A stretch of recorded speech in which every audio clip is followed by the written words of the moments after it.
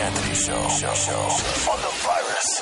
Sirius XM. Let's bring in Johnny Fairplay, Bobo.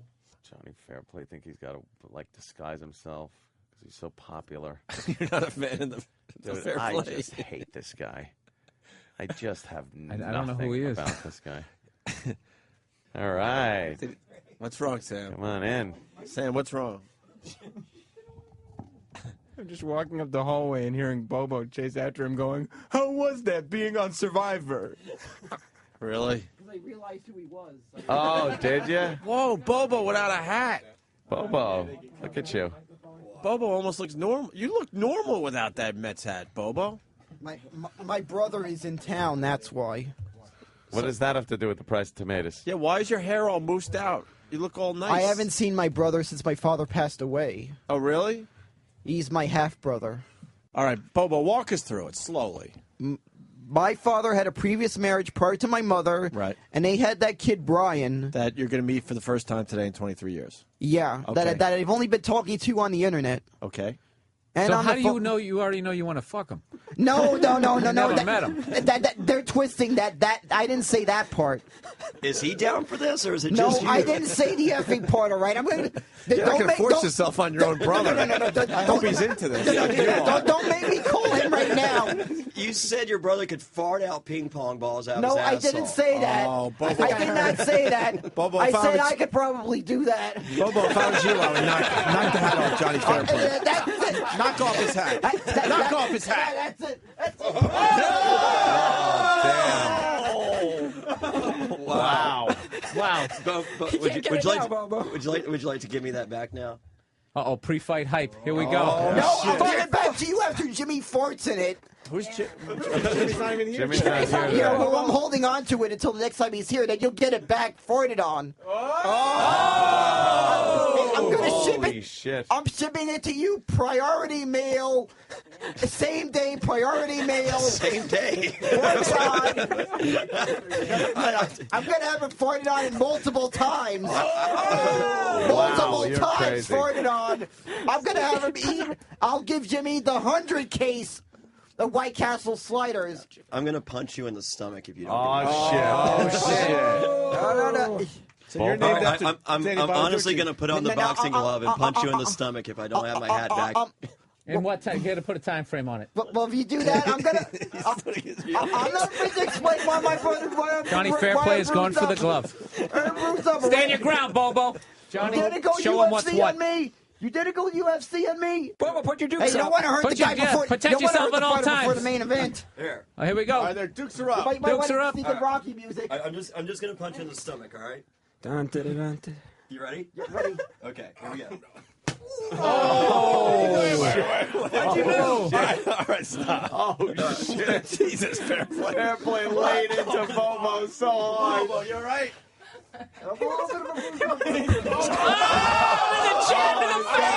Oh, God for the face. All right, they're trying to hold Bobo Danny's back. trying to hold him back. Bobo's punching Johnny Fairplay.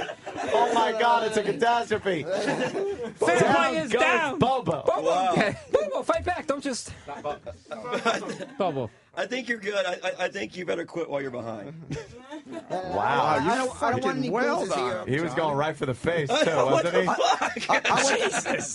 The Opie and Anthony Show starts now. Previously on O&A. You didn't sleep either, Jimmy? No, I've not been feeling great, and I've had a bad sleep schedule. You know how it is. You with the baby, with me, it's you date a psycho. Whatever. Whatever. So, Not much sleep? nah, not at all. So we're both not sleeping? No, I was also cleaning up shit. She started looking at this. Mom started peering? Oh, yeah, like it was a science project. Like she was completely amazed at what was going on. You don't want to. And I'll tell you this, our penises are fucking a joke. They're a joke, Right? When you think you're hurting a woman with your penis, stop. Just get that out of your mind. I hurt women emotionally when I fuck them. Is that why you don't drink, Sam? Because you're afraid of what would happen? That's it. Just a couple of beers in. And he'd be all over the cock. No. Sam would be loving the cock after 2 beers. You think after 2 beers it's sloppy? 2 fucking sloppy beers. party bottom time 2 for Sam? beers, and Sam would just be like, I don't know why I just didn't grab. I love the cock. He would make this noise while he sucked it. He would take the cock in his mouth and put his tongue under the balls and go.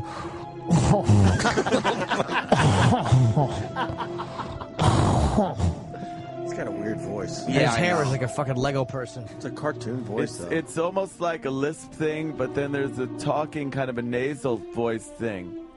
And he's dumb, too. He's dumb as dirt. You really are. Yeah. You are dumb. You're a dummy. You're really a dummy. Love Buzz. How did you get very through stupid. school being Are so you dumb? stupid? I'm not dumb. I go to Stony Brook. Like, bull- Opie and Anthony, live next.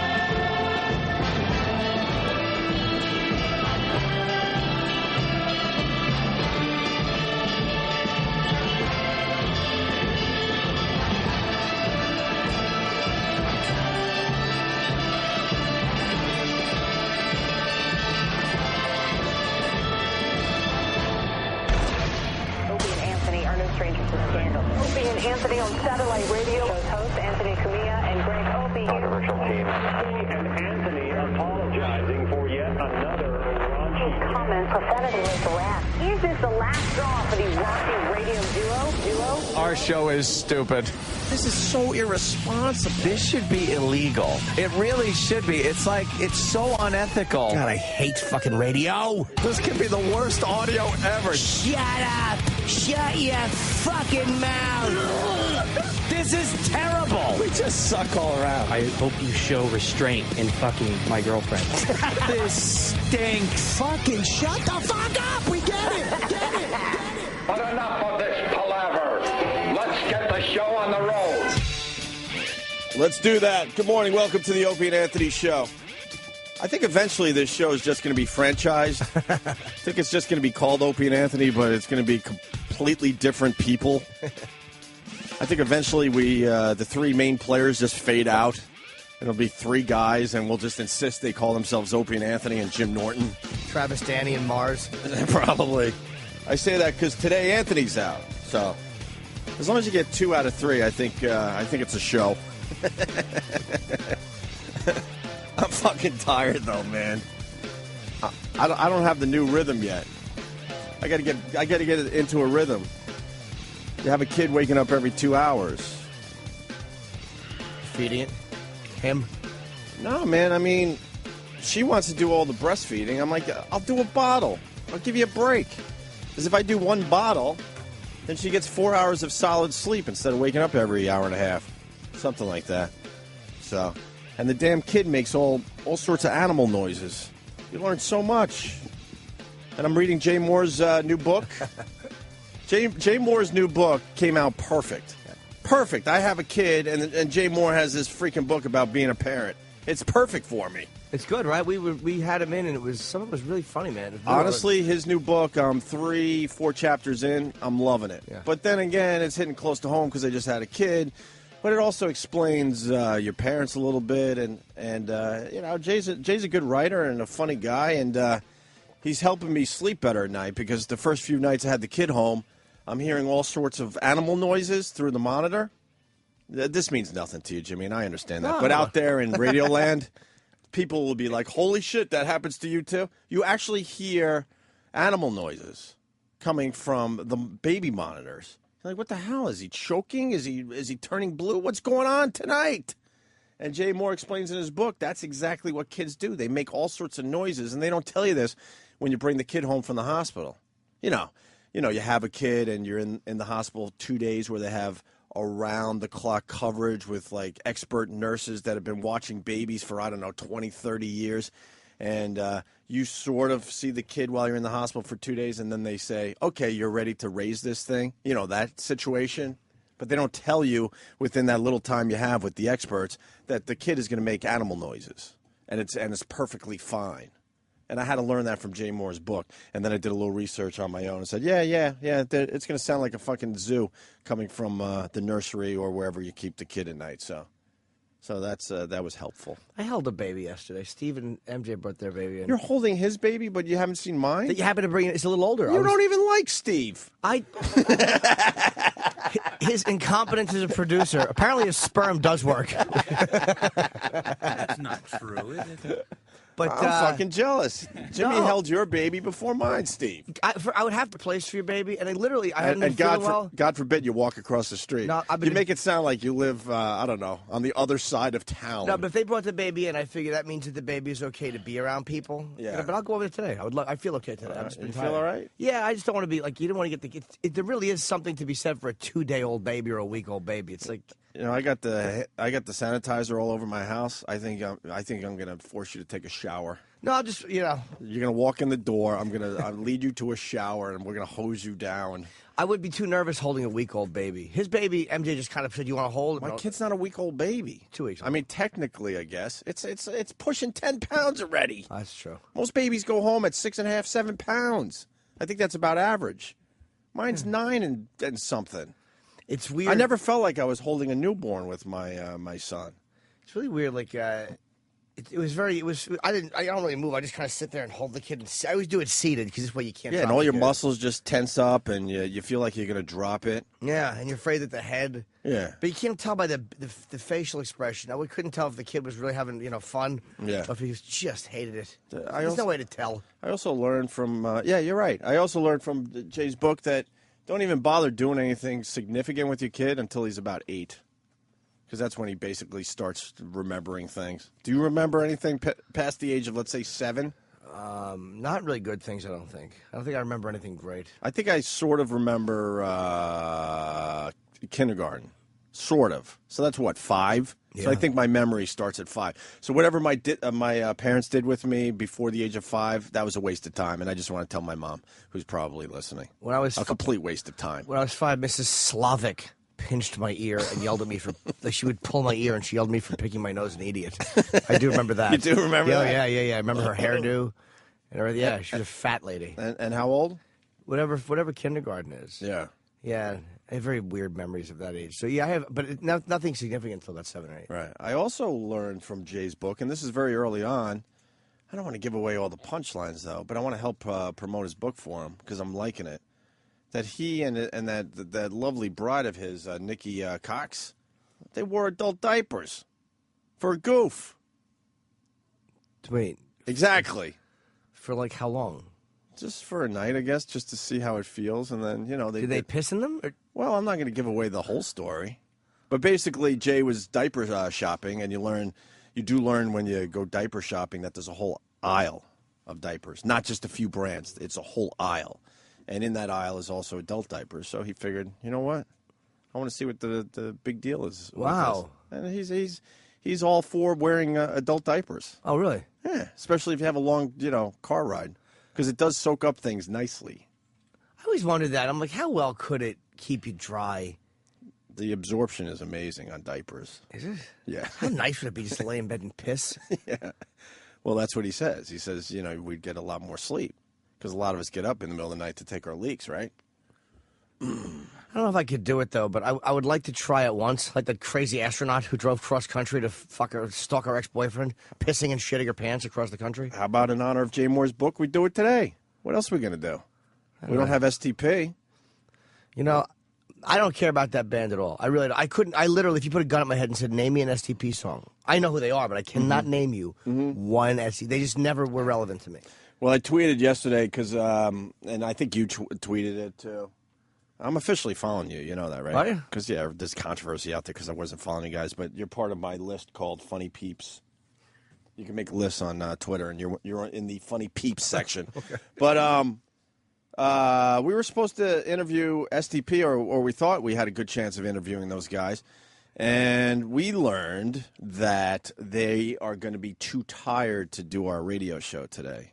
They're going to do Howard. They're going to do the King's show. And then after that, I think they're doing Alt Nation, and they're going to be too tired to do our show. And I'll tell you right now, we have a hell of a lot more people listening to us than Alt Nation. Absolutely. So I don't know what the fuck they're thinking. Doing Stern is one thing, because that's like if they know if that's a relationship they have, they did that and we're leaving. All right, whatever. That's that they wanted to. They're willing to get up for that guy they like. Howard, fuck it. But when they're going to do Alt Nation, which has a lot less people than this channel, it's like fuck. Then they're going to be staying. So fuck them. Right. And it hurts me because I am a big STP fan. I know a lot of their songs. I've seen STP easily 10 times. Easily. And we've supported them over the years. The DeLeo brothers came in with a shitty side project, and we supported that. Does anyone remember Army of Anyone? I like them. Oh, you like it?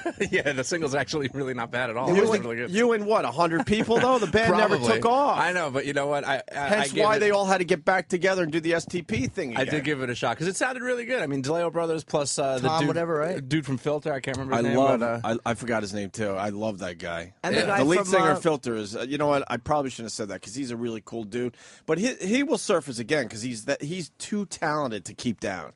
What's his name, though? Patrick. Yeah, what? there you go. Richard Patrick. Richard Patrick. I think they got back together. Travis, do you know anything about that? Filter? Did Filter get back together? Yeah, I think they opened for STP at that. That's the right. PNC show about 2 years ago. Yeah, I do remember that. Yeah, Patrick. They sounded great, too. Patrick is a great vocalist, man. And the guy from but the Army of Anyone, it just didn't go where they wanted to go, and we supported that project for him. Who's the guy from Rage who was in that?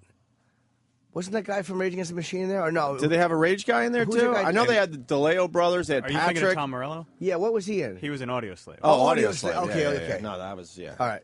Yeah, Audio Slave I liked a lot, too. So they've passed on us. And this is the same. And it's like their album needs all the help it could get. Absolutely. It's not doing that well. And somebody on Twitter was telling me that they've already released 3 singles from the new CD, and it's going nowhere. So it needs all the promotion it could get. So instead of doing this at Alt Nation, they're doing 90 minutes on Alt Nation. Good. This isn't, 97, 98, 1998, where you don't really have to promote because they're fucking huge. At this point, they need all the promotion they could get. So fuck them. This is the band in I'm Boston. tired of this bullshit. This is the band in Boston that blew us off. Scott Weiland was supposed to do an interview, and we were fucking on the air, and he's just like, he's a cunt. He didn't want to come in. He's a twat.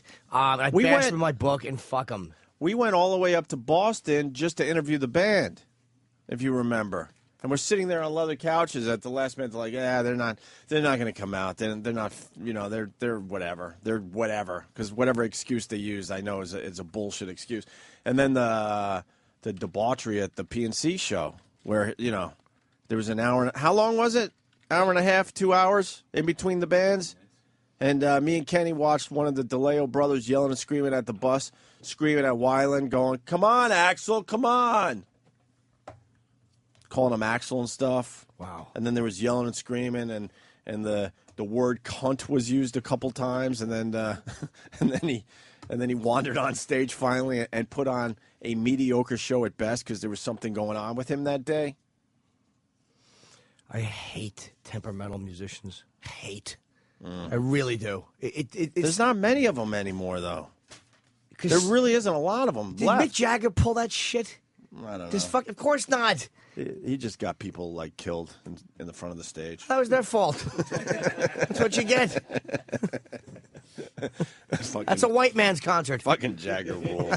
He fucking rules. But I mean, guys like that who really are professional. It's like, I hate the fucking baby rock star. It drives me nuts. Yeah. It drives me. The baby performer.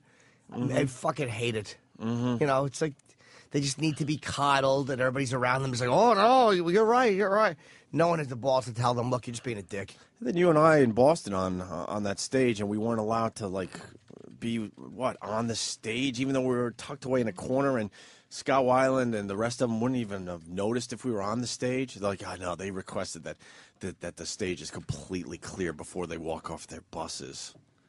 And that drove you nuts. Yeah, it did, because the show was being the station was presenting the show. We had gone up there with BCN and we were going to interview them. They blew us off. We should talk about that for a second, though, because I've done radio a long time, and when you guys, meaning you out there, you hear a local rock station talking about, well, we're presenting STP. It's really not a give and take. It's like the radio station kisses the band's ass, sells out the venue for them. Maybe they'll give you the bass player to do a 10-minute interview with their afternoon jock, and that's it. That's the interaction you get, even though it sounds like you're doing this together with the band. Right, and that's exactly what happened in Boston. That's why I interrupted. Yeah, there was no band came in, no Weiland came in, but then just to be such twats about it. Which was no one backstage in the area. You can't watch them get off the bus or walk on stage. Like, I've been backstage before. They were being twats. It wasn't rational. It was just like they wanted the whole backstage area cleared. Right. I just it put a bad taste in my mouth. I don't know the music. I know that they're supposedly great. Fuck them. I don't care. I would if they broke up and never got back together. I wouldn't even know it unless you tap me and go, "Oh yeah, they broke up again." Who fucking cares? Right. Well, how interesting is Scott Weiland going to be? Yeah, man, it's the music. We got back for the music. Did you? If he even comes in. I think he's tormented. We even had his fucking ex-wife in here promoting her shitty book. Remember, she handed out chocolates to everybody? Vaguely, yeah. A nice enough woman. Yeah, she was I don't nice. want to trash her, but we even supported that. And even though they're not married anymore, they're still, together. They got a kid together and all that, so they're doing the right thing. So we did the right thing by having her in as well.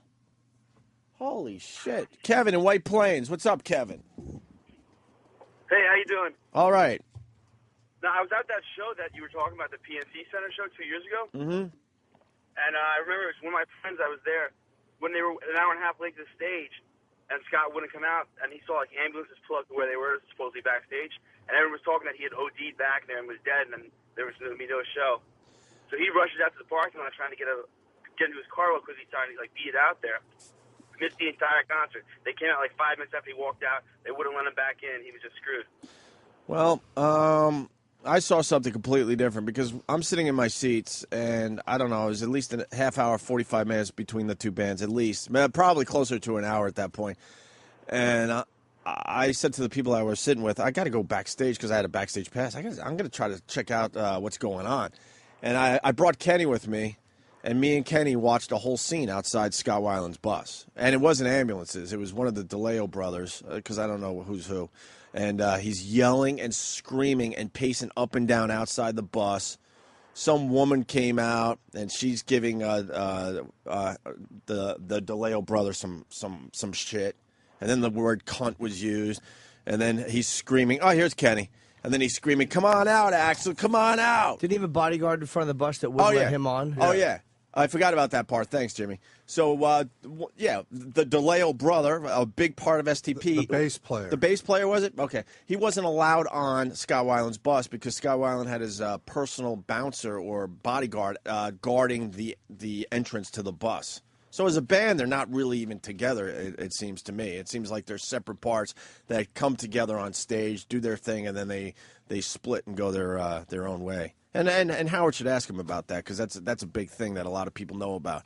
What else did you see that night, Kenny? I guess it was his girlfriend that he was yelling at and called her a cunt, and they were screaming at each other. Yeah. And DeLeo was screaming to the bus, "Come on, Axel! You're not embarrassing me in my hometown." Oh, I forgot about that because the DeLeo guys are from Jersey, so they're playing at the PNC. So this is a hometown gig for them. So he's like, "That's right." He goes, "You're not going to embarrass me in front of my hometown crowd and my family, my friends. Come on, Axel! Come on, Axel!" Right. Yeah, it was a whole big scene back there. Me and Kenny were loving it. And then he finally comes out. Yeah, like 10 minutes later, he came stumbling out in some outfit. Some outfit. Yeah. some I'm from the '70s rock star outfit. Like a velvet jacket and some fedora and like leather pants. That's how a rock star should dress. Yeah. So, thanks, Kevin. That's what we saw. We were right on the scene there. All right. Thank you. So it's just annoying that people are blowing off our show for the dumbest reasons. Yeah, I wonder. I mean, we have a real problem with the booking of this radio show, but I'll try not to bitch. But we have serious issues as far as this radio show goes. Not with us in studio here. The bookings suck for this radio show. Suck. We got George Wendt coming in today. And I'm not trashing George Wendt, but what year is this? What is he coming in to promote? And I'm sure he's nice enough guy. I've talked to him a few times over the years, but it's like, where's the people from this century? When are they going to start doing our show? Well, he's promoting a book. It's supposed to be very good. So if they ask Anthony and I, we're like, yeah, we'll talk to George Wendt. I don't mind that we're talking to George Wendt. I'm actually excited. But what are we going to ask him about Cheers? Was he on Cheers? George? Yeah. What? He's not? I think he was. I never watched Cheers. You never watched Cheers either? I've seen moments of it, but no, I didn't. Of course George Wendt was on I was Cheers. teasing. That's just my good acting. I know who he was. Fucking Mars is mumbling Norm in the back. I know, Mars. I'm kidding. I got to be honest. I wasn't sure Yeah, myself. no, I was joking. Okay, that was some good acting. Yeah, you know how it is. So we're going to talk to Norm. What are we going to do when he walks in and go, Norm? Hey. He'll probably sit down and go, well, it was a great experience. But, Drinking with George, the name of his book. It's, I know what you're saying is that I'm not trashing George Wendt. It would be nice to have them as well. I know what you're saying. Well, yeah, it would be a nice combo. I mean, Scott, STP has a new album out. All right, so that's kind of a newer guest that's still doing it. And George Wendt has nothing else going on, so he's writing a book. Tomorrow, Tomorrow we have Slash, who's not a twat. Slash has been great. He's Slash rules. Slash is one of the coolest musicians I think I've ever met in my entire life. Remember he hung out and just played Guitar Hero with us? Yeah, for hours? He was totally cool. He's like, I have nothing to do. I'll play some fucking Guitar Hero right now. Had no problem, making small talk and making sure that, you had your Slash time or whatever you want to call it. Like a lot of these guys, they just don't give a fuck. They would just be like, hey, what's up? And just leave you alone. Mm-hmm. And he was totally cool. Yeah, I've been talking to Slash for, I don't even know at this point, 15 years easily. Easily. And that guy's been on top of the world for 24 years already, whenever Appetite came out. I mean, you think the guy would get jaded or just not care anymore? Right. No, he's always been cool. He's right there. Always been fucking cool. I've never had a bad experience with Slash ever. Well, he's always given us his time. He empathizes probably with people who have to deal with those fucking babies because he dealt with a way bigger fucking Axel. Look at the guy, he's great, but it's like, ugh. Oh, fuck Axel. Well, he dealt with Axel and then he dealt with Scott in. Oh my God, in Velvet yeah. Revolver. Yeah. Right. Maybe we'll talk about Scout Island with Slash tomorrow. We'll get some nice stories out of him. That's but right. Slash is too nice of a guy. He's not going to go down that road, probably. Imagine those guys back to back. What a nightmare. One fucking guy who cares only about himself, then another one. And I was a huge Guns N' Roses fan. Huge. I remember getting that first album way before radio was playing it, going, holy shit, is this going to set the world on fire? You know, because when you work in radio, you get to see some of these bands before it goes mass appeal. What do you think of Chinese Democracy? Huh? Chinese Democracy. I haven't even checked it out. You know, being a huge Guns N' Roses fan from back in the day, you think I would at least check it out to see? I don't care. He waited way too fucking long to put that piece of shit out. But then he blew off like most U.S. promotion, I think. Oh, good for him. Like his little tantrum. Yeah. Throwing a little tantrum. Good, go to Europe and promote it. Good. Is that what he did? I think so, yeah. I think I could be just talking out of my ass. Maybe somebody knows. But I heard he blew off all U.S. promotion. It's like... And he barely promoted that album. Yeah, exactly. He did, No one he did gave a a very fuck. long. He did a long Billboard interview, and then I think he did one more interview, and that was it. What do you consider a long Billboard interview? It was probably. It took me about a half hour to read, and I'm a pretty fast reader. I can't remember how long it was, but it was a very lengthy interview, and that was about all he did. Well, it's a lovely picture of Slash and Ozzy having tea.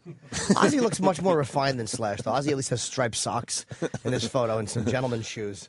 Slash is on sneakers and his fucking hat.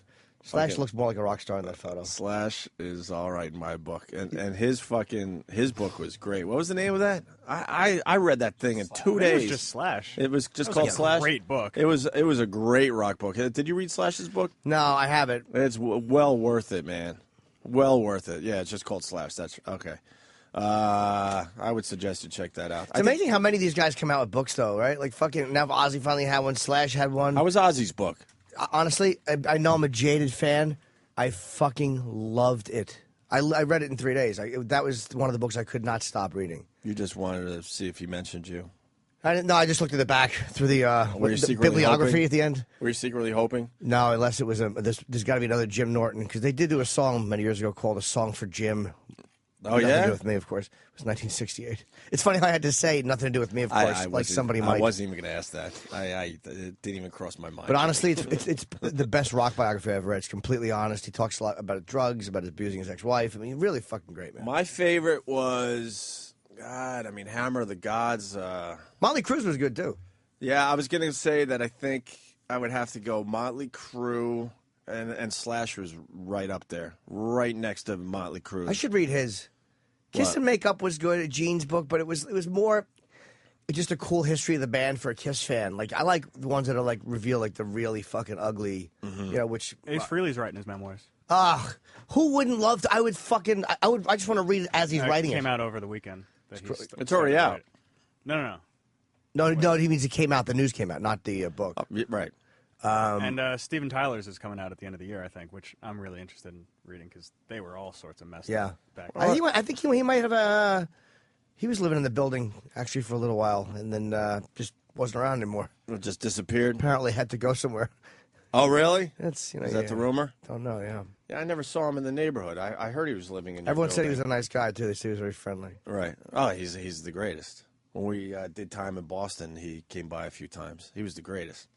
That whole band was awesome. They were always really, really nice, down-to-earth guys. And remembered us, which was crazy. Because then we would see him at a show, like, hey, Opie and Anthony, doing his Zuzi Bops. His what? His whatever, what he does. What's he do? He does a lot. He does some Zooty Bops. What are those? What is Zooty Bops? What are they? I don't know. I made it up on the spot. Oh, all right. That's more acceptable than actually that he did it. Nah, he does. He does some cat calls or whatever you want to fucking call them. Let's go to Tony in Brooklyn. Tony. Hey, Opie. I had a kid 10 months ago, and that was the best week of my life. The week between, after he was born. So, congratulations, buddy. Hey, man, thank you. It's a life changer. It's unbelievable. I like it though. Yeah, it's nothing like it. Hey, I think everybody's got a story, and I would be more interested in George Wendt than I would be in douchebags from STP because, you know what? You're only really interested in the train wreck, and it's always the same story. So hey, maybe George has got something interesting to talk about other than just his norm days. So who knows? Yeah, we'll try to get into it with George today. The thing that's Mr. Wendt. interesting to me about Stone Temple Pilots is that they're obviously a huge band. I mean, but as far as if I had to be very honest and say, okay, guys that I love they mean absolutely nothing to me. And again, not because I think they suck. I'm not aware of any of their songs. Well, most of them will let you down. You realize they're just jerks. Some. I've had some luck though, man. Most of them have been the guys I love. Yeah, have all been cool to you. Me and Gene had a weird one, but aside from that, now it's nice. Mm-hmm. I know Ant doesn't care for him. I don't like him either. He's whatever. He's whatever. I actually like doing radio with him though. Yes, because I like doing radio with people I don't like too, because it's kind of fun. And he definitely. The time he reached over and grabbed Danny's hand because Danny was typing too loud while he was talking. God forbid that Danny does his job while Gene's in studio. He couldn't handle the loud typing and actually grabbed his hand. Do you remember in NEW, the first time I met him, I was so starstruck I couldn't talk. Yeah. And I was sitting next to him, my chair was creaking, which would just happen in a radio studio, and he kind of was like, your chair is creaking. I was like, rough. It's probably his OCD. I wonder if it is too. Because it's just too weird that he can't handle that. But, all right, why don't we say hi to David in Pennsylvania. David. Yeah. Good morning, David. Good morning. I was at that STP show, and it was seconds away from a riot. Yeah, it was. I mean, it was midnight when they went on. Yeah. Midnight. And you guys were like, at about 10 o'clock, you were like, hey, here's STP. And we're like, all right, yeah. And, oh, you know what? I forgot that we did the stage announcement. Yeah. I forgot about that. Did you? You forgot you announced them? Yeah, I don't know. I've done hundreds of those. But, yeah, me and Ant went out on stage, and they said, okay, you don't even have to say coming up. Just say, here's STP, and they're going to take about 5 minutes just to let the crowd build with, excitement or whatever. So that's what we did. We did just that or something similar to that. And I believe it was close to 2 hours later. It was almost 2 hours, and we were at the exit, afraid for our lives. Yeah. And then he finally came out. I bet you he was oblivious that he was making everyone wait 2 hours. I guess because it's worth it for everybody out there, fucking on the lawn, and it was worth it to them to wait 2 hours for his greatness. It's just To top it off, they stunk. I was so upset. It was the first time I ever seen them. I've seen them, like I said, at least 10 times, and that was easily the worst they ever sounded. Not even close. No doubt in my mind. What's their biggest song? I know it. I just can't pick a name. Fuck, you just put the whole, Plush is up there. Yeah, it's got to be Plush, Interstate Love Song, Sour Girl. Sour Girl was a little, yeah. Sure, I've heard them. Vaseline, I mean, you put up there. Wicked Garden. There's Wicked Garden, there you go. Yeah. Congratulations. Sex Type Thing, that was like one of their first singles. Yeah. It's amazing how they have a million songs, Yeah, I'm very ignorant of any type of are they grunge or alternative? They started out in that whole grunge alt. Like I can name maybe 2 Pearl Jams. I can't that whole genre of music. I can't really name any music from. You don't like it? I don't know that I don't like it. I just no, not really. But. Yeah. All right. Hey, thank you, Charlie. Thanks for the congrats. I heard that. So whatever. It's just annoying that a band is going to be here. We know our audience is larger, and it's not to knock Alt Nation, but the audience of this show is a lot bigger, and it just makes what dummies publicists are. By the way, I just got an email from someone that we love, someone who knows how to book a radio show, who did a great job booking this particular radio show, Roland. Here are the people that are in town this week alone. Russell Brand, who's done our show at least 2 or 3 times. Are we having Russell Brand in? Probably not, because our connection to him was Roland. Jonah Hill. Are we having Jonah Hill in? We've had him on before. Is he coming in this week? This is what... See, I don't just say that we have a problem with booking the show. Then I give you proof that we have problem booking the Opie and Anthony show. These are guys that have done our show in the past, had a great time. We consider sort of like friends on a radio level. Russell Brand, Jonah Hill did our show. He loved doing our show. Joel McHale, who used to call our show almost weekly, he's in town. Is Joel McHale doing our show this week? Will Fort, we've never had him on. Jorge Garcia from Lost. He's in town? Yeah. Yeah. George Lopez, Michael Emerson. We've had on the show. Are we having Michael Emerson come by this I would week? love to get fucking. All of those names you're rattling off have been requested and have all gotten no response or a sorry, not available. See, that's what I'm talking about. We have a problem booking the Opie and Anthony show. Who do I have to talk to? I can't talk to these guys because they get nothing done. Is there people upstairs I could talk to? Who do I talk to? These are all guys that have done our show in the past. Probably Ross. All right, I'll talk to Ross. Yeah. That's what I got to do. I mean, 1, 2, 3, 4 of these guys have done our. Well, George Lopez has done our show too. So 5 of these names that are in front of me have been on our show. So any of them coming in this week? No. We got George. Actually, I shouldn't say that. We haven't got a final response on Russell Brand yet, but he's been on the request list for months. And so wait, so is Garcia? Georgie Garcia doing, what's his name? Jorge? Yeah, Jorge Garcia. Is he doing any press? I mean, I was promoting The Last Lost. They have an exclusive with ABC. The whole Lost cast has an exclusive, so you're going to see them all on Kimmel. We have Nestor Carbonell calling in at 10 o'clock today. Okay. And we may have the guy who plays, I don't know the actor's name, but Desmond calling in on Friday. All right, Desmond's a big one, that's too. Not, yeah, that's two of the main guys. That's not confirmed yet, but we may have There's that. a lot of names here that I agree. have done our show, and we never had a problem with. Actually, a lot of thank yous after their interview. So here, let's start booking our own show. Could you guys bother Joel McHale on Twitter and say, hey, Opie is looking for you to do the show this week. We know you're in New York City. They would love for you to stop in and say hi. Please. We'll get Joel McHale booked. This stuff is easy. And why would they hire Roland? Roland's unemployed, and they have a position open here. What are you doing? Make us happy for once. Hire Roland.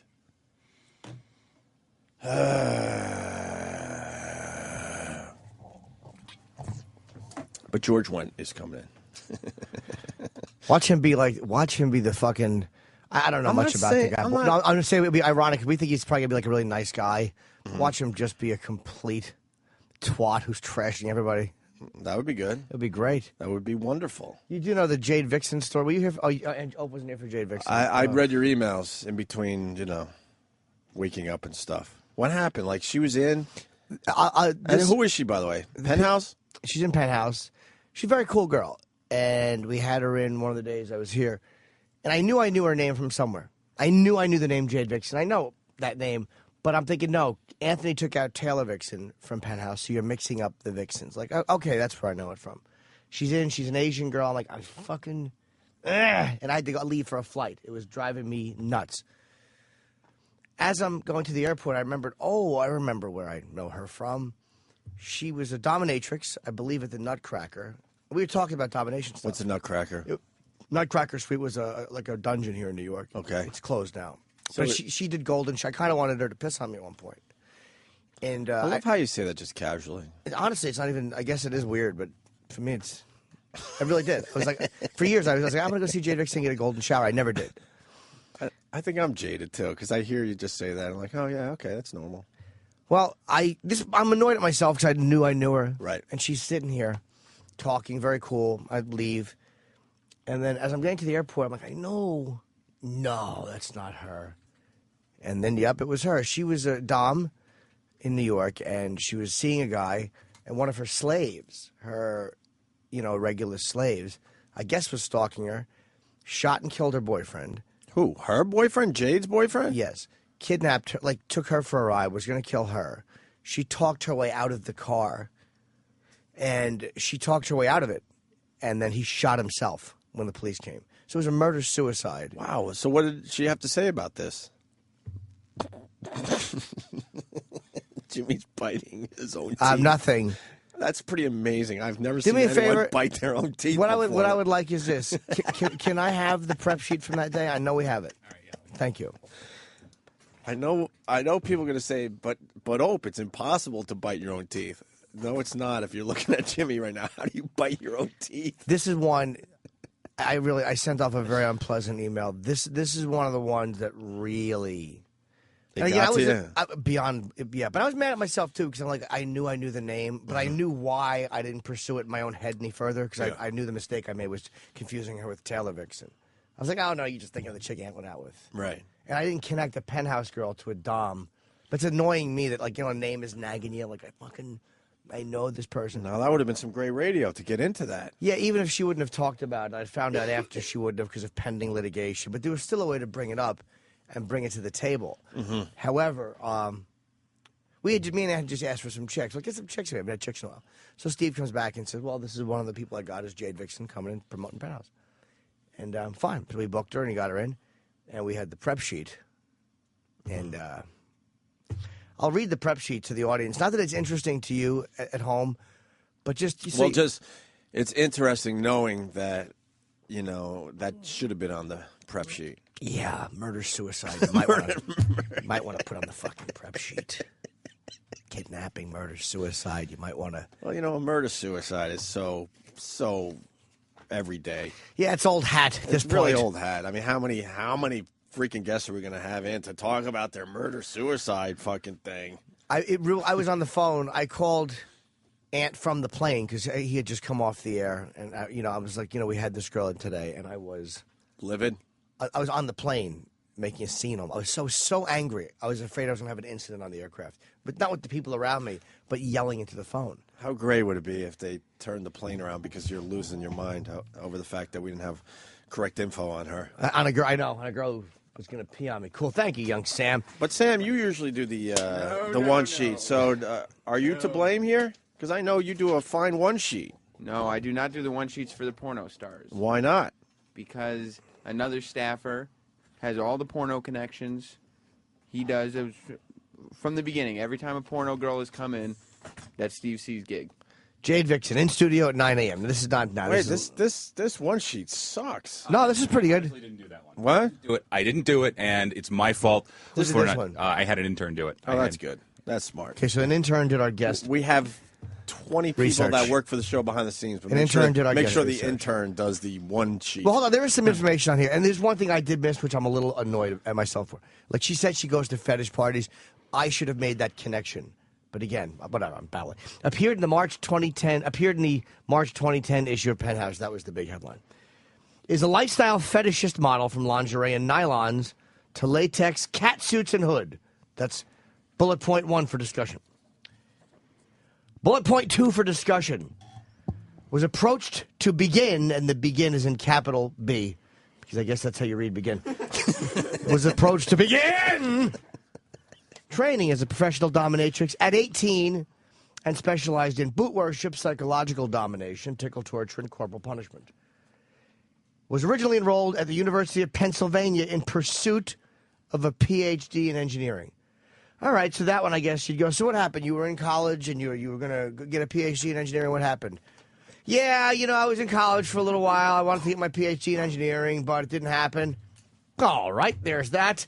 And then, of course, penthousemagazine.com and jadevixen.com. Well, there's a lot of space on this sheet to add the murder-suicide. Murder-suicide. Really, look at this. There's a lot of empty space here. A lot of room for a murder-suicide. They even used a big font just to take up room on the paper to promote penthousemagazine.com and jadevixen.com. And even with the big font, there's still a lot of extra room on this. A lot of room. To add, oh, by the way, murder-suicide. You might want to ask her about it. Not sure if she's going to talk about it, but you might want to at least ask her. Because at least you could put the information out there so the audience knows that the woman they're hearing has been through this. It was an amazing story. It was ended 2008, and I remember it happening because I'm a perv, so I follow the domination scene. So what intern did the... It was Charlie that day. It was Charlie, who's no longer with us. Yeah, but Charlie should have never done this. No, you're right. We You're have right. way too many people working for the show behind the scenes. I mean, you got to get someone else to do this. It was a complete fucking error on my part to ask an intern to do it. It's the worst, honestly, dude, and I mean that. It's the worst miss I've seen in my professional life. Are you sure about that? Yeah. Murder-suicide? Murder? You're forgetting. It's MSK. It's murder-suicide kidnapping. Yeah. A murder-suicide. Kidnapping. And was a BA, major in engineering. Pursuit of a PhD in engineering. Yeah. How tough was the class Yeah. schedule. So what? Were you living on campus? Yeah. Well, no. I was going to live on campus, but I decided it was relative. Interesting. How many miles were you driving to get to school? If you don't. Well, it was about 30 miles each way, which made me very tired. Did you pledge a sorority? Did you have enough time to do that? Well, no. I was a little bit busy with schoolwork. I was bogged down. Do you see what I mean? There's not a lot of fodder for conversation. Almost a PhD in engineering. Almost means nothing. Yeah. Every single time. Almost means nothing. That was a bad one. All right. I got to eat now. Anybody coming in today? Not a call back, but I did get a text from Jackie, who said he's in Cannes and wants to call in and talk about how big his penis is. Oh, really? Yeah. Jackie the Joke Man? You want to talk to him? He's in France? Uh-huh. God damn, life's good for Jackie the Joke Man.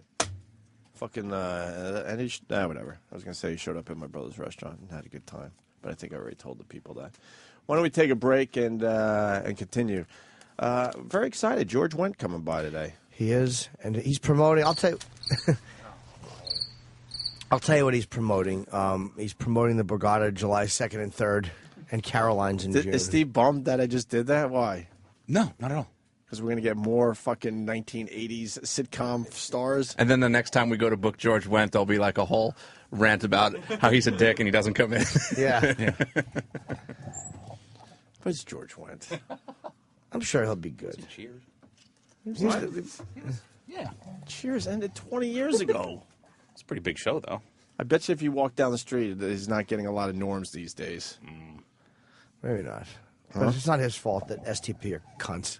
I think I am taking We don't it want out. to. Yeah, but it's not. I think I am taking it out. He's a on guy. him Look, you know what? because though? of this STP situation. He's in one of the biggest shows ever. You know, and again, if he's, I like I'm George sure he'll be Wendt. fine. I'm sure the book's going to be terrific, and I'm sure we're going to have a good time with George Wendt. So I think Jimmy's right. I'm taking it out on him because of the STP situation. We don't want to blow the Cliff Clavin booking. What is he up to? What do you think he's up to? Act Pixar movies. Oh yeah, he does like voiceover. Yeah, he does like every Toy Pixar Story and movie all that comes right? out. He's in Oh, at yeah. least one voice. Oh yeah, sorry. He's got a great career in Hollywood. It's cool. And I'm trying to figure out who I'm doing the radio show with today. You're right. So he does Pixar Kenny voices. Troy Kwan wanted to sit in Anthony's place. Yeah, he's got a lot of STP knowledge. He loves current events. I like Troy Kwan. He's a bright guy. Kenny and Troy were talking about the possibility of Troy taking Anthony's spot today. I don't know exactly. He just blew out his knee running down the hall. What the See, he's a go-getter. Come on in, Troy. Did you Troy, you sit just down. blow out your knee? He's got a stress fracture in his heel. A lot of people don't know that. No, take Anthony's seat. No, you're not taking Anthony's seat. So talk over there. Don't use his mic. Hi, Troy. He comes over and All he's right, you like, can use his mic. he goes, go in the studio. They want you in there. And I'm like, what? He's like, yeah, you got to fill in for Anthony today. So, do you have anything to add? No. Yes, you do. He said no. Murder, suicide, kidnapping, and we missed it. You have nothing? Troy, don't embarrass me. I need people to step up today. Yeah. Troy, you got to step up. Troy, tell him that thing about Scott Weiland you were saying. No, how about this? After the break, you come up with something. Oh, that gives you Troy's 10 show minutes. Topic. Huh? A show Not topic a show from topic, Troy. because I'm not taking phone calls because he has a show topic. What if I'm not it's a doing good show one? topic shit. Oh. After the break, Troy is going to step up and give us something where the listeners go, holy shit, there's Troy Kwan. You got any story, anything. He's got it. You got it? Yeah. Go work on it, because we're doing it right after the break. Sounds good. You got something? No, not yet. But I will. He does. All right, we'll talk to Troy Kwan next. We're going to eat some food. George Wendt coming in today, and who knows? Maybe other people stopping by.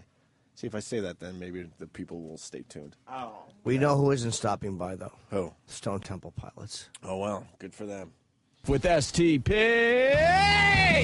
The Opie and Anthony Show. The Opie and Anthony Show on the Virus Sirius XM. Thanks for calling the Opie and Anthony FU line. Here's the latest batch of FUs. You have 7 new voice messages. First voice message. Fuck you, Pittsburgh. Fuck the Penguins. Fuck the fucking fans. Fuck Pittsburgh. Ah, you got beat by the Montreal Canadiens. Fuck you. Fuck you. Fuck you. Next message. I want to give a big FU to my boss, Andrew. Fired me today. Too bad you have to pay me 10 grand in compensation. If you waited till Monday, I would have quit, you little prick. Fuck you. Next message. Yeah, I want to give out a big fucking FU to my fat fucking boss, John. You're fucking fat. Every morning, you buy a fucking Coke and a fucking candy bar. You're fucking diabetic, you stupid fat fuck. Fucking get on a treadmill, asshole. Fuck you. Next message. Yeah, I'd like to give a big fuck you to the new FU line jingle. That thing is fucking pathetic. Whoever came up with that needs a good swift kick to the taint. Fuck you. Next message. I want to give a big fuck you to my boss, Bruce, for making me work in the rain. Fuck you, Bruce. Next message. Let me give a big FU to my brother. He fucked my wife. Fuck him. Next message. It's a big fuck you to the city of Chicago. I'm trying to move out of my apartment and you tow my goddamn moving truck. Fuck you! Next message. I want to send a big FU out to Anthony, Jimmy, and Bobby for spending the entire first half of yesterday's show watching porn, so that when I got home instead of going to bed at a reasonable hour so I could get up for my important business meeting, I had to go online and download pictures of Lex's big cock. Fuck you. End of new messages. Call the Opie and Anthony FU line. 866-FU line 1. That's 866-FU line 1. Thank you and goodbye. This is the Opie and Anthony Show. The Opie and Anthony Show. On the virus. Let's go. Let's go. Let's go. We got radio to do. Good news. We just got the George Wendt one sheet. It's called the one sheet in the biz. He's coming in to promote Drinking with George by George Wendt. Drinking with George, Jim Norton, is George Wendt's book about his love affair with beer. He chronicles... Who did the one sheet? I did. Huh? I did.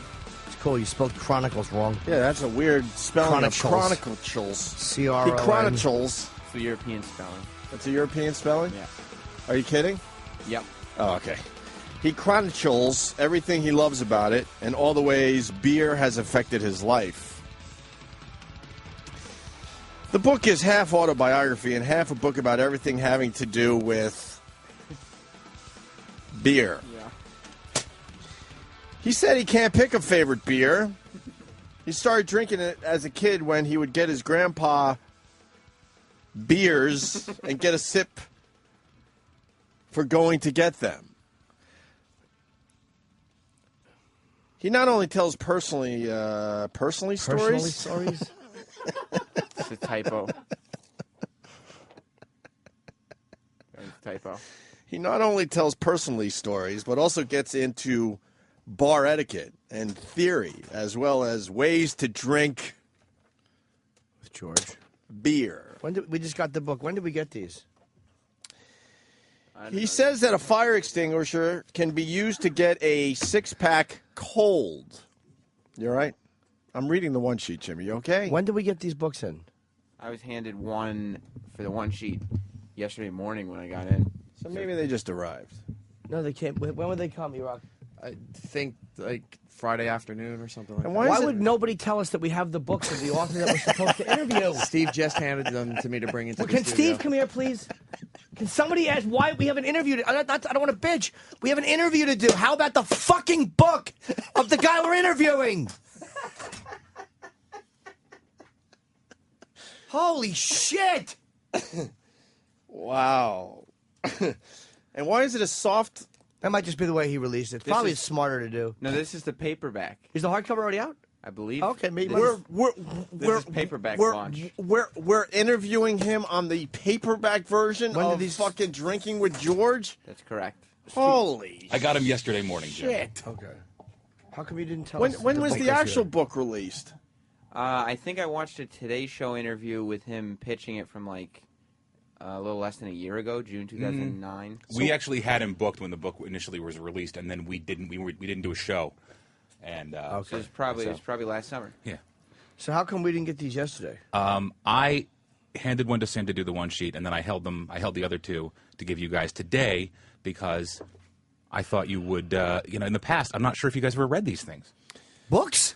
No, not books in general. Do you usually read the books when I hand these things to you? Steve, Jim? where have you been? I'm serious. Please, Doesn't please. matter. But that's not. It's very obvious that I know Jimmy Jimmy's I brings know- the books home and peruses them, which is a fine word when you're talking about books. Even if I He don't, peruses them. even if I don't read the book, the fact that I he'll would go- have it and want to go through it. Yeah, he'll go through it a Sometimes bit. I don't, but there are times I absolutely do. Okay, then I will make sure that you get. As soon as I get a copy of the book, you'll get it. I was under the impression that you didn't want these things because you weren't looking at them.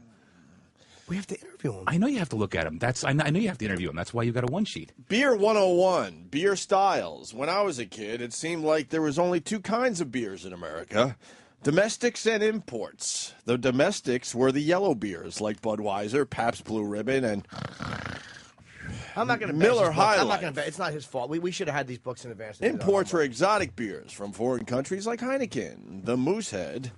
Real men drank domestics. Beer snobs drank imports. What was that? I don't know, but the Steve bottom line is That was the bear growling. if we got a fucking author to interview, Mm-hmm. George Wendt, I should have at least had the books so we could look through them. There's nothing worse. I'm interviewed by a lot of different people on the road. There's nothing worse than when you walk into a room to do an interview and they give you some shitty Wikipedia fucking question. 100 ways to say that you're drunk. Hey, look, he's getting praise from fucking What? Stephen Colbert and I'm some other laughing. people. I'm not going to shit on his book. Annihilated, bashed, befuddled, bent, bibulous, blasted, blithering, blitzed, blotto, bullocks, bombed, boozed up, butt wasted, buzzed, and that's only the B's. Zozzled. It ends with zozzled. Reeling, ripped, rocked, ruined, on a bender, on fire, stewed, stinko, stoned, stupid, tanked, intoxicated, jacked, juiced, lit, loaded, looped.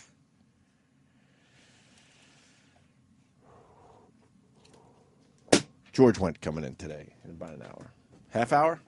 He's here? What? He's coming through the door? Scheduled for a half hour. Huh? All right. Hey, Kenny. Yes, sir. I guess you're producing the show today, so you got Troy Kwan to help out the show today? Let me tell you, he's going to take the show to a whole new level. Jimmy, what's wrong? Just irritated.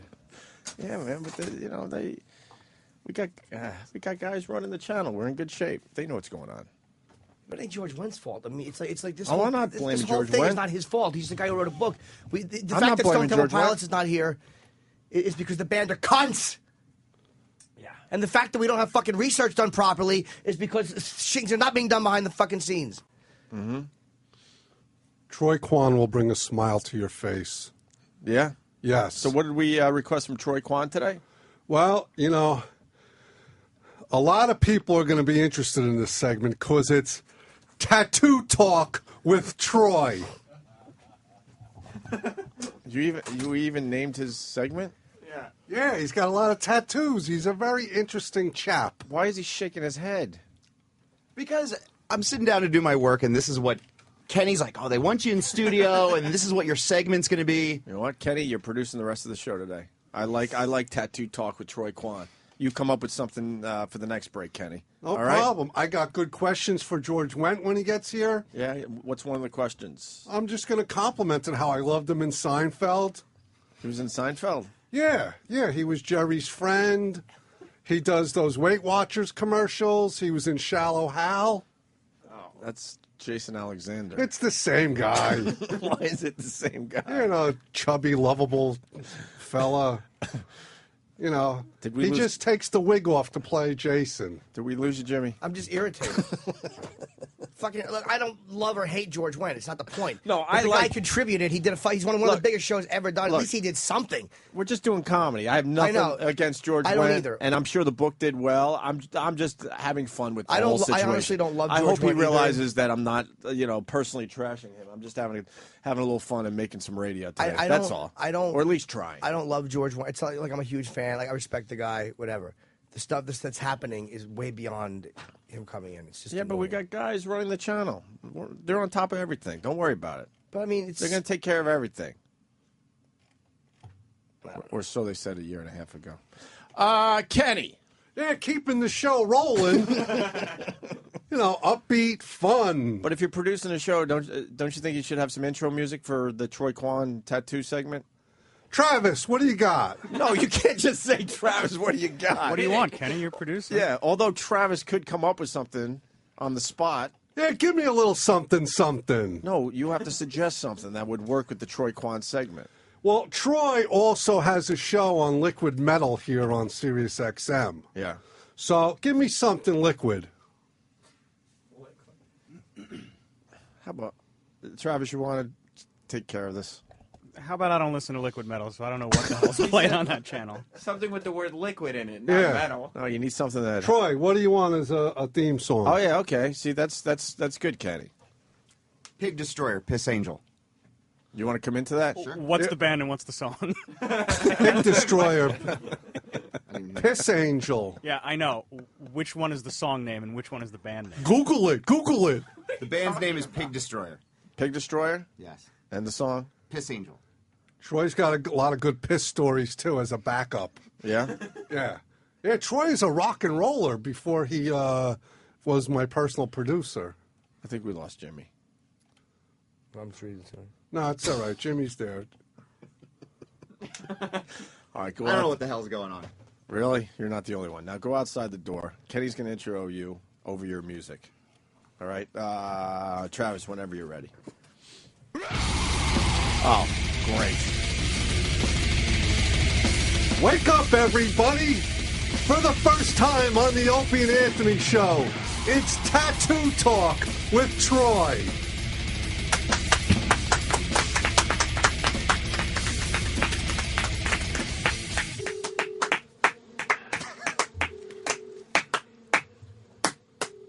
What's going on, guys? Hey.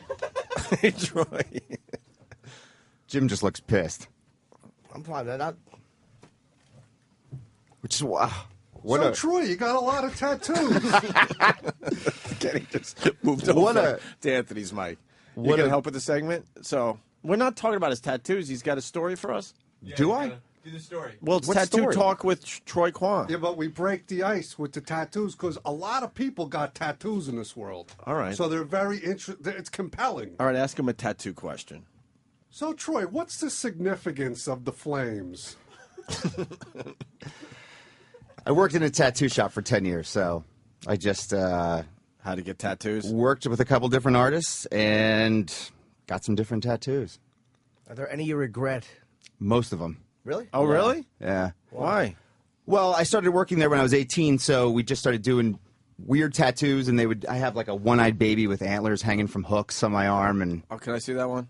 I have to take off my shirt. Is that okay? Yeah, baby. Now we're talking. So most of them are. So you regret most of your tattoos because you're tatted up. Yeah, you got a well, lot of tats. I wish they were better looking, so I got to take off my whole shirt here. Look, he's V-shaping in the stomach, too, ladies. With Calvin Klein underwear. What does it look like, Jimmy? It's a can't see one-eyed it. baby on a hook?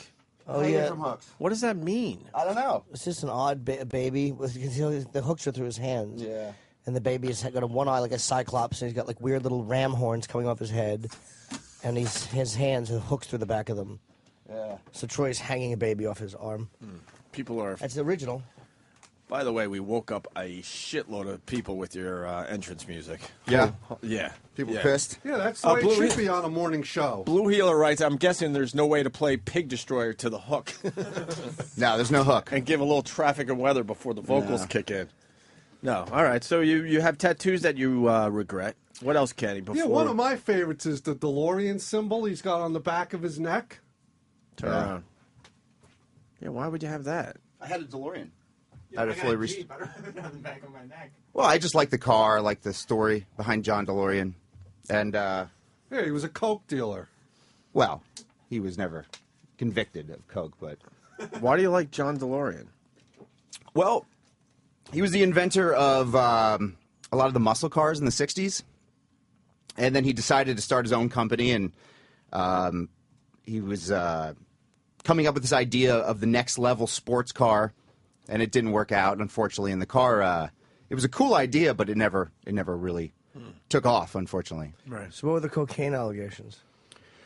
The company was going under, and he was doing whatever he could to save the company, and he was going to psychics and whatnot, and he supposedly was importing cocaine into the United States in the cars, supposedly, but he was never convicted. But did that ruin him? Pretty much, yeah. Sure did. It was a misunderstanding. Okay, good. What was he importing that was white? What was he importing that was white? Yeah. Salt. Yeah, what were they mistaking for cocaine? I don't know. I believe it was actually cocaine, but somehow he got away with it. Oh. Yeah, he was set up probably. Yeah. Right, Troy? That's what he says. One tattoo that frightens me is that hyena on your forearm. Why does it frighten you, Kenny? Oh, it's ferocious. It's Look actually a at it. mandrill monkey. It's not a hyena, but... What? It's a mandrill monkey wearing a bondage mask. On his forearm. Has anybody ever guessed that right? No. It's a good piece of work, though. Oh, thanks. Yeah, I mean, the artwork's good. Yeah. It's cool. And I have a fly head over here. Yeah. Why does that tattoo scare you, though, Kenny? No, do you look at it? It's ferocious. He's got his mouth open. He's going like, ah. This is a great segment, Kenny, by the way. It sure is, Troy. Thank you. Well, Kenny's producing the show today. Troy. So are we ready for Troy's story? Well, all we did was we said before the break, come up with something that the people out there would find interesting. Yeah, 'cause ladies, some Troy- crazy story, something that I don't know, Yeah, something. Troy's single now, too, ladies, so you could Twitter him at troykwan.com. Or you could Facebook him. All right. Troy, what do you got? So, I mean, do you want to talk about tattoo stories? I mean, I have a lot of tattoo stories from working in a tattoo shop. No, for your 10 years. job was to come up with one thing that would keep our audience from going somewhere else today. All right. Well, I've done a lot of Prince Albert piercings. Yeah. And basically what that is it goes in through the bottom of the penis and out the urethra. It's a ring. And right below the mushroom head? Right. Is that where you go in? Yeah. Front or back? On the seam? bottom. Does it come Yeah. through the hole? It comes through the hole. And what you have to do is Anesthetize it with your mouth. you put Luden's honey flavored cough drops in your mouth. you have a receiving tube that's pretty thick. It's about that thick. And it goes down your urethra, and it has a bevel. And you bend the bevel to push that skin through, and you put a needle right through it, and it comes right out. And you had to do this? You had to hold guys' dicks and do this? Yeah. How long does it take to actually make the piercing? Couple seconds. That's it? Yeah. And how But bad guys does it hurt? scream, and it bleeds like a motherfucker. Okay, but it doesn't does it go through the urethra? Yeah. Yeah. Why would anyone want that done? And I'm sure there's a few people out there that have these, but why? Well, supposedly why would you get that done? Supposedly it's good for sex. Why? Supposedly it hits things that your regular penis can't do. Metal detectors. Yeah. And then, of course, the shock value. I mean, you tell a girl that you have your penis pierced, she's going to be interested in seeing it. But did you like holding guys' penises? No. No. Not I at imagine all. they shrunk a little bit when there's a needle coming at them. Absolutely. And scream. I mean, the scream that comes out of people when you Really? pierce their penis. Yeah. Did anybody not scream? I don't think that's good for business. To hear someone screaming behind that door as you're waiting to go, back and get your tattoo. Right, Or but your piercing. I mean, it's pretty painful, so it's understandable. Mm-hmm. But women usually take it better. Women genital piercings usually go a little bit smoother. Did you get to do those? Oh yeah, Clits? yeah. A Any lot big of them. meaty ones? Yeah, some pretty gross ones too. I mean, girls secreting all over everything, and What are they secreting? just weird fluid. Yeast infections? Yeah. I was piercing a girl's vagina once, and her husband was over top of me going, "Do you like what you see? You like what you see?" And I guess they were swingers, and they were trying to get me involved and bring me home, which is kind of a bizarre thing. But yeah, I've seen some pretty. Well, did you like what you saw?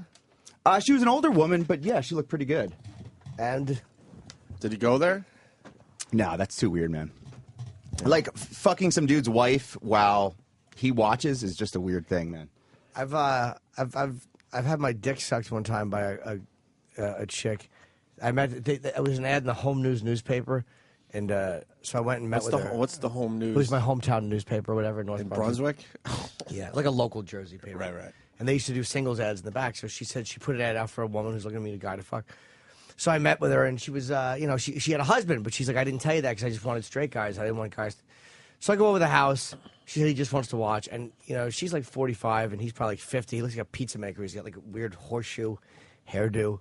And then he just kind of sat there and watched me fool around with his wife. And then we 69, and she sucked my dick.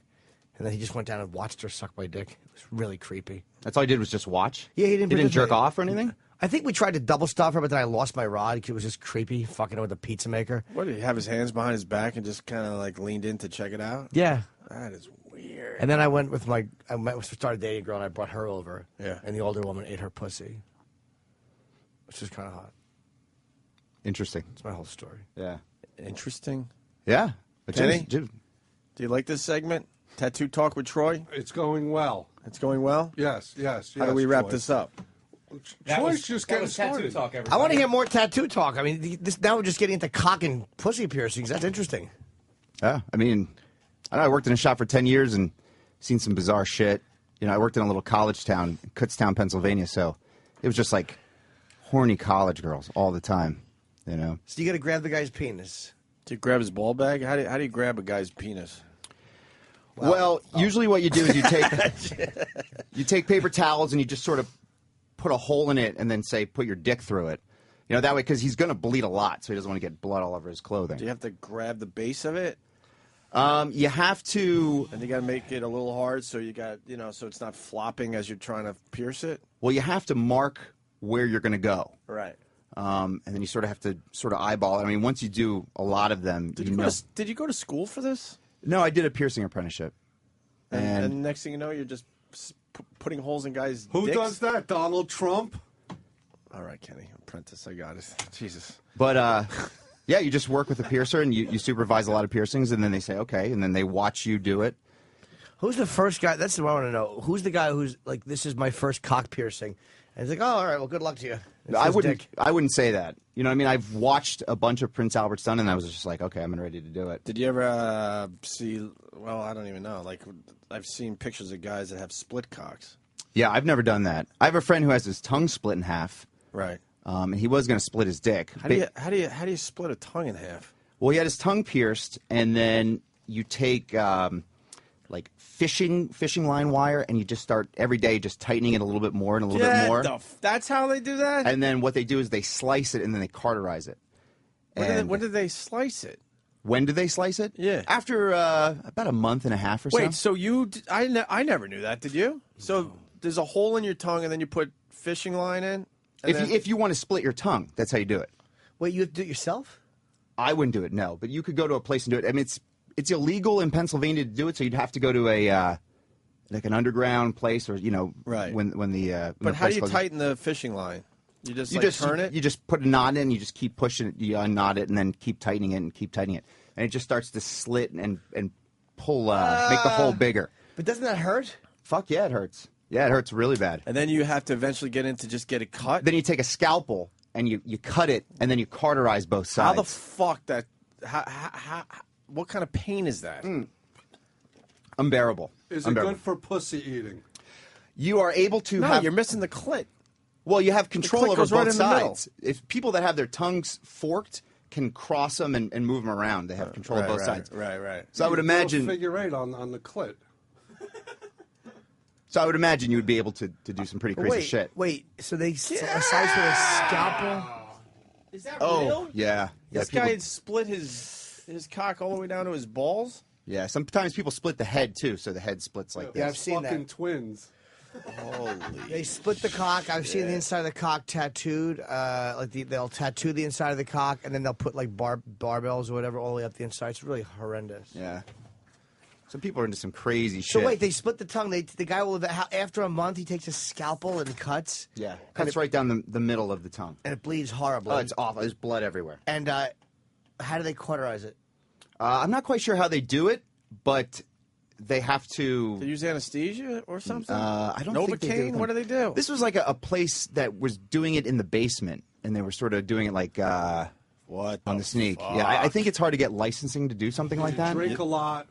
They also have a good selection of hangers for the ladies.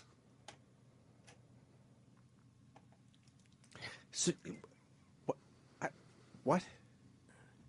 I need Yeah, there you go. I need your help today. That was an abortion joke. Oh, okay. Jesus. So what about they cut? How do they stop the tongue from bleeding?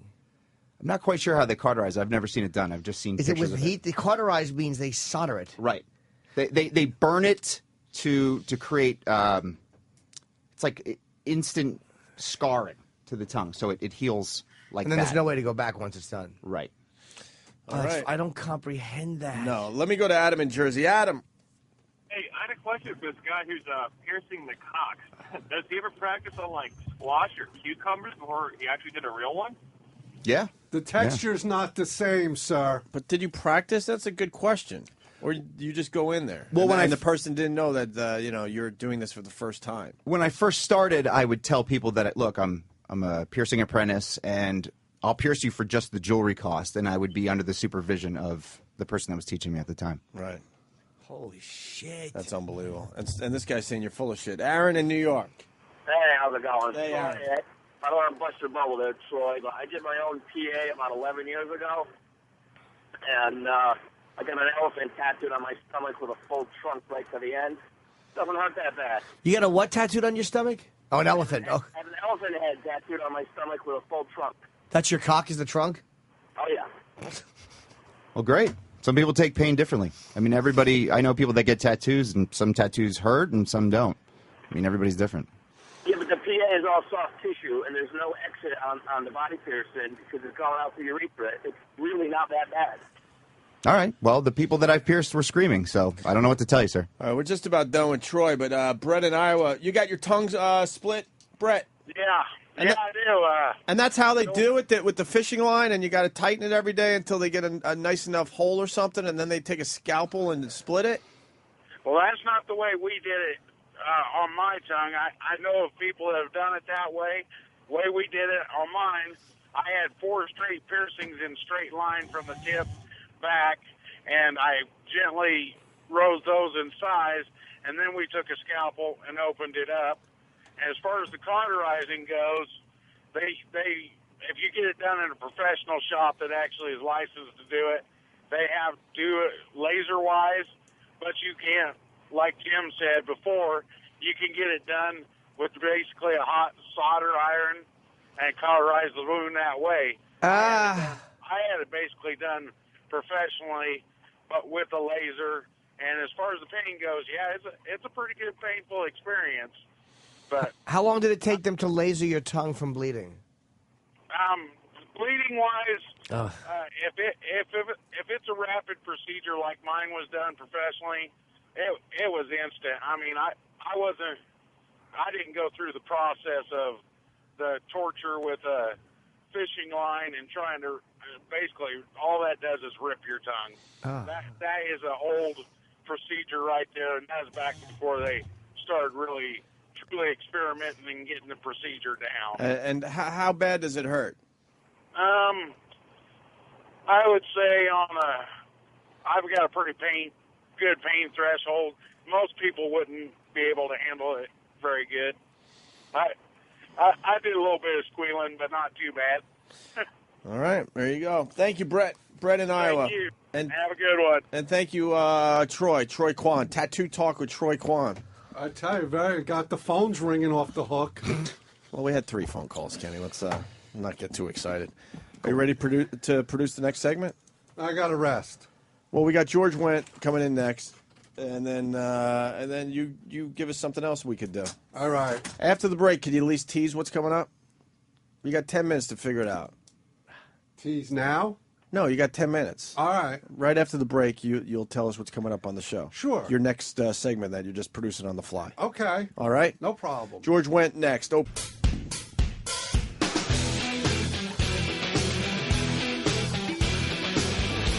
George Wendt making his way into the studio.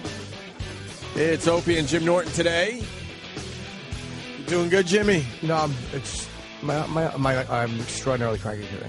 You're cranky? I'm very tired, yeah. I didn't sleep well. You're cranky. I'm not sleeping yet. Having an 8-day-old in the old house. We got other things going on today as well. Mike Baker's coming in as well. He's spent 17 years in the CIA. Very smart guy. I've done Red Eye with him many times. Yeah, with that Times Square incident, we had him on the phone. Yeah. He did a great job. He's a bright dude. And he's got a book or something he's promoting, right? I don't know if he's just that or just promoting his security company. I mean, okay, but he's in town, so he's coming by to say hi. Yeah, he was great on the phone. So, and we got Nestor Carbonell calling in at 10. We only have him for 10 minutes. He's Richard Alpert on Lost because it's Lost is tonight, and I think the season finale is Sunday. And he's been, I've loved him this year. Kind of a drop-off with this whole Lost thing, huh? Tremendous, dude. I mean, really bad. But him is one guy I don't have a problem. I think he's great. I mean, I still haven't seen one episode of Lost, but... You know who he is? He's in The Dark Knight. He played the mayor. Oh! Okay, that's yeah, him. right That's on, okay. Nestor. He's been, you know him as soon as you see him. Yeah, sure. But we're not going to see him because he's going to be on the phone. Right. Sam? Oh, you're just coming in to film? Yep. Oh, Steve's walking him down from the... Okay, we never know when to bring a guest in. Do we bring them in as, because Steve always wants to walk them in look, I know they're not scheduled for 45 minutes, but they're here if you want me to... Which sometimes makes sense, but I'm getting a text from Steve. Are you? Oh, okay. What? He said, Wendt is in bathroom. Be right there. He's taking a beer shit. Yeah, George Wendt's taking a good hangover dump. Enough about the beer. George Wendt. Wow, man, it's a weird day. It is. Like the timing's off on everything, and then it's like, all right, well, let's do our George Wendt interview, and no, he's too busy taking a beer shit, so now we got to wait. No, just talk. Kenny is working on his next segment. Is he? All right, that's great because the first one was just amazing, so can't wait for the second one. I don't know if it's great or not. We got a salute to former intern Sean we can play right now for everybody. Is Sean coming in, though, so we could get his side of the story? Yep. As far as Troy Kwan going out with his girlfriend? Troy told that whole story yesterday? Yeah, he'll come in. He'll come in, what, Maybe Friday? later this week? Yeah. On Friday, Thursday? Yeah, let's do that. Here's George Wendt. Oh, my God. George. How are you? Good. How are you, George? Welcome to the Opie and Anthony Show. Fresh as a daisy? Yeah. How did the bathroom go? You all right? Yeah. You have cameras? We have cameras in there, yeah. Did you take a good one? It left my scent. Huh? I left my scent. Oh, you had to drop a deuce before you came in? Yeah, nice. All right, here's the thing. I want to talk about what he dropped. Oh, yeah. Was it solid or was it, was it messy? It's solid. Solid? Okay, that's good. That's healthy. I love the fact that you actually answered that question. Why not? What are we going to do? Talk about Cheers? He doesn't want to hear about Cheers. Let's talk about our dumps for a while. Are you tired of hearing about Cheers? Yeah, whatever. You don't care? I don't have an agenda. All right. So what? Other than I need coffee. We could get you coffee. No, it's actually the press rep is on her way. What? The press rep is on her way. Okay. Is she bringing you coffee? Mm. So you tired? You and who played Cliff? I don't know his name. John Ratzenberger. John Ratzenberger is sued because they were using your likenesses in these Cheers-like bars. What was it, in airports? Yeah.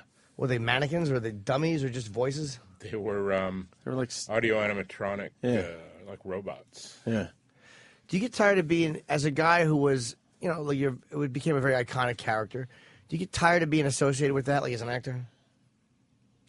Well, I don't spend much energy, like, worrying about it, so, it doesn't make me tired or anything, but it's not really anything I can control.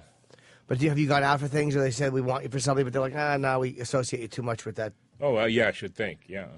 Actually, they probably don't even see me, based on that, if that's what they're thinking. Do you like television now?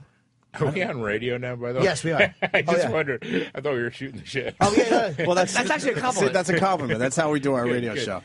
We don't need it all polished and nice, George. We like to talk about your dump, a little Cheers action, and we'll get you out of here so you can go back to bed. George didn't know he was actually on there. Yeah, we are on there. Yeah, This is where we kind of talk. You're not a morning person, are you? No. No. Well, if you drink beer, it's tough to be a morning I was person. actually, out with friends last night, and this really does not fit into my schedule. What but time there did you go home? Not too bad. I was 12:30 or so. Uh-huh. But I left to my own devices. It would have been worse. Really? Yeah, but I'm a professional. So you went to bed. You had a few? Yeah, I did. Okay. So you were. How many is a few? I don't. Geez, I don't know. You don't really keep. You don't keep track, I don't right? Keep track. More than yeah. 6? Probably about 6. About 6. Maybe it would have been more if I had didn't have a 7 o'clock wake up. Sure. So you you have to get up and do radio this morning and Mm-hmm. promote the paperback. That kind of sucks when you're out and you want to have a few more drinks and you got to. Yeah. But what are you gonna do? Yeah, the book's about beer. The book's about beer. Yeah. So I was doing my research. That's what I was doing. Yeah, exactly. Exhaustive research. You should come in here really hungover. It would help sell the book. I'm thinking. So you like? I'm sorry. Good. No, go. Are you a hard drinker? I mean, I was at one point too. I mean, Yeah, I wouldn't call it that hard, but I drink pretty much every night. Every night? Unless I have some reason not to. yeah, that would be a hard drinker. I mean, You think so? yeah, man. I mean, Okay. sure. Good. Okay. Yes. Yeah. Then It's yes. cool to not have to get up though. Like as a guy, like you're an actor. You're obviously set because you Cheers was an 11-year run you were on. Yeah, No. I wouldn't call myself set. Yeah. but, No, look at I have 5 the look he kids. gave you. Crazy.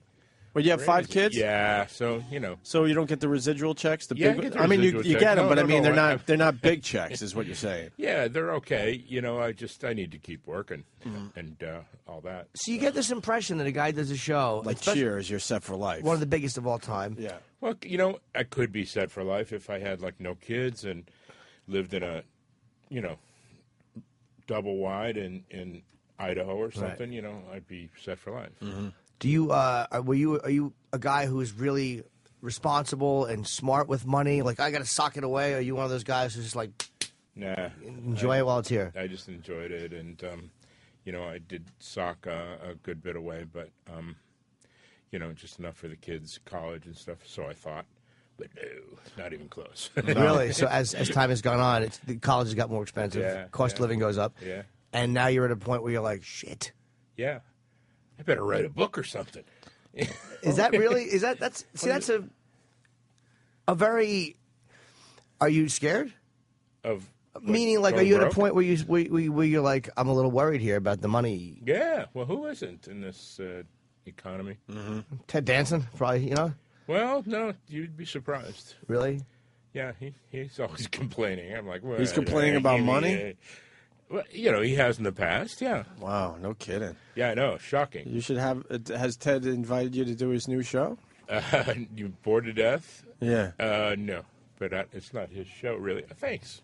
Well, he's the star of the show, though, right? Yeah, Ted He is. Well, I guess he's the biggest name, but Biggest name he's on not the like show. the lead guy or anything. Yeah. Now, he's the second lead to Jason Schwartzman. Yeah. Jimmy did his show. I did one episode. I have. Yeah. So you have something in common. You both did work with Ted Danson. That's kind of cool, Jimmy. He's actually very like a nice guy. It's kind of You've done intimidating. lines with Ted Danson. Yes, but That's right. I had one liner. As George doesn't get the phone call at home, you're hanging out with Ted Danson. That's got to be comfortable for everybody in the room. But you know what it is? It's probably that it's awkward to use people from the same show in different projects because then all of a sudden it associates everybody with the own show. But I'm interested in the fact that you leave Cheers or Cheers is done, and you think, all right, for the rest of my life, I can just kind of cruise, do some plays, whatever, right? Just do what I want to do. And when does the realization hit that, like, shit, the money, there is a cap on it? It was a couple years ago. A couple years ago? Yeah, my youngest is 20 now, so. Oh, you're getting there. Yeah. You're getting there. Yeah, I'm almost off the hook, almost. So what happened? He was going to college and... yeah, everybody. Yeah, all of them, like. Are you married? Yes. All right. I was wondering if there was a divorce in there because that could hurt. Nah. Right. Ooh, yeah, I guess. Oh, yeah. Now that might be why Ted was bitches. Oh, is he divorced? Right, all right. Oh, is he a divorced guy? I didn't We even don't know need that. to get into that. Have you done another series since then, or have you worked a lot, or no? Yeah, I've done a couple of short-lived series, and it's tough sledding out there. I don't know how to. If anyone knew how to make something work, they'd do it all the time. So it's kind of an alchemy thing. It's kind of although Ted's gone on 3 things. So Becker and then this. 4. Yeah. Becker, Damages, this other. Is it depressing at all? When you look at, you were an actor before that, right? You're going out, you're doing auditions, and then you get Cheers, and it goes to what it goes to, and then when it's over, does it become a point where it's like, it's not like the star treatment anymore? Is there a depression that comes with that? No. No. How long does it take to kind of hit home? Like, okay, that's done now. I have to move on to something else. Yeah, that's a bit of an adjustment because, it was rather dizzying heights. There were parades thrown in our honor and stuff. You feel like the Pope, right. Thousands of people on the streets in Boston and stuff. And then, so it's a bit of an adjustment, but it was very sort of amorphous and vague and probably took, over the course of 5 years or something. And then what was it? It must have been something like, was it something you wanted to do that you weren't able to do, like a role you wanted to do, or what was it that hit you that you're like, ugh, all right, now I have to kind of start over a little bit? Nothing that I can think of right now that was a specific moment, but just in general, you kind of don't get as many meetings or something like that. Calls don't come back as fast? Yeah, sure. Do you watch the show when it's on? No. Why would he? No, I mean, Just like 'cause if I'm channel surfing and I run across it, I may just sort of stick with it until the next commercial, kind of going, what was that bit? Oh, yeah, that bit. And that's all. When you watch it, does it feel good, or is there a kind of a bitterness with it? No, it's not bitterness at all. But it's just kind of, I guess I'm like any other American. It's just part of the landscape. Sure is. So the drinking, I want to get back to the drinking. I like the fact that George was honest. He said he drinks every night. See, Jimmy stopped drinking and doing drugs at 17. 18. 18, I'm Yeah, I sorry, was 18 years 18 when I old. quit. He knew he just couldn't do the drinking thing there, George. I was not a functional guy when I drank. Are you, as a guy who drinks every night, have you had gigs that kind of got messed up because of it? Like you were supposed to have a call at 6 and you get there at 8, or No, I don't. When I say every night, it's not. That's if I'm left to my own devices, Right. If I have something, like for example, when my kids were in grade school, like I would only drink on weekends because, I had to like hit the deck at 6:30 or something, and feed them, get them out the door, blah blah blah. Because they don't understand hangovers, right, George? That too, and then the night before, I was always like, now did you do your homework? And so, I was a lot more responsible. But now I'm just sort of sliding back into my like college days. where you can kind of do what you want. Kinda, yeah. Unless I have a gig. Does it feel good, or does it kind of feel like floating somewhere? It feels fine. I frankly, I wish I was busier, and then maybe I'd, probably, take care of myself a little better if I was busier. You mean eating better, or do you mean drinking less? Or Just drinking less. Yeah. Yeah, well, I eat well. Are you probably why? Are you a vomiter? God, no. You mean vomiter From like drinking? No. So you never throw it up? No. Yeah, I have. Yeah. Actually, I did it when a couple summers ago. My brother poisoned me. And you threw up? Yes. It was so frat boy. It was like, yeah. Are you a blackout drinker? No. No, you remember everything? Yeah. You have to make I used to make the phone calls. There's got to be some calls you make where you're like, what exactly? Where they call you back and you try to piece together the night before, but you have to act like, no, I remember that. No. No? So you drink every night a lot, but it hasn't really affected you that badly. Well, I don't know. I'm obviously grossly overweight. Maybe that's, could have something to do with it. Could be an effect, but No, other than that, I wouldn't say. No. Does the weight, is it something like, for me, it's sex. You know, I mean, eating is tough. I think eating and sex are very similar because you can't be abstinent. Like, you know what I mean? You can not drink, you can not do drugs, but you can't not fuck, or you can't not be sexual, you can't not eat. So has it been something that's always been a struggle for you where you're like, all right, I kind of want to fix this? Or, I mean, how do you kind of take that on? What? The weight, yeah. The weight? You know, just try to, exercise a lot. And if I, obviously I know how to lose weight. The hard part's keeping it off. So, I mean, it's kind of fun to lose weight, because it's all very active and, when you going to do that? Yeah, you can do. Yeah, you can do it pretty easy. Oh, yeah. It's just because it's just like maybe several weeks, and it's like people are going, "Oh my God, you look fabulous!" Yeah, right. And then it just gets really boring. And it kind of motivates you to lose more right. Then you go right back to. Yeah. Sounds like you need beer, George. I think that's what Jimmy's getting at. You need beer. No, George, kind of. You seem like a little. I know you're tired too because morning radio is a bitch. Yeah. But you seem a little bummed. A little Really? bit. Yeah, slightly bummed. Jeez. I don't know. But, maybe if we change the subject, maybe I wouldn't be. But oh, okay. All right. That's, you can talk. You talk. Well, it's about hard to whatever you change the want. subject when the book is called Drinking Yeah, with I guess George. that's what kind of motivated me to talk about there, it. yeah, okay. Because it leads into the book, A Barstool Professional's Guide to Beer, Drinking with George. Yeah, that's kind of. it's fun. Yeah, that's it. It's a laugh a minute. Well, what could you tell us about the book there, George? It's just a couple dozen anecdotes from my life regarding beer, involving beer in general.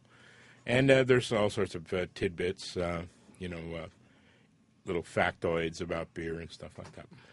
What made you want to write a book about? Obviously, you like to drink, but what made you want to write a book about beer? Because your life is probably interesting. I mean, again, you're a guy that everybody knows. Mm-hmm. So, what made you want to just tie the alcohol in with it? Just kind of playing off my image from his character show, was known to right. tip a few back. Do you get to a point when you're doing a show like where you're on for a long time where you start to want to change direction in the way they're portraying you? I think they said Larry Linville from MASH, who was Frank Burns. They said that was the producer always said that was one mistake they made was they never allowed him to kind of go beyond just being idiot Frank Burns. Like everybody else evolved, but he didn't really evolve as a character.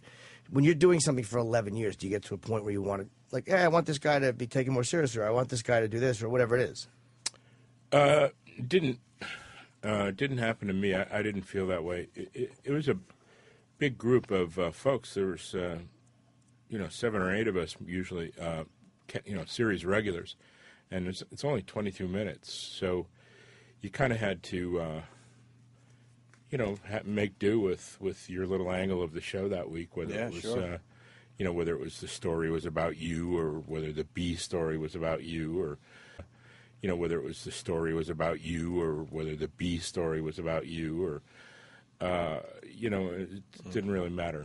How about Kirstie Alley? You mean obviously know her well. She's making a weird living now. Like it's a weird. It's kind of like it's something that obviously hurts her is being the weight, and she keeps going like she's pretty fat. She is, but she's like trying to take it. No one ever thought she would become a big girl, George. Did you see it on set at Cheers? No. Yeah, she's like a completely different person now. But what's interesting to me is not the fact that she's heavier; it's the way that it's almost like taking something that hurts you and owning it to make it comfortable. Like you know what I mean? It's like for me, I'm a perv. I get hookers, all that shit. So a way of me not helping it, and a way of me of fucking owning it. Yeah. And using it in you understand what I'm saying? And that's kind of what seems to have I done. don't know. Yeah. You don't talk to her anymore? Yeah, or? I speak with her now and then. Now and then? Yep. Yeah. She's hilarious. But does she get tired of the whole the fat actress thing, or is she comfortable with it? Or I haven't spoken with her about these issues. Whether she's tired of that, or tired of tabloids, and it's not really what we talk about. But so I can't speak for her. And she speaks so well for herself. So. Yeah, she is. I mean, I'm just kind of, I guess, from my own experience, just interested. That's all. Yeah. I read half your book, George, and I didn't get to the end where you have a whole chapter on rehab, I noticed. I didn't get there yet. What's your thoughts on rehab? Because there's a quote that starts the chapter. It says, Why is it that when you drink 7 nights a week in college, you're a partier, but after that, you're an alcoholic? So you don't believe in rehab, right?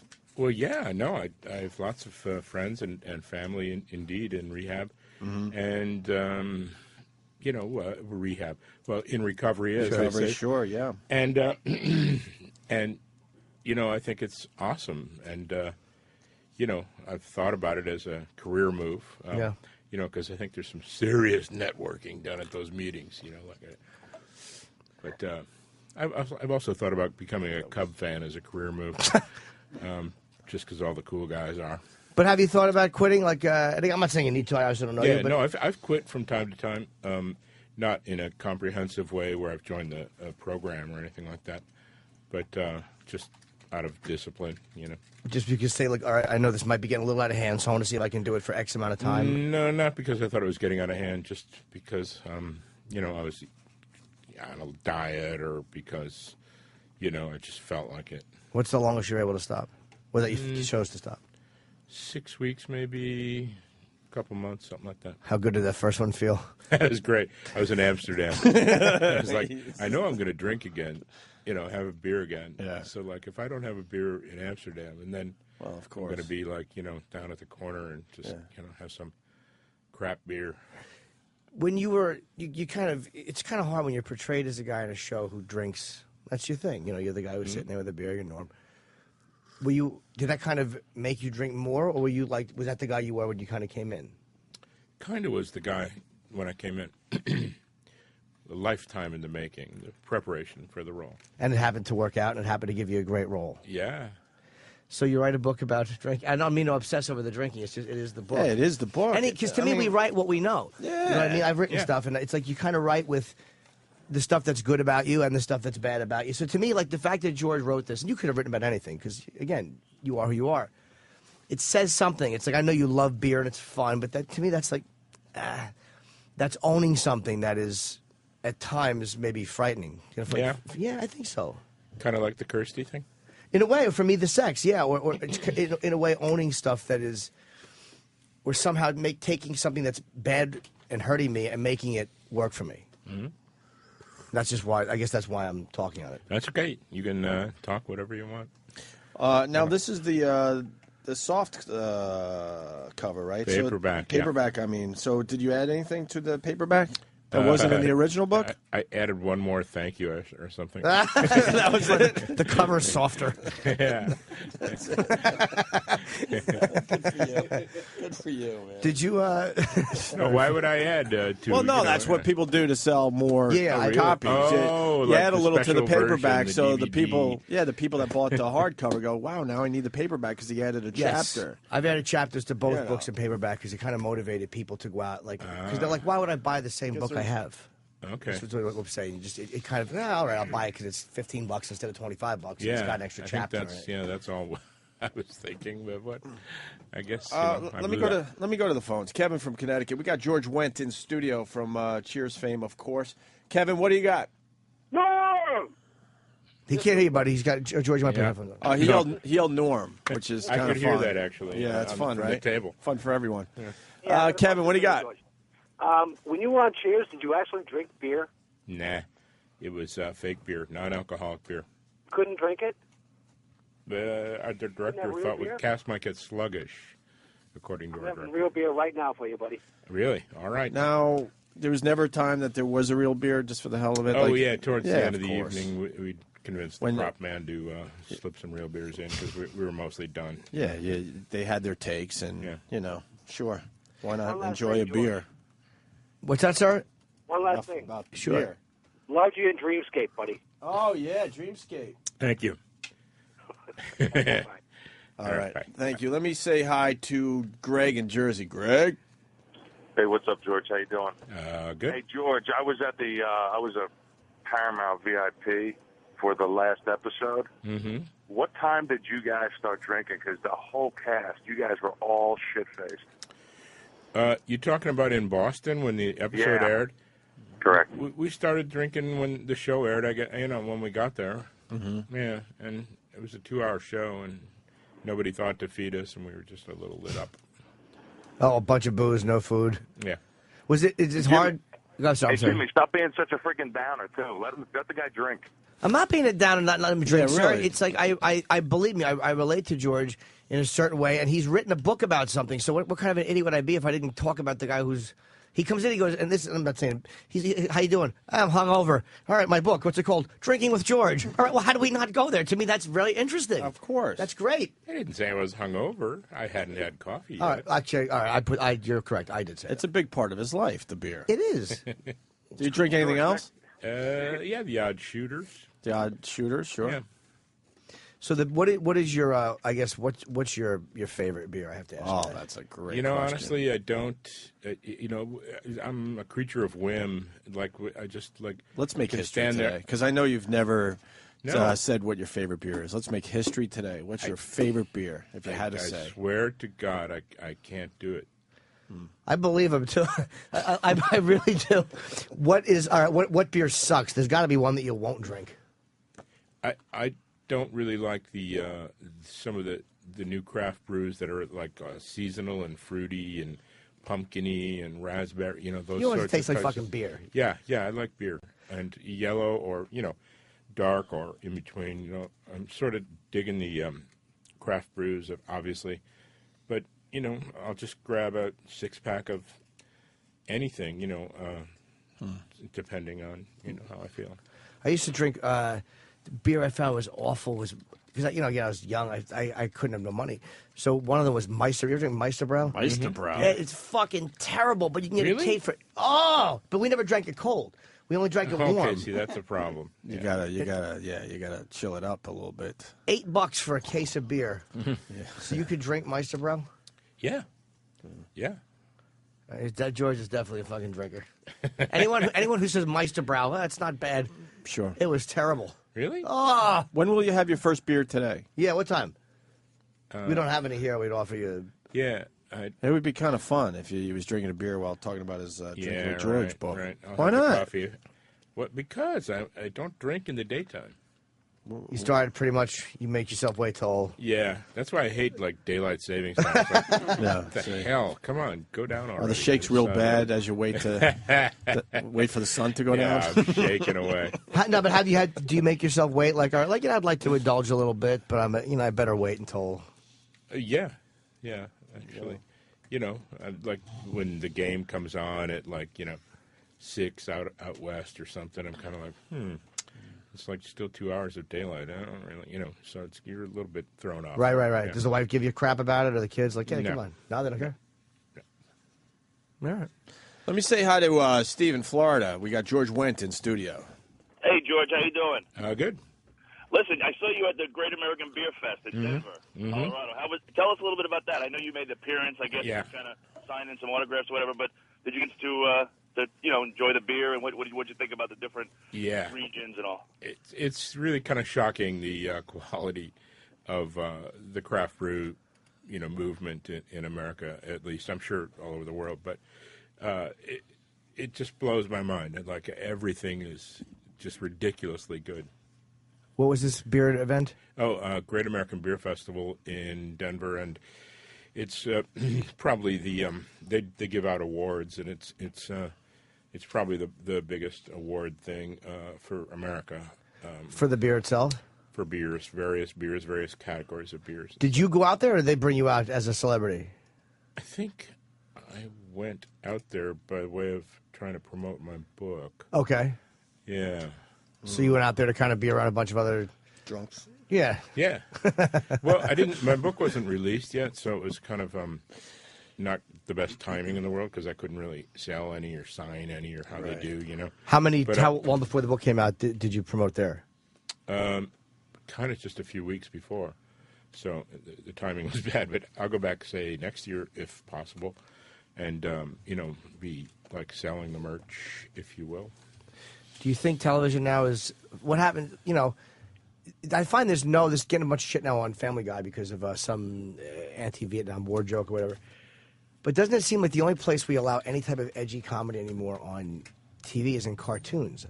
I mean, what do you think as a guy who was in a successful show about what is being passed off, I guess, as edgy comedy or whatever on sitcoms now?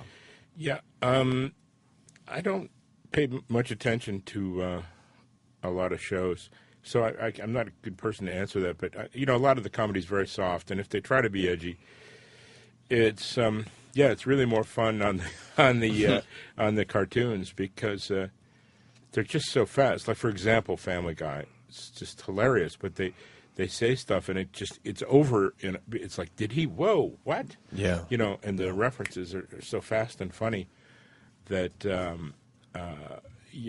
it's like a freight train. You just can't. You guys want the there's clip no that stopping it. you're referencing, Jim? Yeah, So I have it if you want. Okay, yeah, this was on this week's, I think, South Park. Sunday's Family Sunday. Guy. Oh, Family Guy. I'm sorry. Yeah.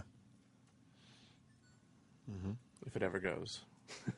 There is actually, it's actually a very funny part in this where they have the, it's not playing. There's two they show the Washington Monument. Oh. There it is, Washington, D.C., the seat of government for the world's former most powerful nation. Wow, those are all the monuments I read about in school. There's the Washington Monument. The Washington There's Monument. the Obama Monument. It's black, much bigger. See, because And there's the Vietnam War Memorial. Hey, check out that Vietnamese guy giving the business to those Vietnam vets. Scoreboard! Scoreboard! Oh, what happened to your friend? Hey, I know that guy. I kill him. He cried like a bitch. Holy Vietnam, undefeated. Wow. Yeah. Wow. Yeah, it's a rough one. Wow. So you don't really watch most of sitcoms or anything like that? Not really. What I think I've seen, like Curb Your Enthusiasm, I'll watch, and it's not judgmental or anything. I'm judging. I think most of it's terrible. It's because I think they're too afraid of being offensive. They're too afraid of getting the letters from people. I mean, even Sam Malone. It's like he's just a drinker who wanted to bang a bunch of chicks in a bar. He's in recovery, but he wanted to bang a bunch of chicks. And the idea of wanting to bang a bunch of girls now in a sitcom, they probably go, well, it's not really likable. He should be. Yeah, except for Charlie Sheen does that, and in real life, yeah. Well, in the show, come on now. I'm hearing that George has to go. Yeah. Yeah, they're saying you got to go. The book is called. I mean, we could talk to you all day. It's called. It's got to go. Yeah. Drinking with George, a Barstool Professional's Guide to Beer. Have you done signings and stuff? Yeah. All right. Are you doing any for this now on the softcover? I don't think that's. Did you want to do promo for this, or they kind of like you got to get out and do some promo, and you're like, No, I think I wanted to do it. I mean, I definitely wanted to do it. What else are you doing? Not much. He's drinking beer. A lot of Jimmy. theater lately. Oh, you are? I meant for the book. For the book, yeah, various radio and that's about it. Are you doing plays? Yeah. Do you like theater acting? Yeah. I think I'm terrible at it. I've tried Really? it. It's fucking hard, man. Because you have to kind of project out, but not look like you're talking unnaturally. Yeah, and then they mic you these days, which is a bit odd. So it's a bit of adjustment if you're not mic'd. How much do you despise cell phones and beepers and all that shit? It's all right. It doesn't bother me that much, but it's pretty funny how they go off sometimes. He's got to go. I really haven't hit one thing that George relates to. I'm suck. My apologies, Mr. No, Wendt. it was a fine interview, but there's You're a very nice guy. They're saying he really has to go. He's I got don't, to. I don't know what you're talking about, but if you're giving me the hook, fine, whatever. I thought I was here till 8:30. We're waiting a word. Unless I misheard, I was told he had to be somewhere at 8:30. So. See, George, I wasn't giving No. you the hook. Got to be across the street at 9. Oh, they gave us the wrong information. We have you at 7:45, and we have Mike Baker. There you go. See, you got somebody waiting in the No, wings. but we have him till Fine. 8:15. But I think we were told that you had to leave at 8:15. Whatever. Peachy. All right. Well, what's I going do what on? I'm told. I don't care. You don't care? What happened? I don't know. I really, I don't think George is happy, and I like George. I don't feel like he's happy, and I don't know why. I don't want you to be upset with us. No, I'm fine. I thought he had to go. That's all. I wasn't giving you the hook. Now I feel awkward. No, I don't feel awkward. I got to pee anyway. I mean, we talked for a half hour. That's fine. But cool. Mike Baker is here, so I guess we should take a break. All right. Because I'm going to take a leak. But I have the feeling like you feel like you're annoyed at this. I don't want you to be annoyed at us. You all right, George? I'm fine. Oh, yeah? Yeah. Okay. Did we go too far with the drinking, maybe? Wasn't intentional. It was all based Was on it good the for book. you? It was all based on the book, Drinking with George.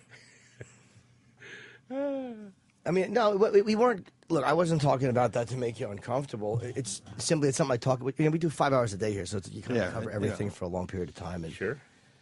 I've talked a lot about my own drinking, my own, I guess, demons. And, I don't know. That's You fine. think he's got demons? Like any of us do. I mean, I don't think George What's your is- demons, George? Gosh, I don't know. I never thought about it. Children. You don't like children? No. I want to hug George. I really like George Wendt. Could you give Jimmy a hug? Before we George? go, I'll hug him. I don't know if he wants to hug. We're gonna hug. We're gonna hug. Like men. I don't mean in a soft. I'm Like a Viking. Yeah, like men. Like men. How All right. men hug. Yeah. All right. Well, this ended a little awkwardly. Let's be honest. It was an odd time for all of us. I think George hates us now. I don't want George to hate us for real. I want George to Come feel back okay. and enjoy our show. All right. All right. Well, I do have to leak, so we'll take a leak. Hold on, we're all going to break. Yeah, that was all right, man. I don't want George just to leave while we're talking. Kenny? Hi. Kenny. I want to take a photo with you. Oh, yeah. Oh, what are you on a commercial break now? Yeah. Oh, good. Thanks for coming in, sir. Sure. Marge, can you photograph Mr. Wendt and myself? He's a very nice guy. Jimmy getting a photograph with George Wendt. The great George Wendt. That's what I say, George. Thanks. Thank you, George. Lid for my. Thank you. I'm gonna take a leak. My morning drug. Okay. Huh? That was good. Yeah, thanks. Yeah, no problem, man. Good luck with the book. Enjoy it. All right. Be well, George.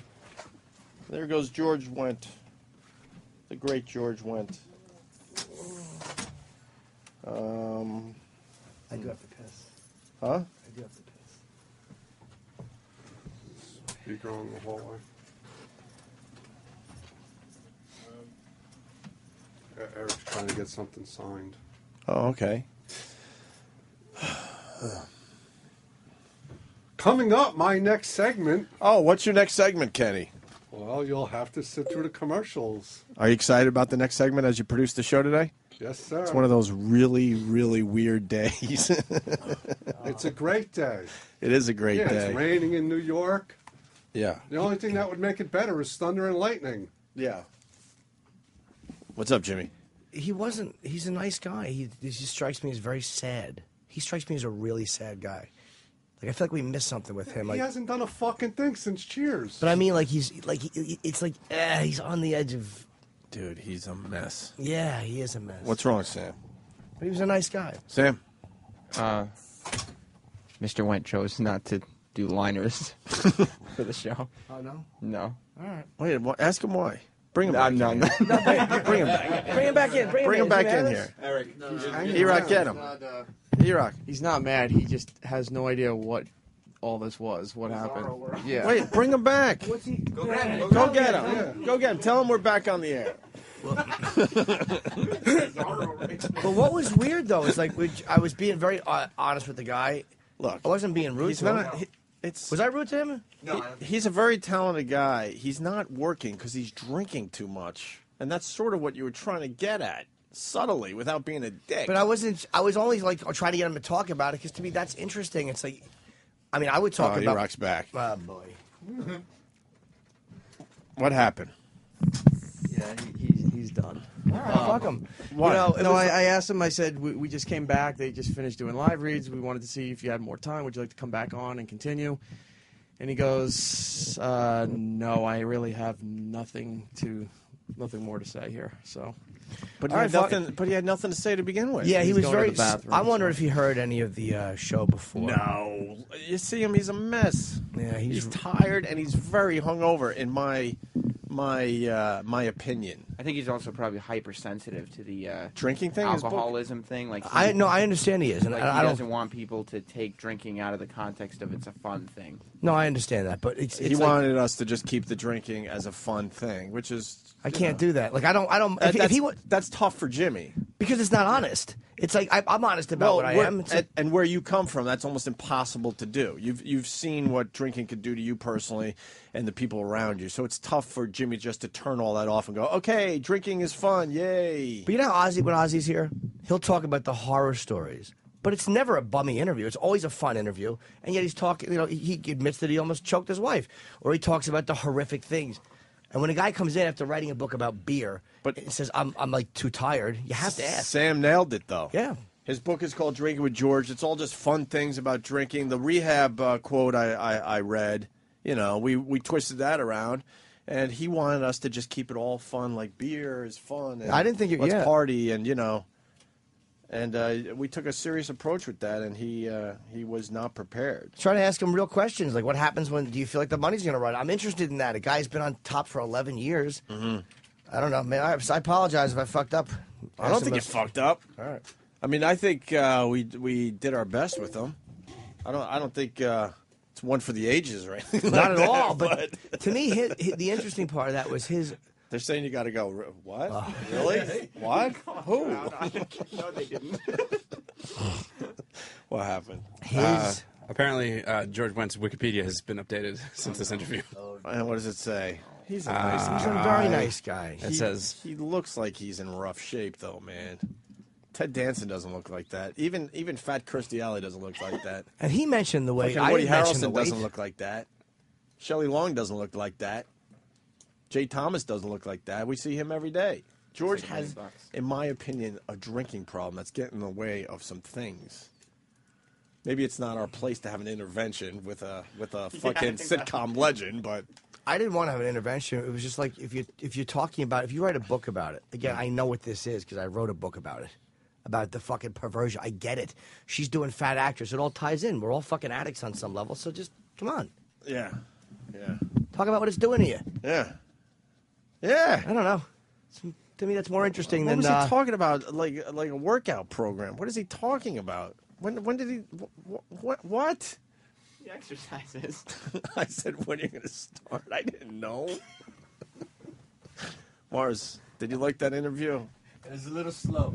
A little slow. Just a little slow. To me, he didn't seem like a dick, though. He seemed really depressed and really bummed out. I think because we took the serious approach. I think he really wanted to keep it fun with just beer. Beer, fun, drink, But he fun. wasn't in a fun vibe when he came in. It's true. He came in very low energy. He came in very low energy, like a guy who had had too many beers last night. So how do you not talk? What are we going to... His eyes look like he's dealing with maybe too many beers last night. All right, well, if the listeners are annoyed, I'll take the hit on this one. They're all right. You did a great job. What are we going to do? We're not going to keep beer fun when there's another angle we could take. Your angle was great. I don't even mind keeping beer fun if he was in a fun mood. What, Danny? Just instant feedback made me laugh. Somebody on a cell phone says, "How does Coach look?" It just made me giggle. All right, good. If he came in like in a kind of a jocular, upbeat mood, when hey guys, hey what's up, man? I'm just drinking. Then you do the interview. But when a guy comes in and he looks like he just needs to be laid down and have a fucking and be held, where do you think it went wrong? When I mentioned that Ted Danson hasn't called him yet, but Jimmy has done the show with him. No, he was bummed before that. The drinking got him, I think. What was the first question? No, he sat down weird. Yeah, I know. When we talked about his liquid dump. Oh yeah, because he was squeezing one out in the bathroom. Oh yeah, and you asked for a solid. Carolina man says that was radio molasses. I was also glad that he wasn't wearing headphones when you mumbled, "Ha ha ha, this sucks." I mean, well, kind of did though. Yeah. Well. Yeah. I wasn't gonna try to beat the guy up. No. He wasn't a jerk or anything, but it was just it was like the proverbial pulling teeth, though. You want the beginning? Because Travis yeah, what's the beginning? Yeah, let's see where it went wrong. George Wendt. Wow, man. He did go. It's a weird day. It is. Like the timing's off on everything, and then it's like, all right, well, let's do our George Wendt interview, and no, he's too busy taking a beer shit. So now we got to wait. Kenny is working on his next segment. Is he? All right, that's great because the first one was just amazing. So can't wait for the second one. I don't know if it's great or not. We got a salute to former intern Sean. We could play right now for everybody. Is Sean coming in though, so we could get his side of the story? Yep. As far as Troy Kwan going out with his girlfriend, Troy told that whole story yesterday. Yeah, he'll come in. He'll come in. What, Maybe later Friday? this Or week. I'm sorry, yeah, I backed Friday. up. Sure. Yeah, let's do that. Here's George Wendt. Oh my God. All right, so George. can you pause that, Travis? Thank you. That was me reacting to what he looked like. Yeah. He came in here really slow. His eyes were like... He looked really tired, possibly hungover. I don't know. And that's why the Jesus Christ, like, oh, this is going to be rough. Yeah. All right, continue, Travis. All right. Oh, my God. George. How are you? Sit. How are you, George? Welcome to the Opie and Anthony Show. Fresh as a daisy? Yeah. How did the bathroom go? You all right? Yeah. You Huh? have cameras? We have cameras in there, yeah. Did you take a good one? It left my scent. Huh? I left my scent. Oh, you had to drop a deuce before you came in? Yeah, nice. All right, here's the thing. But I want to talk about what he dropped. Oh, yeah. Was right. it solid or was it, was it messy? It's solid. Solid? Okay, that's good. That's healthy. I love the fact that you actually answered that question. Why not? What are we going to do? Talk about Cheers? He doesn't want to hear about Cheers. Let's talk about our dumps for a while. Are you tired of hearing about Cheers? Yeah, whatever. You don't care? I don't have an agenda. All right. So what? Other than I need coffee.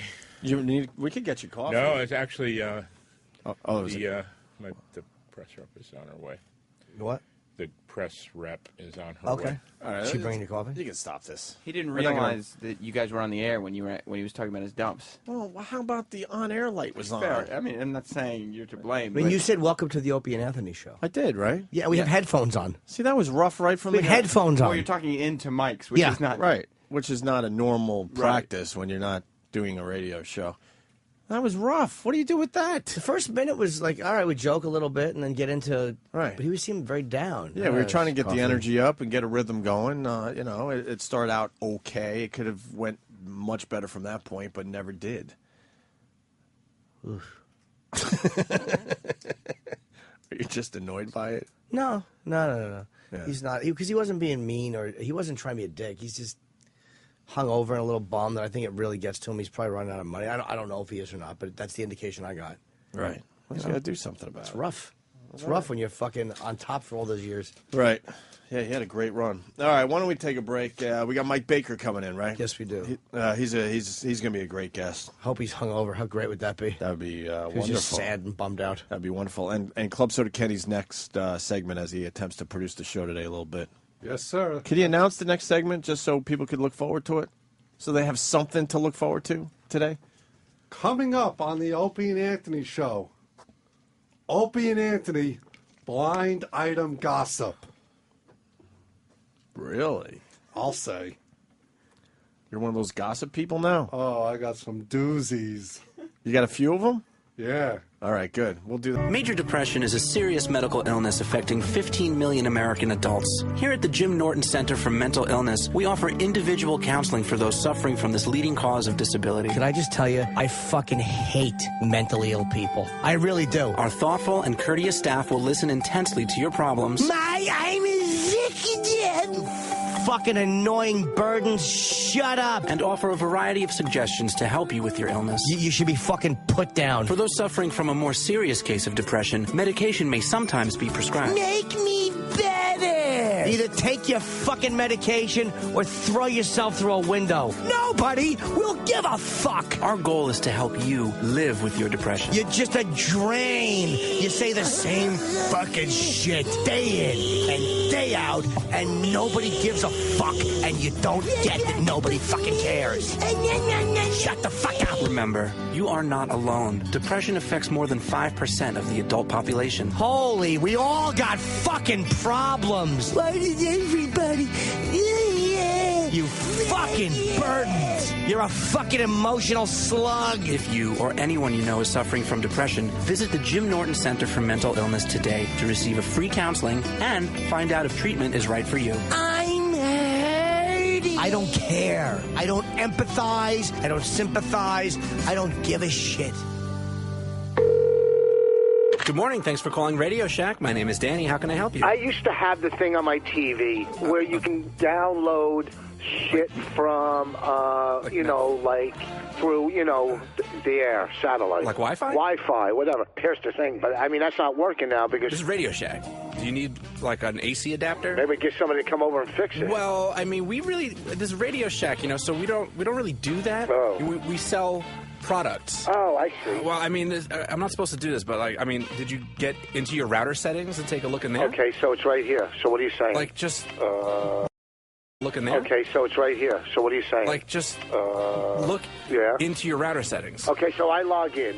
I find this shit right here. Yeah, exactly, right. So get in there and then, make sure that your Wi-Fi is enabled. But where do you fucking wire it into? Well, I mean, it should just be wired right from your cable modem. It should just be right in there. Yeah. Why? How do you know that? Because that's just how it works. Are you talking about the hot, the heavy, thick wire you're talking about? You mean like a Cat5? You're talking about Ethernet cable? Yeah, I think they call them hot wires. Firewire? Firewire. Dude, do you need like a universal AC adapter or a soldering iron? What's that? Dude, let me just get back to work, man. Like, can you open a browser and get to the web? So it's wireless. It's a wireless connection. Yeah, it's wireless. It's a wireless connection. Are you on the web? Okay, so now... Can you go to a website? Can you do that? You hook it up, okay? Are you listening? Are you listening to me? Can you open a browser and go to your homepage? Is it that easy? Yes! Click. Oh, I got it. Yeah, I see it. Jeez. Bingo. We have a winner. Is that it? Is that it for good? Am I set for life? Yeah, that's it, dude. Yeah, that's it. Thank you for helping me. Yeah, man, no problem, dude. There were some other tech questions I needed. Oh, Facebook. No. I'm up to my limit of friends. No, if you want a cordless phone or some LEDs, I'm up to my limit of friends, 5,000. I'm not helping you. I think somebody set up a fan page. I'm hanging up. How do I get people to go there instead of sending me friend requests? The Opie and Anthony Show on the Virus. Sirius XM.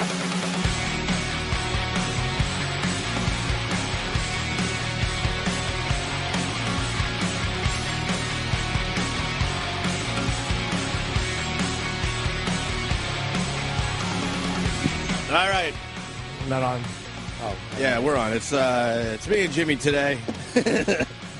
I was telling these guys I loved the George Wendt interview because it was so weird and bizarre, awkward, and we all remember Norm from Cheers as being the fun guy. Everybody wanted to be around him, and we got a much different Norm today. We tried everything. Yeah, we really did. And now he's mad at us, and I don't even know why. Why is he mad at us? What were we supposed to do? Because he's hung. Here's why he's mad at us. Because he's probably tired. Maybe he's not feeling up to sorts. Yeah, we don't know. And then he's immediately confronted with questions about alcoholism.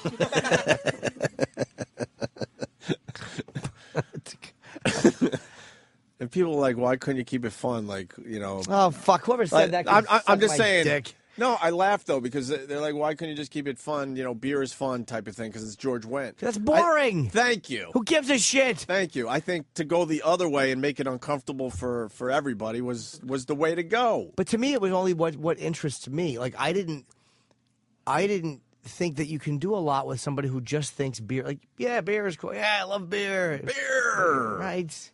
Right, Danny? I'm 40. What, were we supposed to keep it fun? Huh? What's some of them other kind of beers we got? No kidding, but I said he couldn't even name a beer that he sort of likes the best. Budweiser? I even go, hey, what's your favorite beer? I go, if you had to say. Danny, if you had to say, what's your favorite beer? I'm a Guinness man. If I would say Corona, which is I know, but I would say Corona.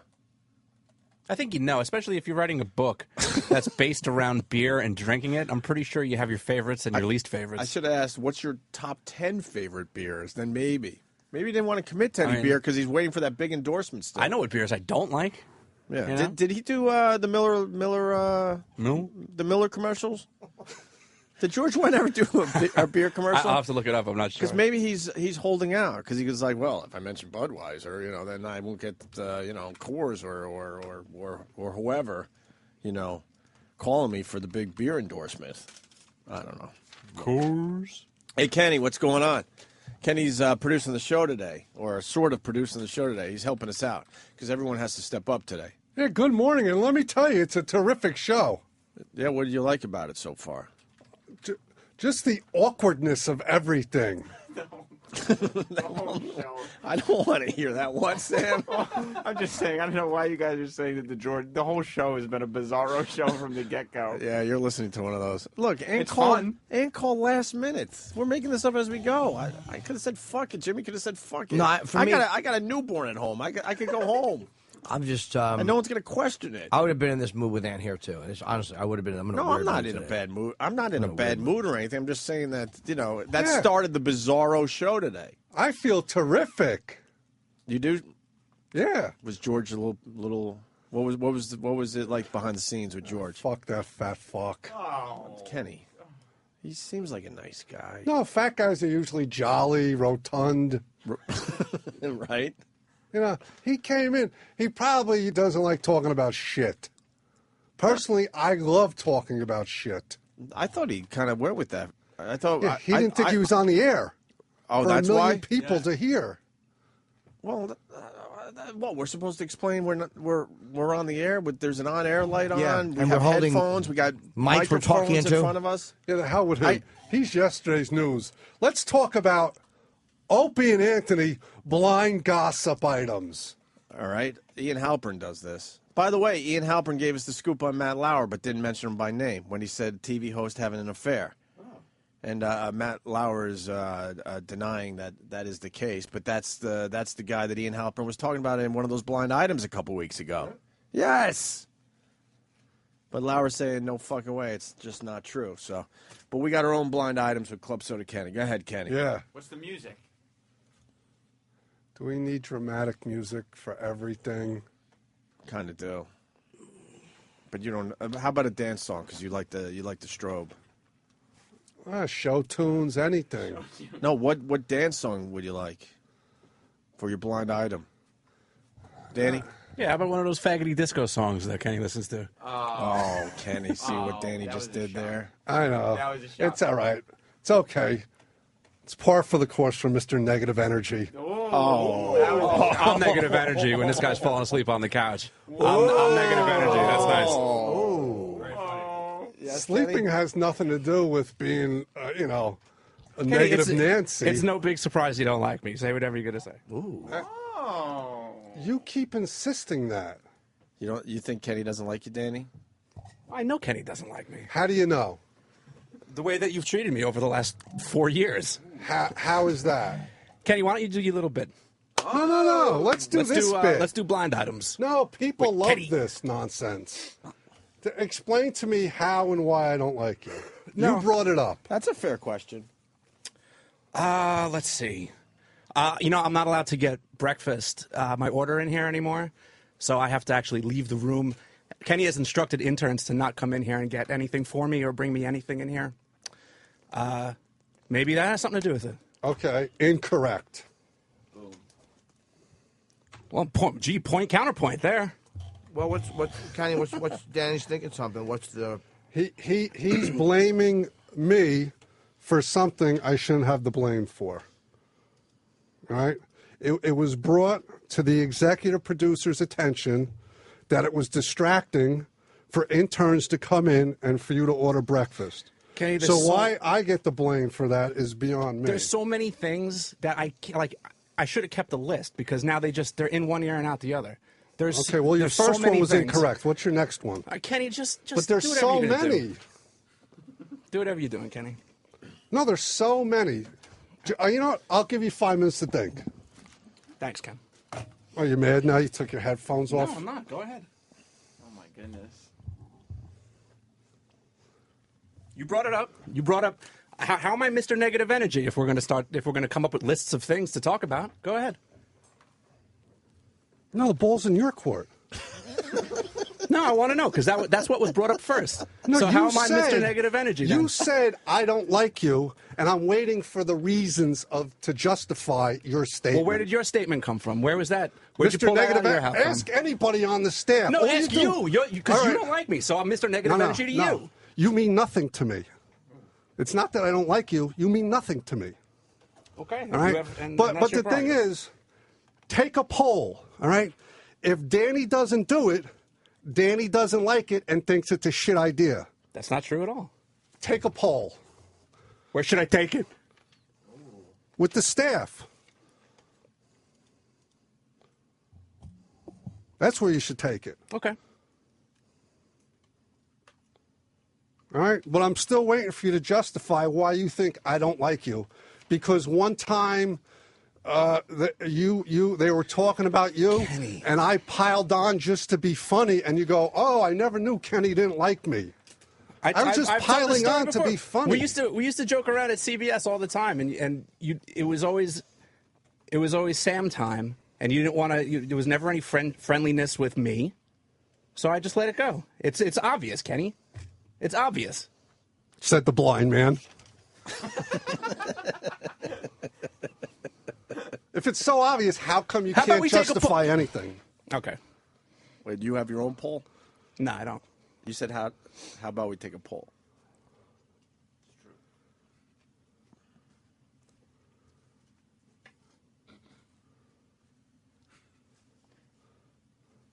Who's supposed to talk? You? George Wendt back in here. So there's no problem between you and him?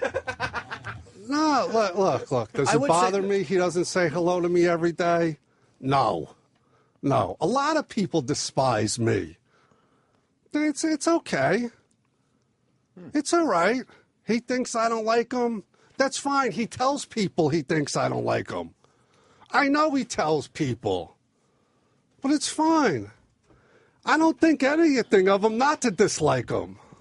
Danny, how come you think Kenny doesn't like you, though? I mean, that's a fair question. I mean, you know Just the way that I've interacted with Kenny over the last 5 years that I've known the guy, that's the impression that I get. No. I've had one bad interaction with you that I can remember, which you can blame on alcohol. What happened? He was sneaking people backstage at First a of all, that's traveling not Fire true. show. First of all, that's not true right off the bat. So if you want to talk about truths and non-truths, that's not true. There was no alcohol involved, first of all. Second of all, if you really want to get into this, there was no sneaking at all. The pass was an escort pass. I had some friends at the show. They said, hey, can we go? I wasn't bringing 1,000 people backstage. I was escorting a couple of friends of mine and then escorting them out. And it was to my knowledge that was okay. And then I got dragged aside by Kenny, who screamed in my face. And that was the end of it. Okay. And since that day, I don't think me and Kenny have ever gotten along on anything. That was it? Before that, it was nice? That's not even worthy of me to debate about him. Why? Because he knows he was drinking that day. Wow, right? Kenny, really? Mm-hmm. Yeah. You weren't? Maybe I had a beer or two, but you make it sound like I was some fall-down drunk. Just going, all my friends can come back and party. It was nothing remotely close to that. All right. Yeah, all right. Who are you trying to convince, me or you or the radio listeners? Kenny, I'm just telling you what happened. I don't give a fuck what you think. I'm telling you how it happened. I'm wrong. You're right. Excuse me.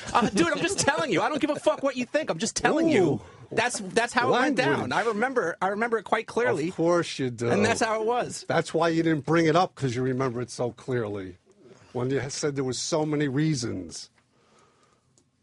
Yeah, What's next? Your bid, apparently. See? He just wants to change the subject. Would that be negative? No, he just, he doesn't want to talk about it. Maybe, because Danny's saying he wasn't bringing people back that were... So what made you think that he was bringing back people that weren't supposed to be back there? I honestly don't remember. Because I was standing right next to him when he was whispering to all his friends, bringing them through the stage door. He didn't even realize I was there. Dude, what are you even talking about? How many of my friends were backstage at one time? That I don't know. One, because I was told that you could with the pass or whatever it was. It was explained to me that you could escort somebody back there. That's how it was explained to me. I wasn't leaving a group of people back there. I would escort them in and I would escort them out. And then for some reason, all of a sudden, it was a problem, and then it didn't happen again. It was a problem because you were wrong and you were spoken to about it.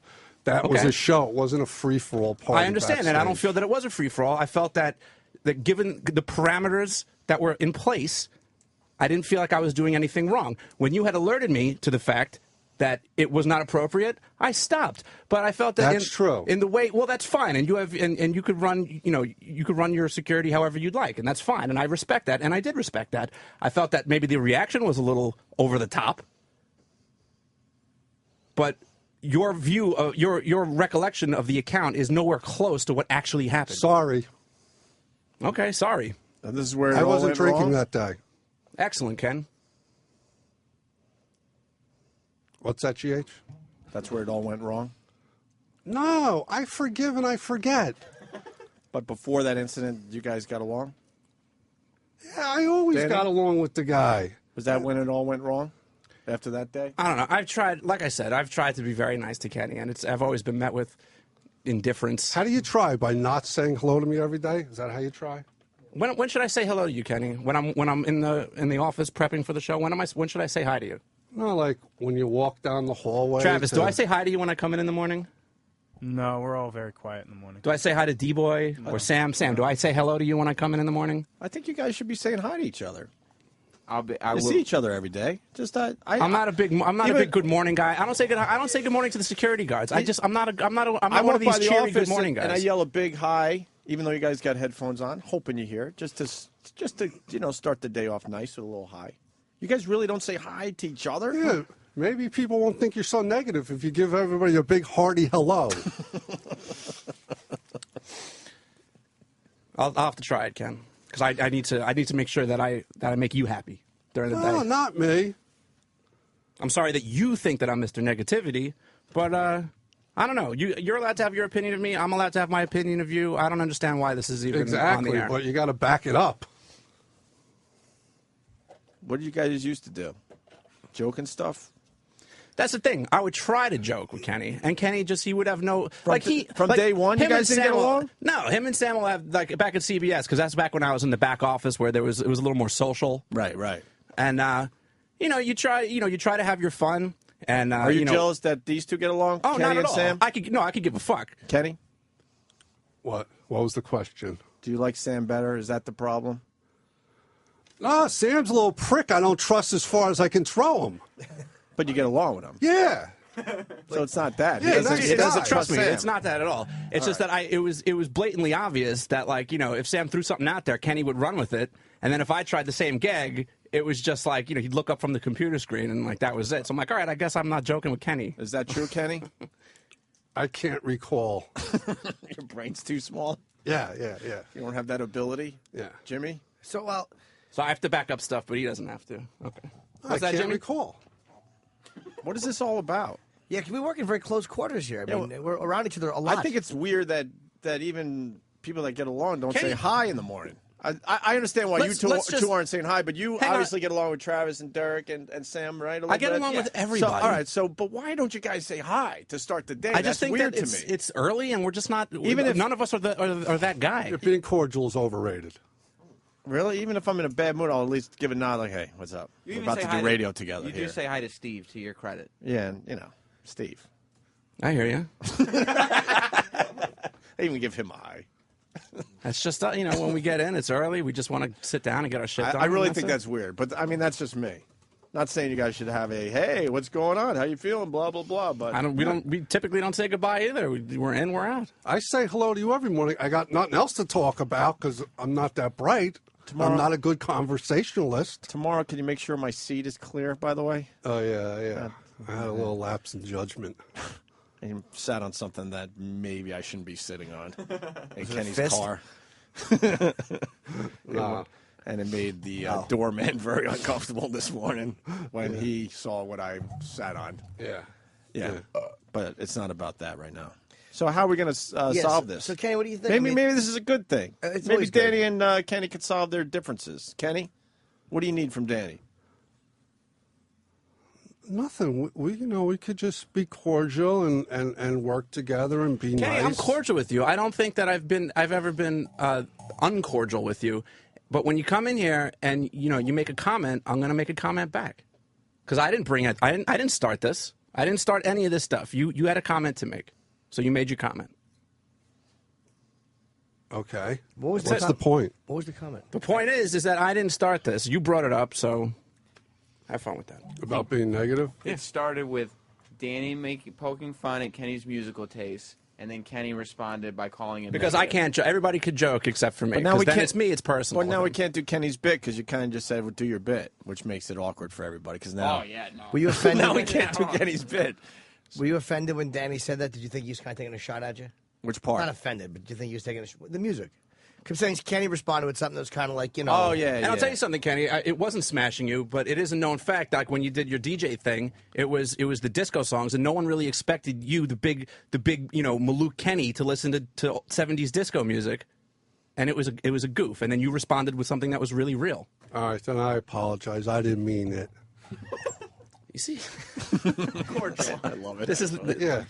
I just love it. So I should say good morning to Kenny. Yeah, all right. No, you should start by saying good morning to the people you do like around here. That So would you be don't a think, start. So you don't think Kenny's apology was sincere? That's a good question, Jimmy. Oh, is this a real question? Yeah. Oh, I thought we were just joking. Yeah, no. No, I don't think so. Of course we're joking. Kenny? No, I always take the high road and do the right thing. Right. Mm-hmm. Yeah. All right. So you and Danny seem good now. Yeah. What will happen tomorrow? Tomorrow's another day. But what will happen? Do you think there'll be a high or something? Maybe this breaks the ice and gets you two back together. Because it sounded like you guys had fun before the big incident. Time at the will virus tell, show. GH. And that's when it went wrong for good? What? The virus show? I don't know. I told you, man. I don't think Kenny. I could recall some other things that was like real early on. Well, what, Sam? Like Because what? it- Let's get it I don't know, out. like Is there this- was- We're not going back to this anytime soon. Yeah. We'll actually have a radio show to do tomorrow.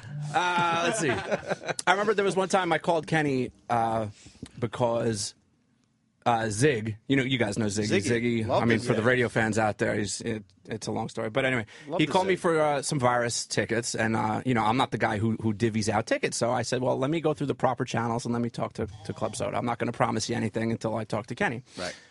So I called Kenny and I said, hey, Zig is looking for a couple of tickets. He said, how many? And I think it was. I mean, it wasn't a lot, but it was more than the normal +1. I think it might have been like +3 or 4. Mm-hmm. And all Kenny really had to say was, oh, that's a lot of tickets for one person. I'll tell you what, I'll give you, and then whatever Kenny thought would be acceptable. But instead of taking that approach, Kenny just decided to say, well, if he thinks that that's appropriate, then I guess that it is. And like it went back and forth like 4 or 5 times until I was like, Kenny, look, can he have the tickets or not? Like I'm not trying to be a dick. I'm just asking for a friend, and then you're coming back to me, with snarkiness, and I'm just trying to ask a favor for a friend. Either the answer is yes or the answer is no. That wasn't a good answer, what I said? No, I didn't feel so. I didn't feel that it was. What? Because I wasn't going to say no to the guy. Yeah, but you're also coming across, putting it in my court, making it a judgment call for me to decide whether or not that his request is valid or not.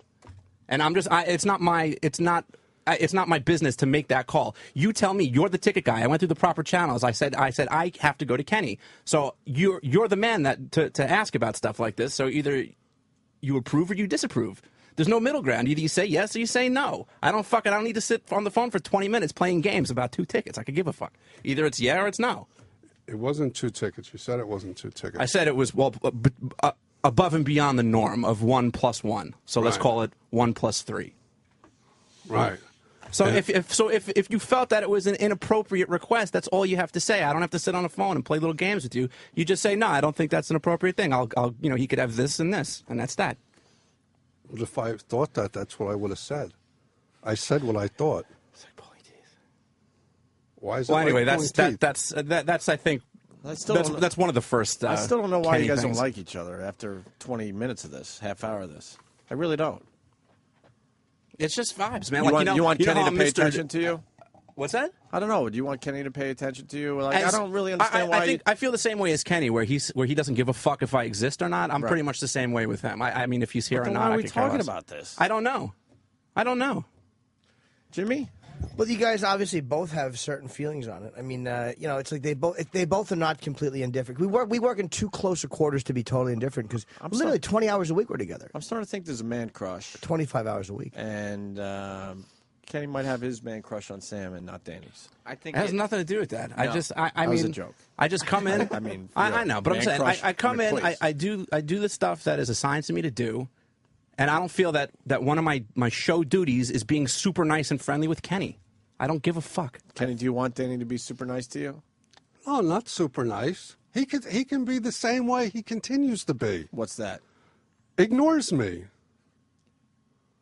It's up to him. Sam? I think Danny and Kenny both feel that they are owed a certain amount of respect from the other. Not above and beyond what anybody else gets, but Kenny feels he should have X amount of respect from Danny, and Danny feels he should have X amount of respect from Kenny, and neither... Why don't you shut up? All You're right, so Kenny. wrong.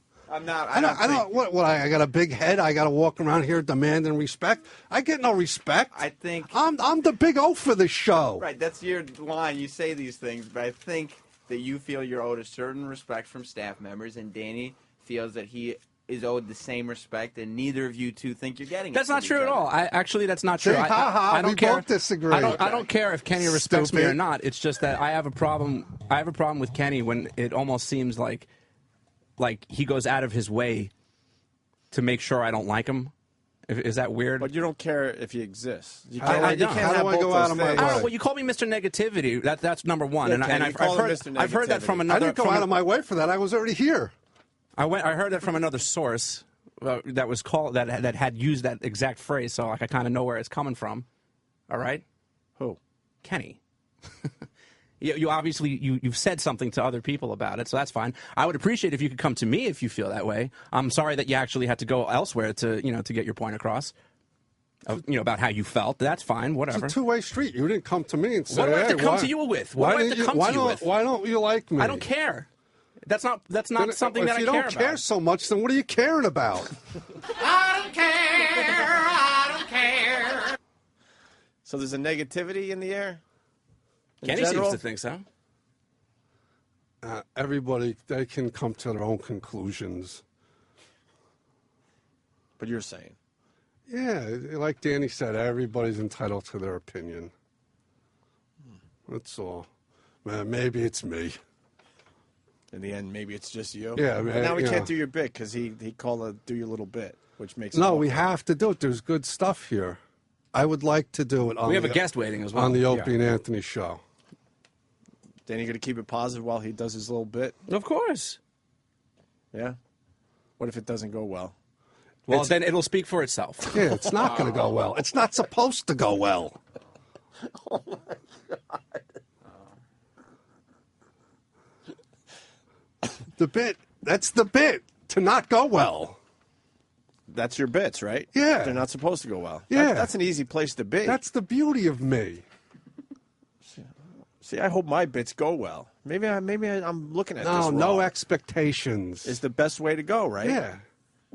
All right. So how do we get into this awkward bit? I just start.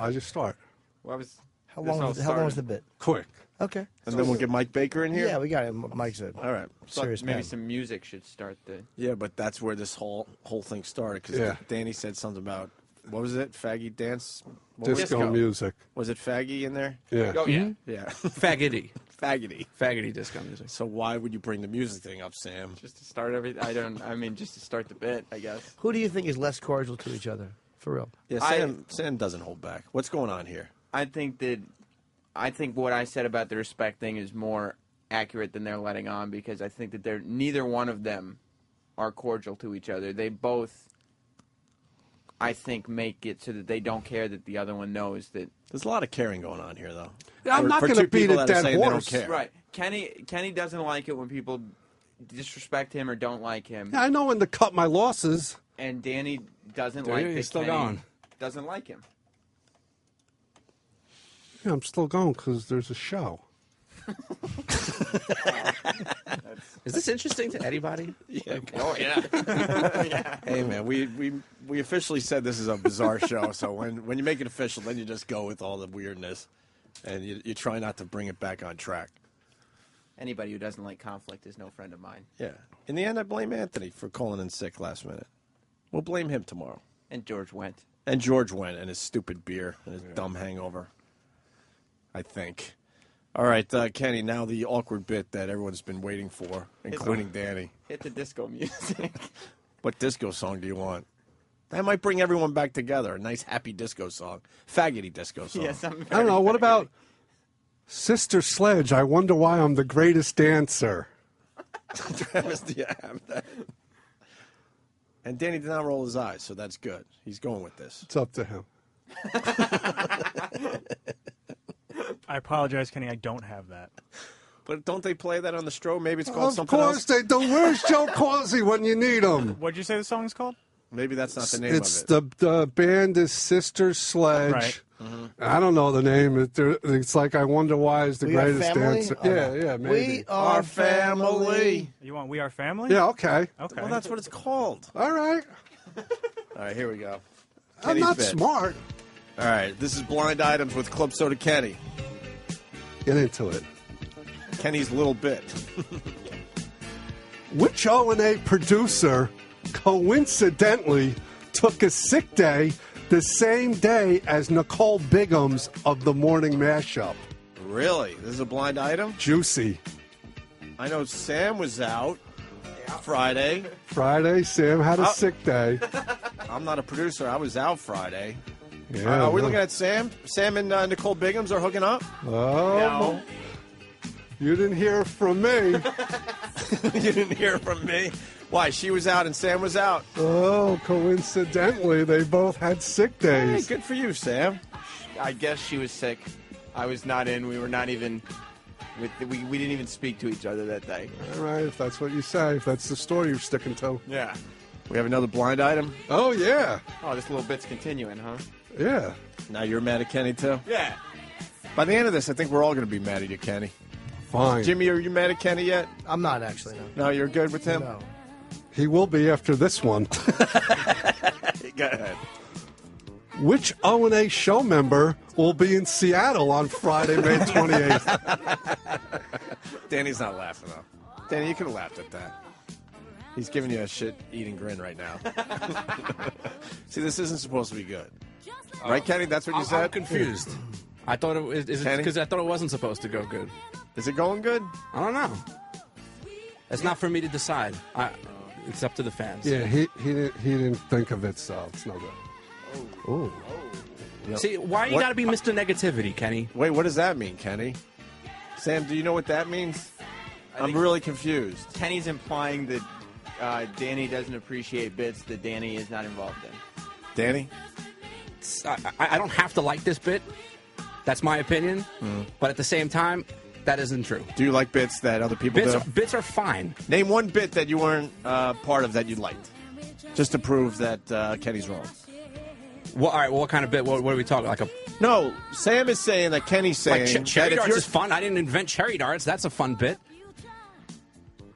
But you were involved in it. Why? Because I showed up. I mean, you organized it. Someone had to show up Friday. Well, because people emailed an email address that I was checking. It doesn't. How am I involved with cherry darts? You organized it and you played. I don't You're see how involved. you follow. Family. All right. The next blind item from Kenny. We got Mike Baker standing by. Yeah, my apologies. Which O&A intern left a bar in a huff after Bobo called him a red-headed faggot? I don't know the interns' names. The one that looks like Bozo, Dustin. His name's Dustin. Is that really what happened? Yes, it is. Yeah. Bobo said what? Called him a red-headed faggot. The interns went out drinking, and Love Buzz was coaxing Bobo to speak badly of Dustin. This was after cherry darts? Yes. Okay. Danny threw his mic away. He's not liking this. No, I just, it was in my way. I put it to the side. And I saved the best for last. All right. Which O&A show member is celebrating a birthday next week and wants everybody to give him lots of presents? Ooh. Ooh.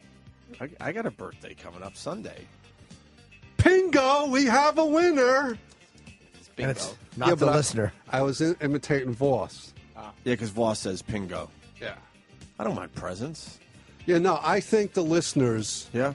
should show their appreciation Yeah. and send you a lot of gifts. What's the address? It's Sirius XM Radio, 1221 Avenue of the Americas, Attention, Greg Opie Hughes, New York, 10020. Is that it, Kenny? That's it. Oh. That's my contribution. Danny, was that good? It was excellent. I thought it went very well. Thank you, Did Daniel. I accomplished what I needed to do. What was that? Kill time. That's all we're doing. Let's get Mike in here. He's been waiting 45 minutes. Right. We can't. I got to take a leak. I'll talk to him. He can just come in. All right. Mike Baker is entering the studio. He does Red Eye with Jimmy. He served 14 years with the CIA. Mike, 17. how are you? Sorry for the wait, Mike. 17 years with the CIA? Yeah. 17 years. Sorry, it says 14. Why would our one sheet be right? You know, that George thing went really well. Oh, you heard that? Yeah, that was that was good. Really? I was in the other room trying to slash my wrists. Oh, you were here for that? No, I cut the tail end. Oh, I cut the tail end. Yeah, and then the post wrap up, which was very entertaining. We just we didn't know what to do with the guy. Like he came in here sluggish and like he didn't want to be here, and he's got a book about beer, so we're talking about beer with the guy. We didn't know what to do. Beer seems like the logical place to go with George Wendt. I mean, that's well, what we I tried done, to go but- other places. Like a lot of. Well, you're a guy who's interrogated people for real, right? Like I'm sure you've been in those rooms. I mean, you could have tried beating the shit out of him, but I don't. I mean, it would have made it possibly more entertaining. We got some information. I'm the guy that usually beats the shit out of him, but I usually don't like beating the shit out of guys that don't deserve it. Like Yeah. he didn't deserve to be beat up. We were a little frustrated by him, but you know. Well, they showed me a couple of stills. He just looked tired. He looked, he looked like he was dragging, and All right, as opposed to us, we look very perky. How do you get a guy like that to open up? You know what? Actually, that's a really good question. We could spend all day talking about interrogation. I'm sure that the listeners would love to do that. But there's a lot that goes into. I mean, if you sit down with a suspect, for instance, whether it's law enforcement or whether it's intelligence. Hopefully you walk into that room with a lot of information in your back pocket, right? I mean, you never want to go into an interrogation or a debriefing without some understanding as to where you want it to go. But then you've got to start making a lot of very quick, split-second decisions. And that takes some skill in being able to read what that person is thinking and what they're doing, what their motivations are, what their agenda. You look at everything from their body language to, just the way that they deliver a response. And, sometimes it works, sometimes it doesn't. But your best... I'm sure it's probably the same thing in radio. Your best, offense is good homework. I bow to guys like you because why answer any questions? That's all you have to do is not answer anything. Yeah, I mean, while you're in that room. Well, I tell you what. Now so people that's know why it that. takes a skill Yeah. to freaking get these guys to open up. Yeah, I mean, I hate to say this. I don't want to go off on a rant, but I mean, now Al Qaeda knows that. They understand that we're not going to take them in the back room and beat the shit out of them. Because they've seen everything that we can do, because the administration's released everything that we can do.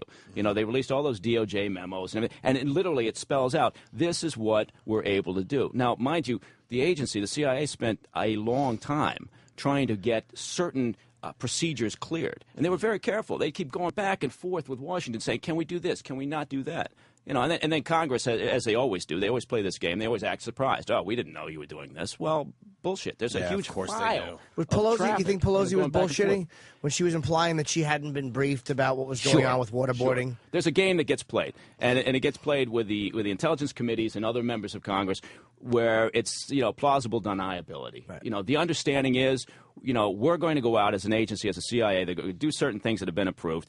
If there's blowback, if it gets discovered, fuck it. The people up on the Hill are going to go, we don't know. We're outraged. Oh my God, how shocked are we? And it's going to come back on us. But that's understood. Right. No big deal. Right. Did you guys feel like, it seemed to me like the CIA was kind of thrown to the wolves a little bit during this waterboarding stuff? It's almost like he said, everybody just kind of ran for cover. Well, we didn't know what was going on, and they weren't guys being put on trial. They really kind of douched the CIA at this last. Yeah. I mean, the CIA is the best scapegoat on the planet. I mean, I don't want to, and I love the outfit. It's a great organization, wonderful people. So naturally, people are going to say, well, of course he's going to say all this shit. But frankly, the agency over the decades has always been the best scapegoat in Washington. Anytime something goes wrong, because why? Because the CIA won't defend itself, because it can't. They're protecting sources and methods. They're protecting secrets. They're protecting identities.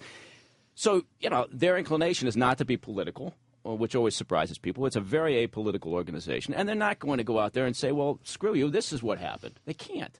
So, Congress knows that, and they know it's a cheap shot to take a swing at the agency because they're not going to fight back. They're just going to turn the other cheek and say, fuck it, okay, fine, we'll march on. Right. Give us another task to do. We'll go out and do that with the understanding that at some point you may toss us under the bus again. Yeah, they really are. When you think CIA, it's such a secretive thing. There's a lot of intrigue with it, but it's something that everybody knows about, and yet we all feel like we know nothing about. Like what are you doing right before you go in this CIA? Like what's the next step? Like, okay, next I'm going to be a CIA agent. Yeah, yeah. Like, where are you before that? Yeah, before that, I thought I was going to go into journalism. Actually, I'd gone to school, gotten a journalism degree, and that's done me a whole lot of good. And then I started doing some work.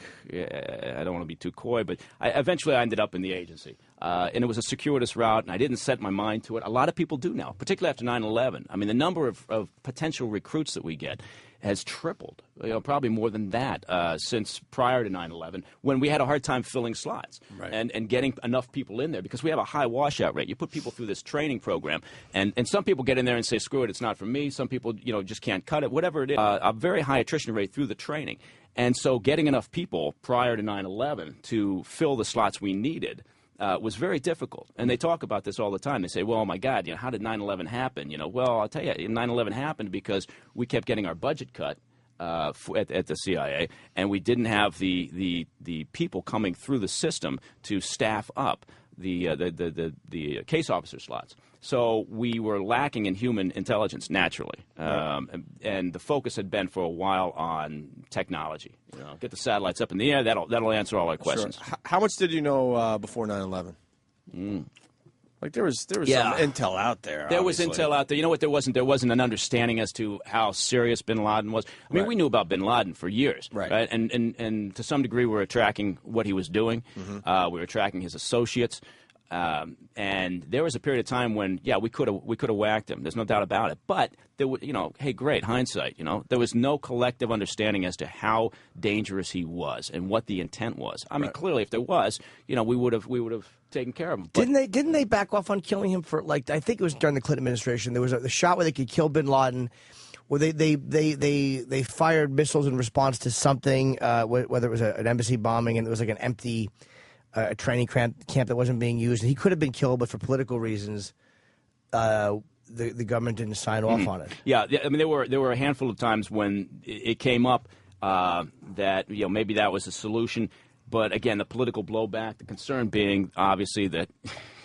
Once again, do we have justification to do this? Just do a hit, basically. Yeah, to do a hit. And can we take the blowback from whatever host country he was in? And for quite a while, he was over in the Sudan and hanging out there. Well, we knew that. We knew exactly where he was. And we knew the compound he was in. Sure. And, it was, there was opportunity. But, again, without that collective understanding, you can't take the next step. So I don't necessarily fault the Clinton administration or any administration. I mean, you've got to have some level of agreement before you take an action like that. But, looking back in hindsight, we should have whacked him while we were out there. So. But leading up to 9/11, what was out there that you could talk about? Well, I mean, think about what happened before 9/11. You had the Beirut bombing. You had the coal. You had the African embassy bombing. So we had a long history. They didn't need Iraq and Afghanistan to hate us. I mean, they're going to hate us regardless of what we do. We can do everything possible, as the current administration is trying to do, to deny the fact that Muslim extremists are out there trying to kill us. They're still going to want to kill us. But there was a whole series of attacks that took place, and because of that, I mean, we spent a great deal of time in counterterrorism well before 9/11, gathering information about what Al-Qaeda meant, what it was, who the people were involved, and disrupting quite a number of operations, and also tracking down and taking care of the people involved. You guys don't get credit for all the ones you make sure don't happen, unfortunately. No, you get. I mean, and that's that's the way it works.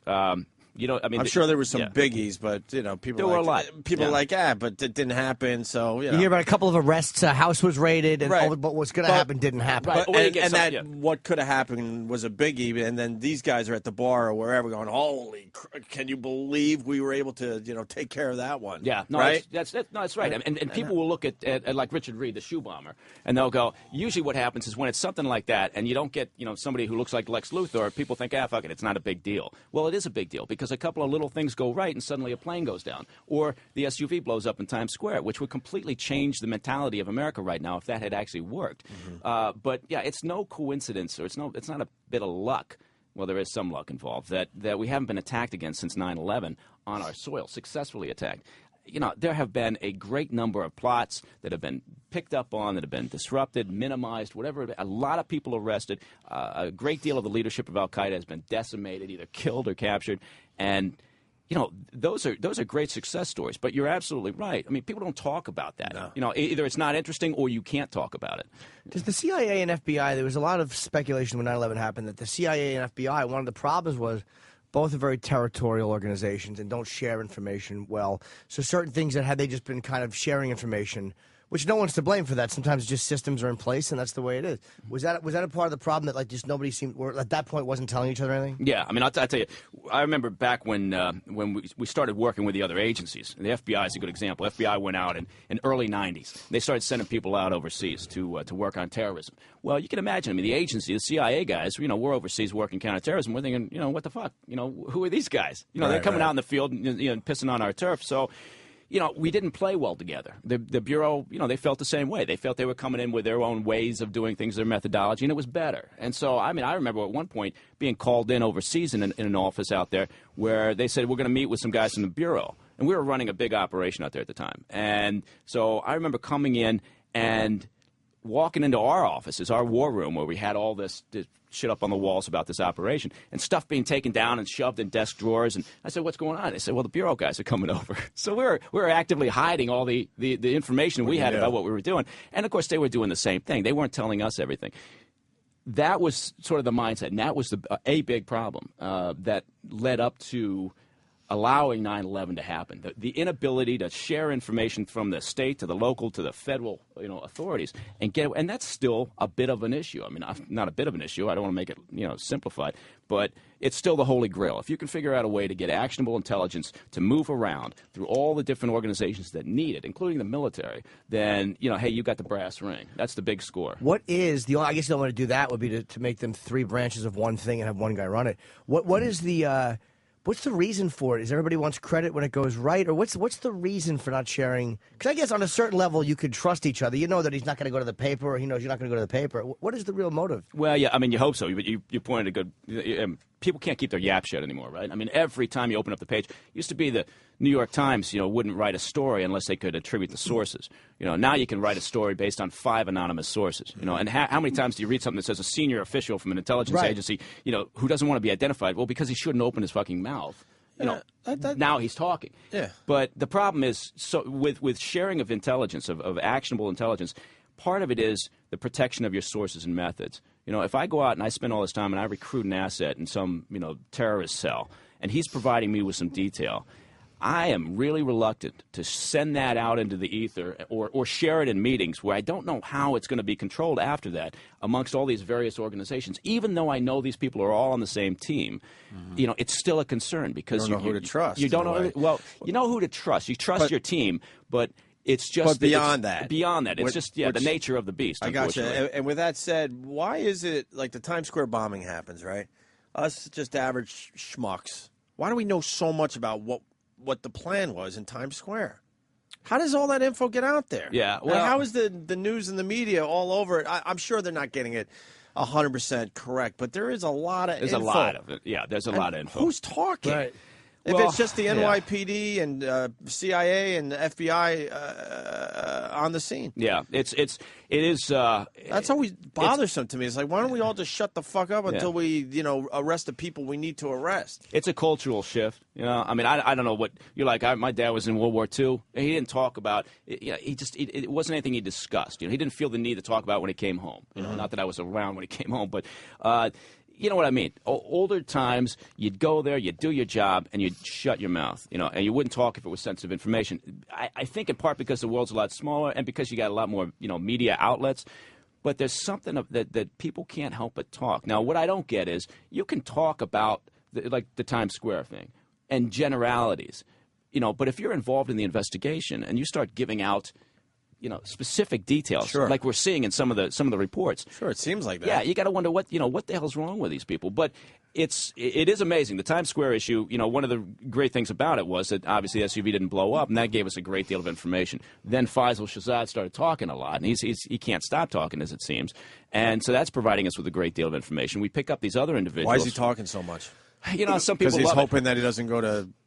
Maybe he does less jail time. Is he hoping to get something out of that? Obviously, or is he Americanized and kind of seeking now fame that he has a platform? That's right. He's probably thinking he's going to get a show out of this, and it could be. It'd be a hell of a show. But I think part of it is he's Americanized, and I think I think you're right. He's grown up in a way watching everybody get on TV and have their 5-minute interview. Part of it is.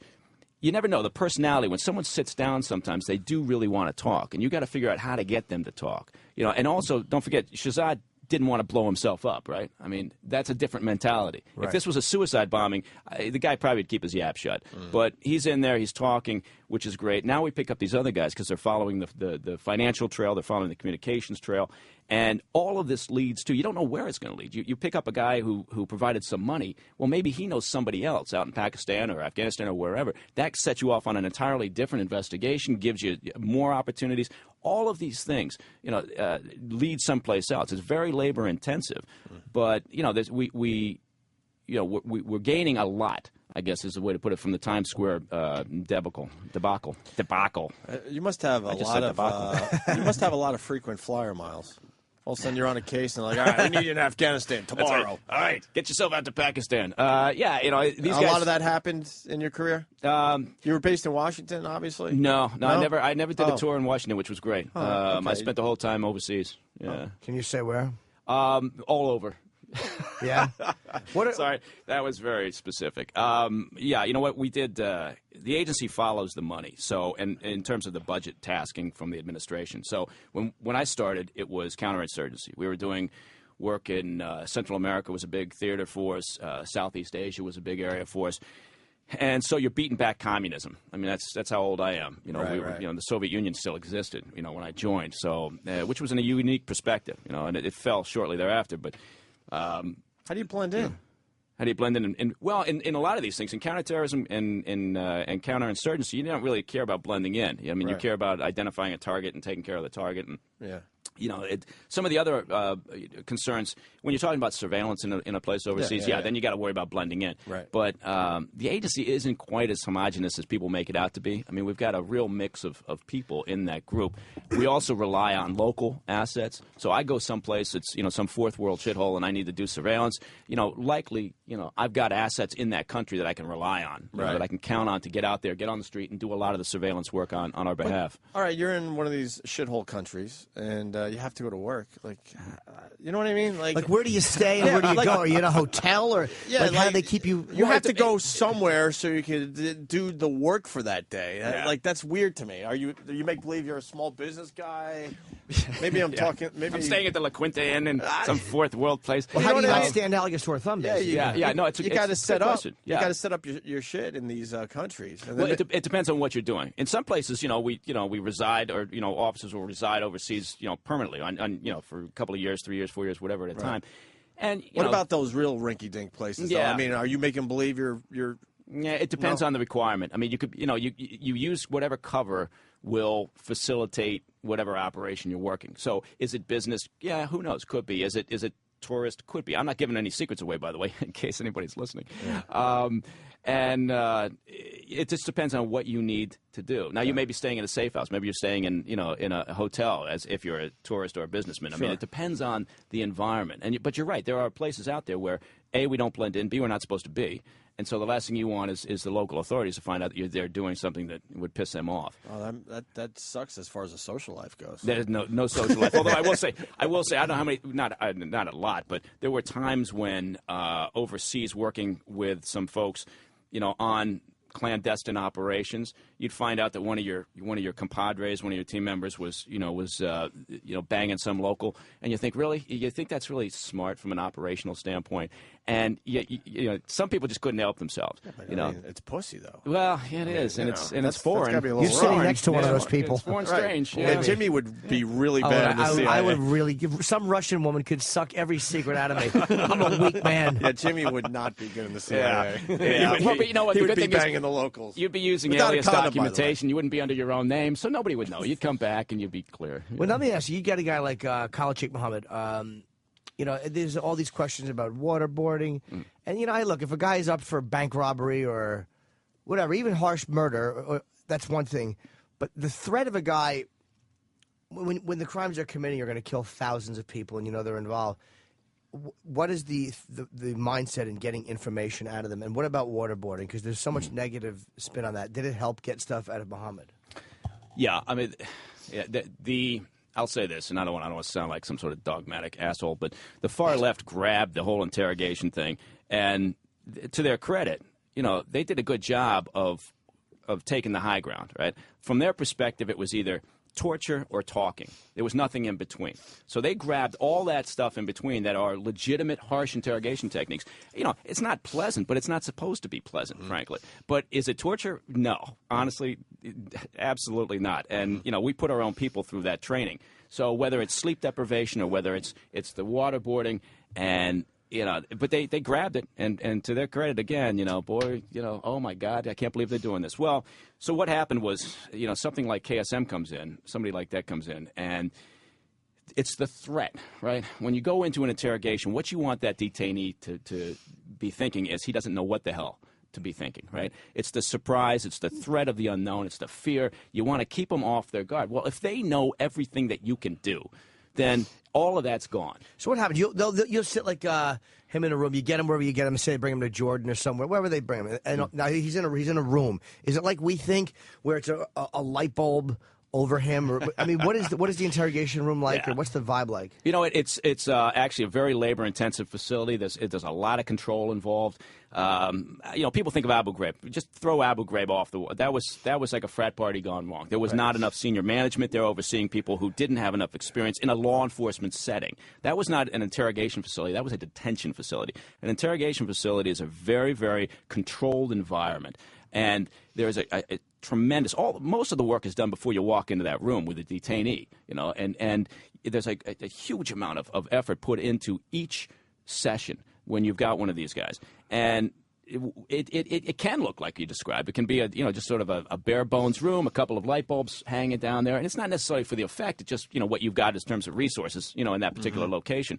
Some of them are very sort of sophisticated looking environments, but the point being is that you get that person in there, and if they understand. And believe me, Al Qaeda, they're not made up of rocket scientists, but at the same time they pay attention to what the hell we're doing. They understand what it is we're able to do. They've read the Army Field Manual. They've read through all those DOJ memos that were released by the administration. And they understand what it is that we can and can't do now. So your element of surprise, your element of fear, the unknown is taken away from these guys. Any one of us in here now is just going to sit there and keep our mouths shut. There is no reason why you're going to feel, because you're going to know, okay, at most maybe they're going to knock me around a little bit, but they can't bruise me. They can't even, it is incredible. I couldn't break my teenage daughter with what's in the Army Field Manual. I guarantee you. Really? Wow. And I've tried. So it's a little bit scary.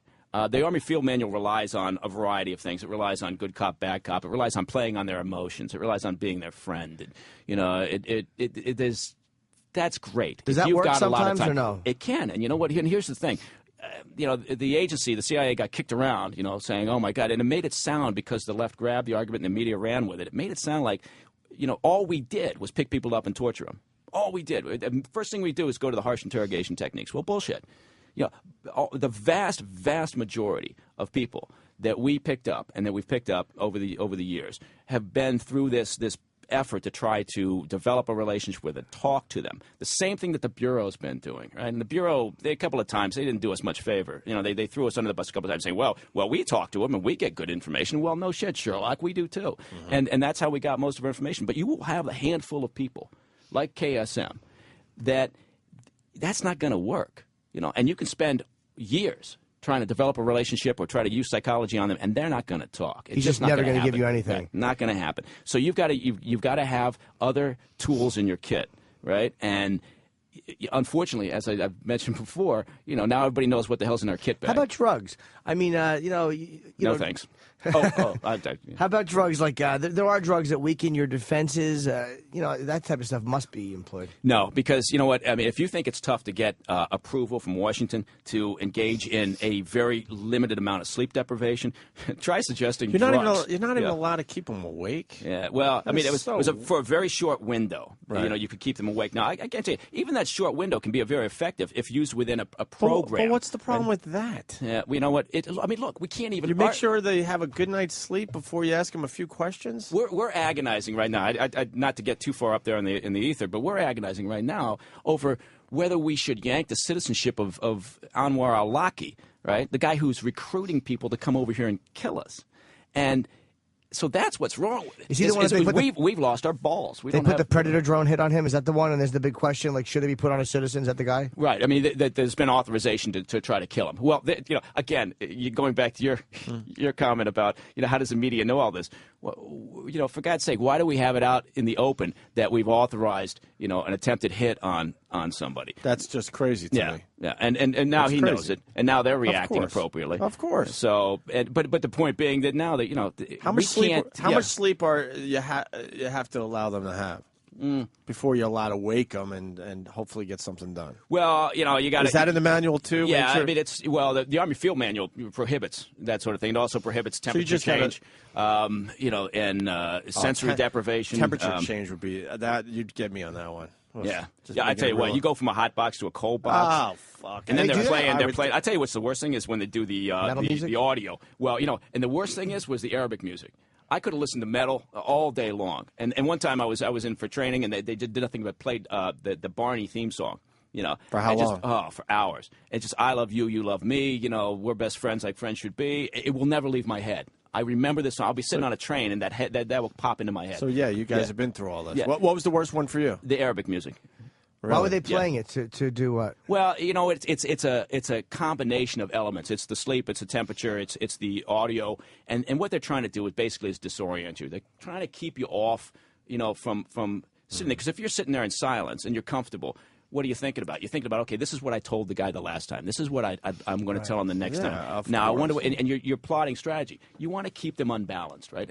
But we can't do that. My point being is that the administration now has laid all that bare. All these people out there in Pakistan, they're fully briefed on what the hell to expect. And without that uncertainty... Makes it a lot tougher. Good luck. Yeah. Good luck. But anyway. Where do you think, I mean, again, it's pure speculation, but guys like al-Zawahiri and bin Laden, first of all, do you think they're together? I doubt they're together. Or are they together? And where do you... You mean romantically? Or they could be. They would be. That would really like little boys. That would shake... does he really? Yeah, you didn't hear from me. Oh, wait a minute, you did. Bin Laden likes little boys? Who knows? I'm not saying it. I can't go any further. It'd be funny if he sued you for that. Yeah, I know. Oh my God, there's probably going to be a fatwa on me now because I've just said that. Where do you think they are? And are they somewhere in Pakistan? Do you think, or have they just got everybody bamboozled and they're smart and somewhere completely different? No, you know what? There is really limited opportunity for bin Laden to move around. But you look at the size of the reward out on his head all these years. Nobody's talking. I mean, this guy is well protected, and people do say, well, oh my God, he's the tallest Arab in the world. How can you not find him? Well, good luck. He's also got $1 billion too. He's got enough money to keep people around him comfortable and money. And exactly. That's a very good point you raised. He came from family money. His father was enormously wealthy out of construction and development in Saudi, and so he's got the cash, and that was how he originally came to what he does now. I mean, he was a financier. I mean, he was funding a lot of the Mujahideen effort out in Afghanistan when the Soviets were there. But no, they're in Pakistan, and at some point, we'll either get him or he'll die of natural causes. Will we know when he dies of natural causes? Yeah, eventually we'll probably get word of it. Yeah, but it won't be immediate. Our human intelligence is not it's improving, but it's always a problem when it comes to the inner circle of what's going on around bin Laden. So you think he's still alive? Yeah, yeah. But I mean, at the end of the day, would I rather have bin Laden or would I rather have an operational guy who's actually out there plotting this crap? I'd rather have the operational guy, and that's what we've been doing. We've been picking up a lot of the lieutenants and the majors, the secondary structure, and you kill enough of these guys. But you know what? For us, it's very symbolic to get bin Laden. You know what I mean? Yeah. I mean, for you guys, it's like, it's more important that we get these guys that are planning the next attack. But for pretty much all of America, symbolically, we want him. No, you're right. I mean, that'll be a national holiday. You're right. You're right. And I don't make light of getting him. That'll be a huge get from a morale purpose. But from the operational side, there are people there that are calling the shots or that are making plans. Bin Laden is sort of the high figure, the high priest, or the wazoo, or whatever, of Al Qaeda right now, and they look for him for perhaps a blessing on something. But at the end of the day, this is devolved. So you've got individual guys out there like you didn't before who are able to make decisions about doing an operation. You've got, and it makes it more difficult, for us to intercept because it's like roaches. You got them all in one place, you can kill them quicker. They scatter like this, and they're all out there. You got to step on more of them in more places. They can't even get Adam Gadan. He's the American spokesman. Again, one of these alternative upbringings, him and who was the other one, John Walker Lynn. These guys are always from the same kind of fucking shitty, hey, let him do what he wants upbringing. And he's over in, I think, Pakistan, and they can't get him. It's like he's an American. He sounds like me, and they can't get him. Cupertino or somewhere like that. Yeah, from California, right. Yeah. No, and we're seeing more of that. We're seeing more. And people that tends to worry people when you see folks like Fajr Shahzad or whatever with some level of upbringing here in the U.S. And people think, well, what the hell's going on? Well, you've got it seems like a bottomless well of either undereducated, unmotivated, troubled individuals who, at the end of the day, Al Qaeda's not raising the bar. They're not saying we got to have a microbiologist, we got to have some rocket scientist to recruit. They don't care. They want somebody who they can manipulate. So, again, you look at the underwear bomber, or you look at the Times Square bomber, and people think, oh, well, the guy's an idiot. Well, yeah, but that's who they're recruiting, and that's all they need. They don't need much, right? I mean, they just need somebody willing to carry out the plot. Right. And so those are the people they're looking to recruit. There's a lot of people out there like that fit that bill. Jesus. Yeah. I got to take a I got to really pee, too. Can we take a break? Yeah. Sorry. I mean, no. Really good interview and to end it with, I got to take a leak really bad is probably not that professional. Yeah, that's not if this was an interrogation, I wouldn't let you go take a leak. Oh, yeah. my God. I know. What would you make the person do? Just pee their pants? Yeah, you'd have to just pee in his pants. No. We of course. Actually, we would not be allowed to not let you go to the bathroom. We would have to authorize you a bathroom How hot break. to how cold? There are very, very set limits. I don't want to go into that, but there are very set limits about temperature. Again, before everything changed. Yeah, well, that's what I mean. Yeah, pretty hot to pretty cold? You know what? Not brutal. It's not like you're going from the icebox to the desert, but you don't need that. It's the change which really affects you and keeps you, uncomfortable, which is, again, what you're looking to do. And then, you go into a small, enclosed space, then you go into a room, you don't know what's in the room, you get a sense that there's other people in there. I mean, because you're usually you can't really. Right. I mean, it's a very difficult process, but again, it's a necessary process. And I guess my point would be, yes, there's torture, and of course we shouldn't be torturing because not for any moral, ethical reasons. I'm not going to get in that argument, but just for operational reasons. Frankly, you torture somebody, you're not going to get good actionable intelligence. But there are other steps, and they spent a long time trying to figure out what did and didn't work. And there's a very small set of procedures, these harsh interrogation techniques that they spent all this time developing. There's nothing new under the sun. And so when the current administration releases all that information, it's not like they're going to go out and develop new ones. There are no new ones. Yeah. Right? So that's it. That's Figuring out pulling seems that would work well. Yeah. Speaking of that, Jimmy, you know how they tortured Rambo? Any of that go down? Torture Rambo. Remember how they tortured Rambo in the movies? What did they do? It was pretty brutal stuff. I think it was electricity was involved and water. Oh yeah. If there's electricity and water, I'd be talking right away. Who needs that? And that's like the Deer Hunter. Remember that? Put him in the cage in the Rambo water. took a lot. Yeah, that was tough. But no, it's nothing like that. It is. You would be surprised. I mean, and as with the general public, sure. If you went in there and you saw exactly what we put these shitheads through, and what they're responsible for, and what they're trying to do to us, and their brutality, and their love. But again, we love this self-flagellation, and this country seems to be wrapped up in sort of, oh my God, we'll lose our humanity if we mistreat people in even a certain fashion, which is bullshit. I have no trouble telling us from the terrorists. Doesn't bother me at all. And if you engage in a harsh interrogation technique to get valuable, actionable intelligence from a terrorist suspect, you don't walk away and think, oh, geez, I think I lost some of my humanity. Yeah. What a load of crap. Anyway. I got to take a shit, too, now. All right. So we're going to continue with Mike Baker, who's now becoming a TV star. Yeah. We'll get into some other things with you. Oh, good. Hang on. All right. Well, you're filling in for Greg Gutfeld on Red Eye. That's pretty cool. Yeah, we'll get into that. Yeah. Some other, So the journalism thing is working. Yeah, it seems to be coming back around. Yeah, I took a very circuitous route. Yeah. Hang for a bit? I will, yeah. I like this Mike Baker. I got to pee, too. He's a good guest. We'll continue. Thanks for calling the Opie and Anthony FU line. Here's the link of FUs. You have 6 new voice messages.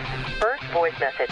I want to send a big FU to my dumb wife for thinking I'm fucking one of my friends, which I haven't fucked yet. But I haven't fucked many other girls, you dumb cunt. Fuck you. Next message. I want to send a big FU to E-Rock because he's a little bitch and he's never going to get in shape enough to impress anyone. Fuck you, E-Rock. Stop being a pussy. Next message. I want to say fuck to the cleaning lady at work. She's always cleaning the fucking bathroom. Every time I got to take a piss on my break. Fuck you. Clean something else. Next message. Yeah, this FU goes out to my fucking cunt ex-girlfriend who had me divorce my wife and leave my kids just so she could up and fucking leave me 8 months later for some dipshit. So fuck you. Next message. Yeah, this FU is for the dumb motherfucker who went into my locker at the fucking gym and stole nothing but my hat. My brand new fucking hat. Fuck you, you dumb piece of shit. There was $300 cash in my wallet and you took only my hat. You fucking idiot. Next message. I gotta give a big FU to Sean the intern. Holy fuck, man, you're making us all look bad. You're a pathetic excuse for a man. Fuck you. End of new messages. Call the Opie and Anthony FU line. 866-FU line 1. That's 866-FU line 1. Thank you and goodbye. The Opie and Anthony Show on the Virus. Sirius XM. Got a busy show. We're going to continue with Mike Baker in a second here. But, Jimmy, what do we got going on, man? We have Nestor Carbonell. He is, everyone knows, Richard Alpert on Lost. He only has a few minutes because he's doing a big push today. Lost is tonight. It's the next to the last episode, and season finale is Sunday. Nestor. Hey, guys, what's up? And How- thanks for having me on. How are you? No problem. Thank you for calling. So what are you doing, like 30 or 40 phone calls today? Yeah, pretty much, yeah. How do you... Just one just one after another, right? So you're not even going to remember talking to us. No, I'm going to remember that last segment I just heard. He heard the FU line. Okay. Oh, okay. Well, we got the satellite going, so you get to curse a little bit. So your episode was hailed as the best one so far of the season. A lot of people are feeling very mixed feelings about this season, and yours is the one episode that's gotten pretty much positive reviews across the board. Thanks. It was they wrote me a great. I mean, it was a great episode that they wrote, and I got to play it. So I got lucky. I mean, it was, and I got to ride a horse, which is pretty cool. Yeah, no, it was a lot of fun. But there've been other really well. I mean, for me, the whole show, top to bottom, has been a dream to get to work on. But the writing's like nothing else I've seen on TV. And Desmond's episode this year, it was another really good one. Yeah, his was very good as well. How does it feel that this show is coming to an end? I mean, what season did you come in? I came in season 3. I came in a flashback with Juliet, where I recruited her to the island. So, right. Yeah, I just came in as a guest, and then it just kind of, like 6 weeks later, I get a call. Hey, they want you back, and I was like, really? Kind of like Michael Emerson, you became this. You became one of the most interesting characters and one of the leads coming in kind of late in the game. Yeah, definitely. It was. It's like one of those things about this business. You guys know, you just never know what's going to happen, and this is definitely one. I mean, I got to move to Hawaii this year with my family, which is a big treat. So, that's the beauty and the curse of this business. You just don't know what's going to happen. Sorry, Nestor. What's it like when you know the show is ending? Like you guys have been together for a while now. I mean, it's a tremendously successful show. The long shoots, obviously, for an hour show, and there's a lot of episodes every year. Is everybody kind of sad, or is there like a weird cloud hanging over? How are people kind of feeling? I think people feel differently. I mean, like I said, I've only been on since season 3, and really just recurring, flying back and forth. But for me, I mean, I could stay here for a lot longer. I mean, we just moved to Hawaii, and it's I mean, this is paradise. So if the show were still continuing, I'd be thrilled. But a lot of people, they're ready to sort of move on, and those have been for I would imagine. So, yeah, it's sort of bittersweet for everybody, but I'm still here. I'm in Hawaii right now. So. Are you going to keep your house? Well, we're renting here, but we're trying to find ways to stay here. Did you take the helicopter ride over the volcano while you're over there? I haven't done it. I hear it's terrific. One of these days, right? Yeah. Now, the question you get a lot, which I know you've denied too, I have to ask you about your stare, and it's odd to ask another man this, but you really do have a very, very intense stare. And I know people have asked you if you wear eyeliner, and that's just you don't. No, it's funny. I did a couple episodes, and someone said, you might want to check out, this little stuff online that's going on. I go, what do you mean? So I went online, and sure enough, there were, I was being called Maybelline Man and Guyliner and all this stuff. And I've been dealing with this since I was a little kid. I mean, I remember my mom's friends would sort of comment on it, and one day I just cut my eyelashes off. I took some scissors to it, so I guess they grew back. But no, we've had a lot of fun poking fun at the whole thing. It's been fun, and the fans they're really intense, so they get into it. So it's been a lot of fun. So I mean, I'm sorry, not the eyelashes, but it is actually just the eyelashes being thick and long. I'm just a hairy Cuban. I got a lot of hair, and I got a lot of hair around my eyes. Yeah, I've got my youngest boy has the same affliction, so he's going to have some things to deal with. No, we just just got a lot of eyelashes. So. Well, it makes you look very ominous. It makes you look very intense, and you look like a real character. I mean, I really thought that they. By the way, off something, do you have any idea what's going on? Like, do you know where it's going to? Because there's still a lot of things I think they need to wrap up, and I know you can't say how the show ends, but how much do you know? I know nothing. I really don't. Week to week, we just get the scripts, and we just kind of have to put our faith in the writers. But I mean, I know how it ends. Actually, I don't even know how it really, really ends. I read 10 of the 11 acts, and if you were in that last act did you get that last act. So I don't even really. I'm going to watch with everyone and find out how it really ends. That's so weird. Every Lost guy we ask, they just don't know how this is going to end. No, I mean, I have a sense, and what they're really resolve, and. And tonight is actually a really big episode. Tonight reveals quite a bit, so it's one to everyone who watches now will continue to watch. Now, Nestor, I'm embarrassed to say this. I've never seen an episode of Lost, so could you fill me in so I could enjoy the last few episodes? Like in a sentence or less? Yeah, like in a minute. Could you just give me Could you catch an him overview? up really quick? Yeah, you got a couple of seconds to tell us what the show's about. And a plane crash on an island. Yeah. There you go, man. And I acknowledge it's my loss, excuse me, that I didn't see it. I should have seen this show. What do you do when people say to you, what's the show about? It's at this point, you can't be a casual observer of the show. Although I got to say, this weekend, if you there's going to be so much recap that you could probably watch the finale and get most of what you're going to see. I mean, I should try that. I should try that to see if I'm right there with you guys. But doesn't Hollywood always say, oh, it's like this and this? They always try to combine two things. It's like the X-Files and Gilligan's Island.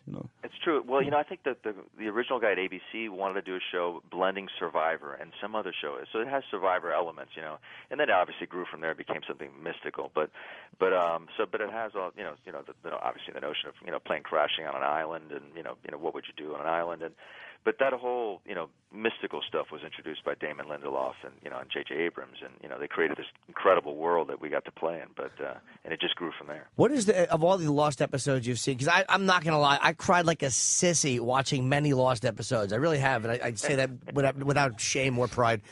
What you're gonna cry in the finale because I've talked to the editors and they say it's a very emotional finale. So yeah. Of the ones you've seen, because I mean, obviously, I believe I read that your wife was a fan first, and you. Yeah. So what was something that you remember standing out that really got to you about the show? Oh, The Constant. The Constant, I don't know if you remember, is the one with Desmond and Penny where it's sort of the first time we get into time travel. And those, the actors are tremendous and the writing was just so good. And that episode was, to me, stands alone as probably the best episode of the show that I've seen. Wow. It's a tremendous episode. And, there've been so many. These writers are so inventive. They're so smart. But that episode was it had everything. It had all the elements, and it was very emotional, too. I want to go back. You were talking about the last episode and the editors are digging and stuff. We're not going to have one of those don't stop believing moments like The Sopranos did, right? Are they going to wrap some stuff up for us? They're definitely going to wrap I say up for us, some for the stuff, fans, because I'm... Stick around, but stick around for Jimmy Kimmel because he's got some funny stuff about. He's got some alternate endings on Lost, which are pretty funny. Yeah, because a lot of you guys are going to be on Jimmy Kimmel right after the finale, right? We're going to do Jimmy Kimmel right after that. That'll be cool. All right, well, that's all. Is there going to be a Lost the musical afterwards if this thing wraps up? Are you going to do that? I got nothing else going, so sign me up, man. I'm all over. I was going to ask you that. Do you have your next project after Lost? Well, actually, no. I'm going to do. There's a film I'm going to do in Mexico in July, so I'm looking forward to that with Andy Garcia and Ruben Blades and a really cool cast. But outside of that, man, I'm back on the folding chairs looking for the next one. Well, and with that said, me and Jim Norton have a little advice for you, sir. Never write a book about beer. Oh, really? Yes. Yes, trust me on that one. Yeah, we had somebody who wrote a book about beer, and it just didn't go well. It goes so well, all right? Yeah. Well, I like beer. But, but never write a book about it. No, never write a book. All right. Okay. Great job in The Dark Knight, by the way. Oh, absolutely. Tremendous. Look, it's on tonight. What time is it on tonight? 9 o'clock. And it's the next to the last episode. Yeah. And the finale is... What's that? Tonight's big. You got some big guest stars, too. You got two people returning, which make great turns. They're really good. Oh, good, because there's a couple of people that have not come back yet. Juliet's not been on this year. I know they never got Michelle Rodriguez back. They never got Mr. Echo from season 2. They may not get him back. But there's a lot of people that I've been kind of wanting to see who I haven't seen. And the season finale is Sunday at what time? Sunday, is it 9 o'clock? No, it might be 8 o'clock. It's 2.5 hours. I think it's from 9 to 11:30. This lady is saying it's from 9 to 11:30. Okay, well, there you go. And in fact, it's a whole night, and so you're going to get recaps before that. I think 2 hours of recaps before from 7 or 8 o'clock on. 8 or 7 o'clock. I can't remember. All right, well, thank you, Nestor. Thanks so much for taking a few minutes. We know that you're jumping around, but good luck, man. I think you're a great addition to the show. 'Cause I had mixed reviews about this year, except for you. I think you've been tremendous. Thank you so much. I appreciate that. That's nice. Take care, Nestor. I appreciate it. Thank you, guys. All right, there he goes, Nestor from Lost. He really is great, man. He's just a solid actor. And his episode, I mean, I was being too nice, but his episode blew away the rest of the season. Really? Yeah, I don't like this season, but he was tremendous. Yeah. They got a time machine? Is that what I understand? It's I've never seen it. It's not a time machine, no. It's a weird. The island has something to do with time travel. It's an energy source. And it was actually, it's the most brilliantly written show until this year. It just kind of shits the bed. It's really weird. Like there are episodes. Does Travis agree with that? I know he's a big Lost fan. No, I don't agree to the extent that Jim thinks that it's bad. I'm holding off my judgment until the end of the series. That's because you don't like me. No, I love it. Do you remember The Constant? You remember what episode he was talking about? I do, yes. That's where he's in the military. He's in the phone booth. It's yes. the first time Desmond talked to Penny, like since. Yeah, it was very sad. It was great. It probably is the best episode. I think my favorite episode is fucking in season 2, Dave. I love Dave. Dave was great. Where Hurley is seeing this fucking guy. Oh, yeah. Trying to convince him to leave. I'm looking over at Opie. And then he's trying to convince him to jump off the cliff. Yes, He's trying to get him to kill himself. It was great. And Libby, they pan to her in the mental institution at the end. A mental institution? Yeah. Because of the Booker, I had some of the information, and I do know who is on tonight's episode, and I do regret reading that. Don't tell me. I'm not going to tell you, but it is 2 good guest stars. Ricardo Montalban? Yes. Yes. Nice. And Hervé Village has this. That's who I would bring the back. pillow he covered his stomach with. Poor little fella. He might have shot himself in the gut because he couldn't take it anymore. Yeah. We got Mike Baker still in studio. He's filling in for Greg Gutfeld, a friend of ours, by the way. You're doing Red Eye. Red Eye, May 24th through the 26th for Greg. That's true. He's out there Fill-in host. schlepping around trying to sell his new book, which is terrific, by the way. It is great, right? It is really good. Yeah, it's really good. So I'd encourage everyone to go out there and buy at least 3 copies of it. I'm on one of those with you. Yeah. I'm on. Me and Anthony are on the 24th. At the same time? Yeah, we're doing it. It's the first time we've done it together. That's pretty cool. Yeah, it's going to be really good. So Monday, Tuesday, Wednesday, Red Eye, Fox News. It's late. It's on at 3 a.m. on the East Coast, but midnight on the West Coast. So Yeah, they DVR that show, though. yeah. And it kills CNN. Yeah, it's got its its audience. It does very well. I mean, I remember like the first week. This was years ago, 3 years ago, 3.5 years ago, whenever it got started. And doing the first couple of shows and thinking, there's no way in hell this thing's going to stay on Fox. I mean, Right. It was completely different than anything they've ever done before. And I give Fox a lot of credit. Not just because I got a good relationship with them, but because they sat by this thing. They let it happen. And they let it develop. And it's been paying off for them now. Do you think Fox gets a bad rap? Like we get accused sometimes because I mean, I do more Fox. I do a little bit of CNN, but I do more Fox, or I'm actually headline news. But it seems like they get this bad rap, like they're irrationally or unreasonably conservative. And there are things that are said on Fox that I totally disagree with. I think, nah, that's too conservative for me. But just as a guy who performs on the channel a lot, I've never had any shit from the network or anybody associated with it with the opinions I give, which a lot of times I agree with them, but a lot of times I don't agree with them. Yeah. I've never had flack for the opinions from the people that work there. Yeah, it's funny because the people who complain about it being, too far to one side, they'll sit down and watch Rachel Maddow or somebody on, MSNBC or CNN. And, now, to fair go, I think CNN, makes an effort to be, somewhere down the middle of the road to some degree. But they've got the same thing as Fox does. They'll have opinion people, right? And then they'll have the news side. And I agree with it. No one's ever, pulled me aside and said anything about, something I've said which, it could be construed as being to the left of center. I don't have a dog in the hunt, frankly. I want small government. I want government to stay out of my kitchen. And, that's pretty much it. Do what you're supposed to do, but don't do anything else. But as far as, right or left, I don't give a shit. Just do your job if you're up on Congress, on Capitol Hill. Right. What is your security company? I know you do some... Is that stuff you do for private citizens, or do you not do it for private citizens? You know what? Only if they got a lot of money. That's a lot of money. Yeah, they got to be high net wealth individuals. No, it's diligence. By the way, when anybody says net wealth, you got to have a shitload of cash. Oh yeah, it can't be gross. It can't be gross. It's got to be net. What is that? A couple $100,000? Is that what we're talking? Yeah, it's something like that. Yeah, you could hire us to overthrow a small neighborhood or a country. Diligence is an intelligence and security firm. And I don't want to bang on about a marketing spiel, but it's been going for about 10 years. I started it with a buddy of mine who came out of the British version of the SEALs and MI5. And we do, it's information, it's intelligence, it's risk management, it's security, it's all those things you'd expect. It's been a good ride, since getting out of government. You don't do individual stuff, like if somebody needs information on somebody?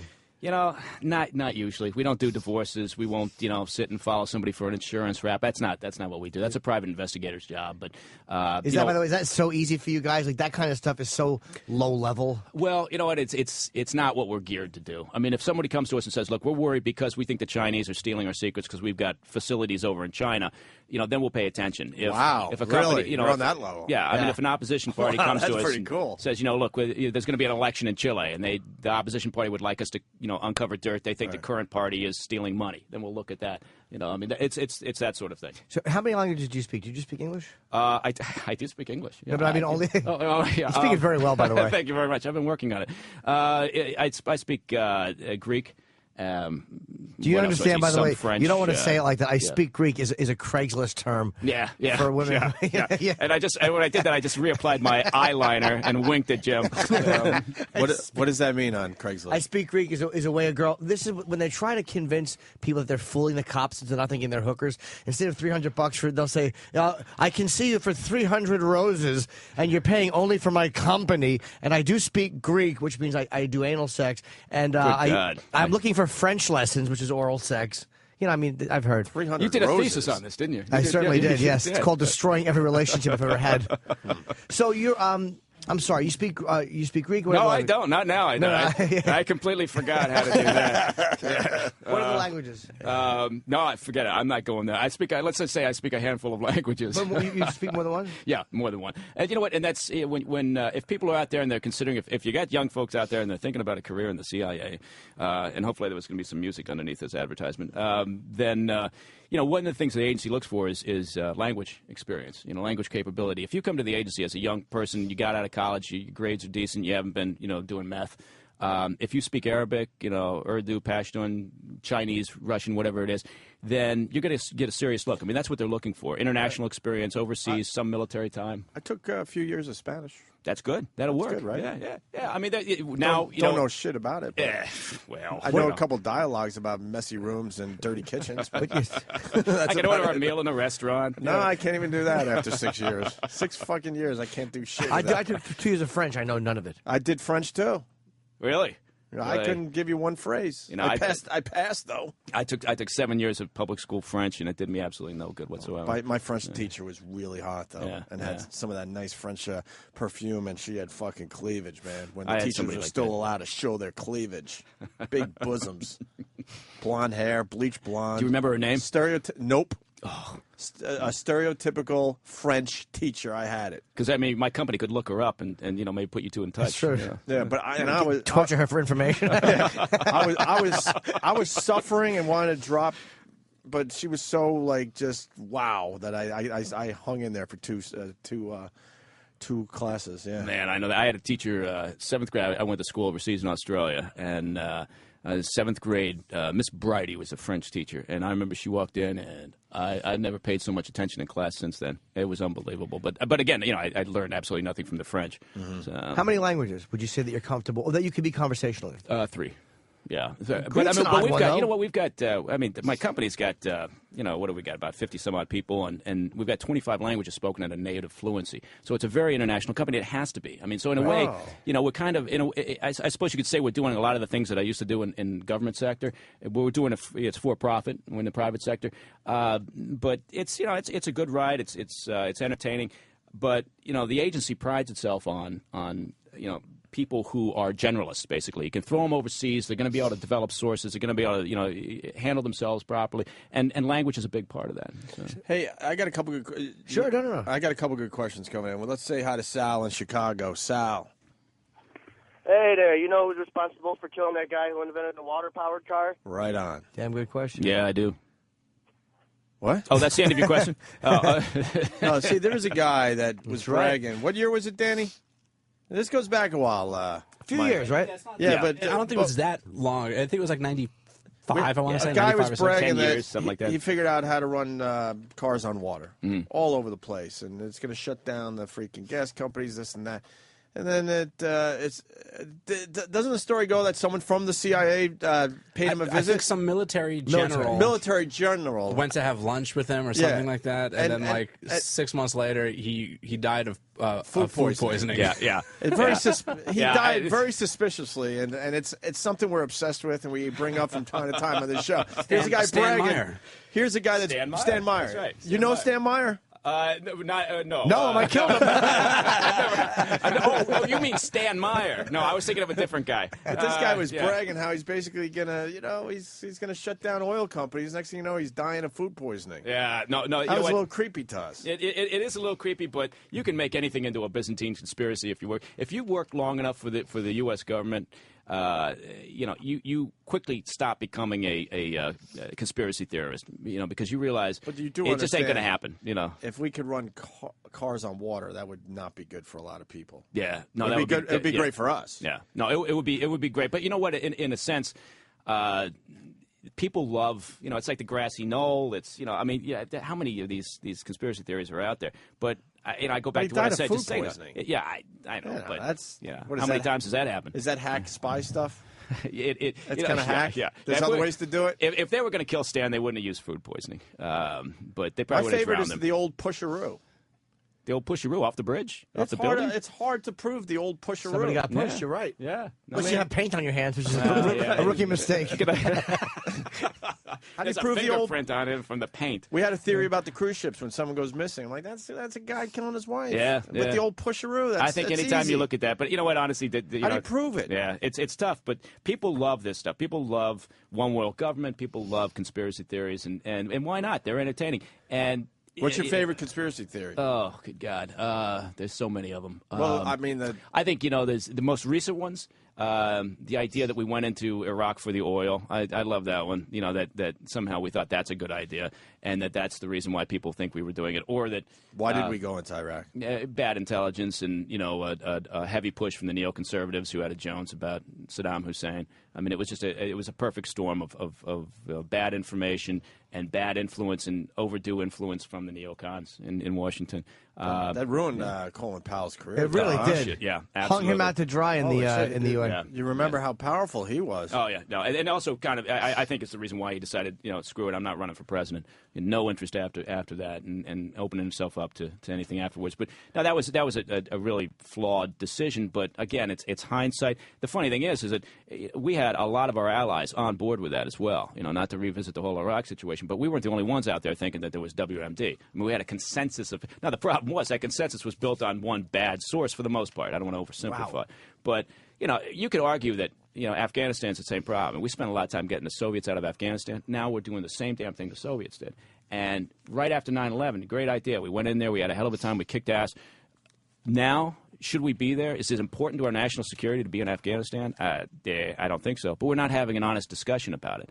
And Do you think it gets too politicized? Like it just becomes, all right, kick the shit out of the right now, or the right, kick the shit out of the left. It's like nobody seems to be point counterpoint for real. It's just politicized, and that people just kind of killing each other politically. Oh yeah, no, I think that's exactly it. Everybody, you can't have a non-emotive discussion about anything in Washington anymore. It just won't happen. Both sides get hysterical, and out goes all reasoning. Now, if we said to ourselves, is a stable democratic Afghanistan, is it even plausible in our lifetime? Based on what we know and the history of that country and everything else that's gone on there. Bullshit, of course it's not. Logic dictates that it's not going to happen. But every generation we come around and we think, now this current generation thinks, well, we're going to do things smarter and better. Right? And McChrystal comes out and says, I got this idea about counterinsurgency. Well, there's nothing new under the sun for counterinsurgency. It's the same old crap. Soviets went through the same thing we're going through. They retrenched. They pulled into the cities. They couldn't hold the countryside. They spent 4.5, 5 years trying to get the hell out of there. They were worried about leaving an unstable government. Well, what does that sound like? So we're doing the same thing we did before, and it's not necessarily important to our national security. Didn't this? I heard that the Iraqis, when they were fighting, the Afghans, they were fighting the Soviets, would lift the tank. One of the guerrilla methods they would use is lift the top of the tank, open it up, and throw beehives. That was maybe it was only done a couple of times until the Soviets caught on. What's going to be handling the beehives? You wrap a beehive in something. Suit. You wrap them in something. No, it seems like a big pain in the ass that you're in charge of the beehive. What a brilliant way to bring down a tank, though. But also, you got to stand out, right? I mean, you're approaching the tank. You're wearing a bee suit. Aren't you going to know? Isn't that a clue? Swatting a lot in front of your face. Can you imagine? Is that just a myth? Like, what did I do? No, I've never heard of it, but it'd work. It maybe work only once. I would imagine they probably tried that a couple times, but as far as something they did on a regular basis, that would just be a nightmare. Yeah, I mean, there's probably easier ways to do things, but we're make out sure there. there's honey around at all times. Yeah, keep the bees from flying away. Oh no, you have to have a lid on it. Imagine if you just carried the hive loose. That's like an ass. So so Mike from the CIA is just telling me basically I'm a complete asshole, and he's correct. What a fool I am to believe that. I think we actually looked at using bees to kill Stan Meyer, and that wasn't going to work. And then we tried the pusheroo, but that didn't go. Jordan's upset in Scranton. Stop with Stan Meyer crap. All of his plans are linked to from the Wikipedia page, so any conspiracy to suppress it failed miserably. 2, he was trying to create a perpetual motion machine, which makes him a complete crank to begin with. All right, but we're obsessed with the story. Don't need to yell at us, sir. Jeez, yeah, it's a great little story. Yeah, take it easy. How he's bragging about how he discovered how to, run cars with water. What was that guy's name? And then the guy dies of food poisoning. It's a great Jordan little story. It wasn't actually food poisoning. I thought it was because it was after he ate at a restaurant. So I thought it was food poisoning, but it says here that Stan Meyer died after dining at a restaurant. An autopsy report concluded that Meyer had died of a cerebral aneurysm. All right, what drug do you give him to make that happen, Mike? Well, you give him some bad steak, and the next thing you know, he's got an aneurysm. That's a new one on me. All right, let me say hi to Matt in New Jersey. Good evening.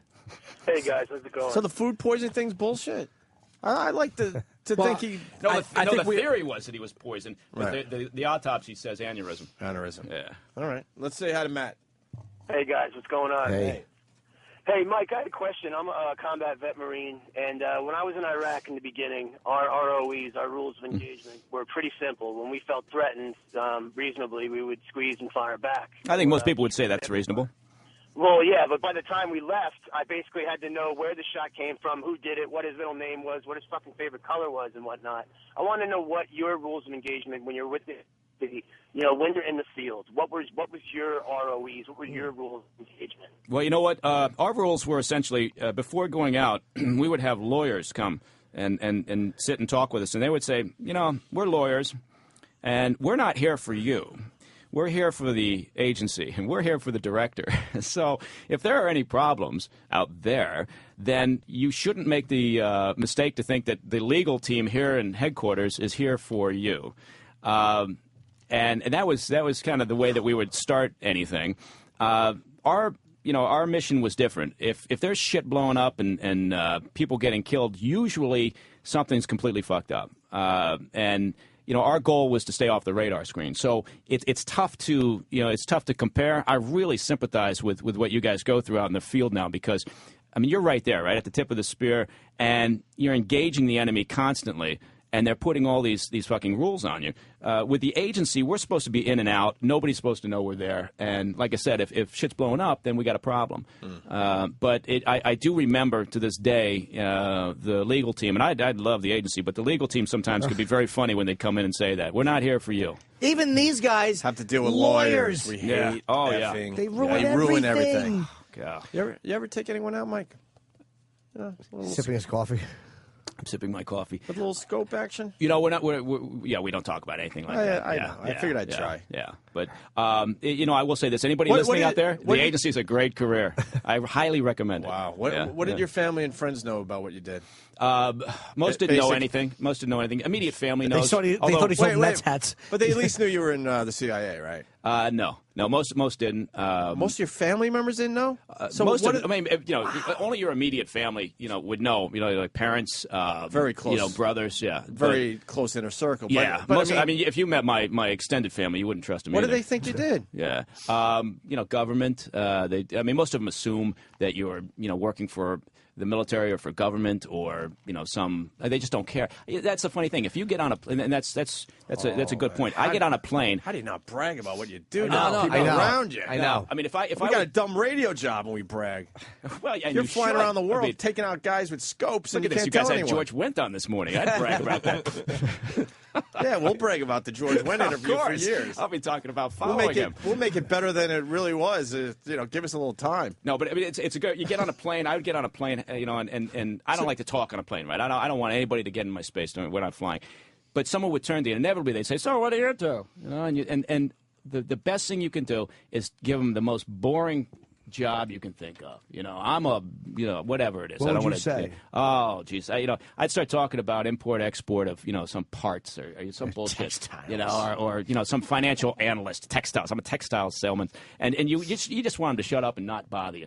And so that's kind of, in a way, in a strange analogy, that's how you live your life in the agency. You don't want to you don't want to stand out. You're just blending in, right? And the more you can blend in, the better you can do your job. You know, it's funny you say that because a CIA agent to me is a tremendously interesting job, and very few of us know them. It beats textiles by a long shot, as far on the interesting scale. Yeah. So if I sat next to a guy who was in the agency, I would want to talk to him. Being a comic, you get the same shit. I mean, not on that level, but you get enough that people like want. So I've told this story before, but a comedian named Vic Henley I know, who's a very funny guy. There's nothing worse than when you're on the plane, you see the guy's got a bourbon, and he's like, "So what do you do?" Because it's just going to be a long fucking flight. And Vic had the best answer. He's like, I work for Meineke Muffler. And he said that he would go from store to store and just make sure that the Meinekes were set up properly. And he said he never got a follow-up question. Nobody gave a shit. Nobody. It's the greatest. If you don't know who Vic Henley is, he was in the movie, what was Sacha Baron Cohen's newest movie? Bruno. He was in Bruno. He was the ring announcer in Bruno. I didn't see. He made I didn't get the buzzer. I don't get the points. Yeah, he was in the ring announcer. Sure. Best answer ever, though. I work for Meineke. I gotta have a better answer. I always just go marketing. Marketing's good. Nobody wants to hear about that. very. It's too broad, though. Yeah. I know that's my problem. What do you market? Because then they follow up. What do you market exactly? Yeah. Try doing that with prostitutes, and you think they might have seen you on television. Where do I know you from? I got photos of myself hanging with celebrities all over the. They're like, how do you know these people? I'm a stalker. Try IT. Just say IT. IT? That would work for me. If someone says answer, IT, I'd be right asleep. I wouldn't worry about it. When I fill out, what do you do for a living? Because then they always want to. I mean. Yeah. No. You know what? I just hate it. Which is nice because I got a cool job. You know, you can't even call it a job. But if you write radio personality or something like that, they all just want to talk. Oh, and now you're at a doctor and you're concerned about some dumb rash or something. Like, how about my stupid rash? And then maybe we'll talk about what I do for a living. So I always just write marketing. You got a rash? No, yeah, actually, no. They're just for this bit. Oh, okay. Yeah. His genital issues change from bit to bit. It's rash one time. I mean, I'm far enough away on the table. I think I'm okay. But I did ask Jimmy in the bathroom during the last break. There were a lot of guys in the bathroom. I go, hey, Jimmy, I got a blister on my penis. Could you tell me what this is? And a lot of people got a little awkward in the bathroom. But that was just for our amusement. Because Jimmy said, I certainly will look. My friend Walter, who is sober now, he said that when he was drinking, he was in Shea Stadium. And, you know, he was like he was a postal employee drunk, you know, and he said there was probably 80 people in the bathroom, and he just goes, "Anybody want a blowjob?" in Shea Stadium. Love Walter. And Jordan wasn't upset. Okay. Hey, Jordan calls all the time or writes whatever, but blah blah blah. You talked about conspiracies. Is it harder, like, because we would talk about this with I think Bill Burr is a comedian buddy of ours. Where Patrice loves a good conspiracy. This Bill Burr. But we have this myth that the government is like, or whoever it is that it's the conspirator, is this mechanism. They all wear white coats and they are flawless and they don't make mistakes. And I said, these are the same people that get the shits from the wrong food, or they get car sick, or their wife is a bitch and she's getting fat. It's like there is no upper echelon of human. Right. No, that's a good point, because people watch. I mean, you watch Lost, not that I ever have, or something else, and you get this image of, again, of one world government, or somehow the government agency it's controlling the world. And honest to God, I mean, I think everybody should have to work for the government for at least a year or two. I mean, I think that should be a requirement, because the first thing it would do would end all conspiracy theories, right? I mean, it would just stop it. Half the time, it's tough to organize a ham sandwich when you're working for the U.S. government, and you just it's a very good environment in a sense, but you got the same people. It's like you said, you got the same people as you have out in the private sector, right? There's no, training is different, your functions are different, yada yada yada, but. No, it's the sort of thing where I think if you could do that, if you could insist that people had to spend a year or two in government service, we'd straighten up a lot of the screwed up misconceptions straight off the bat.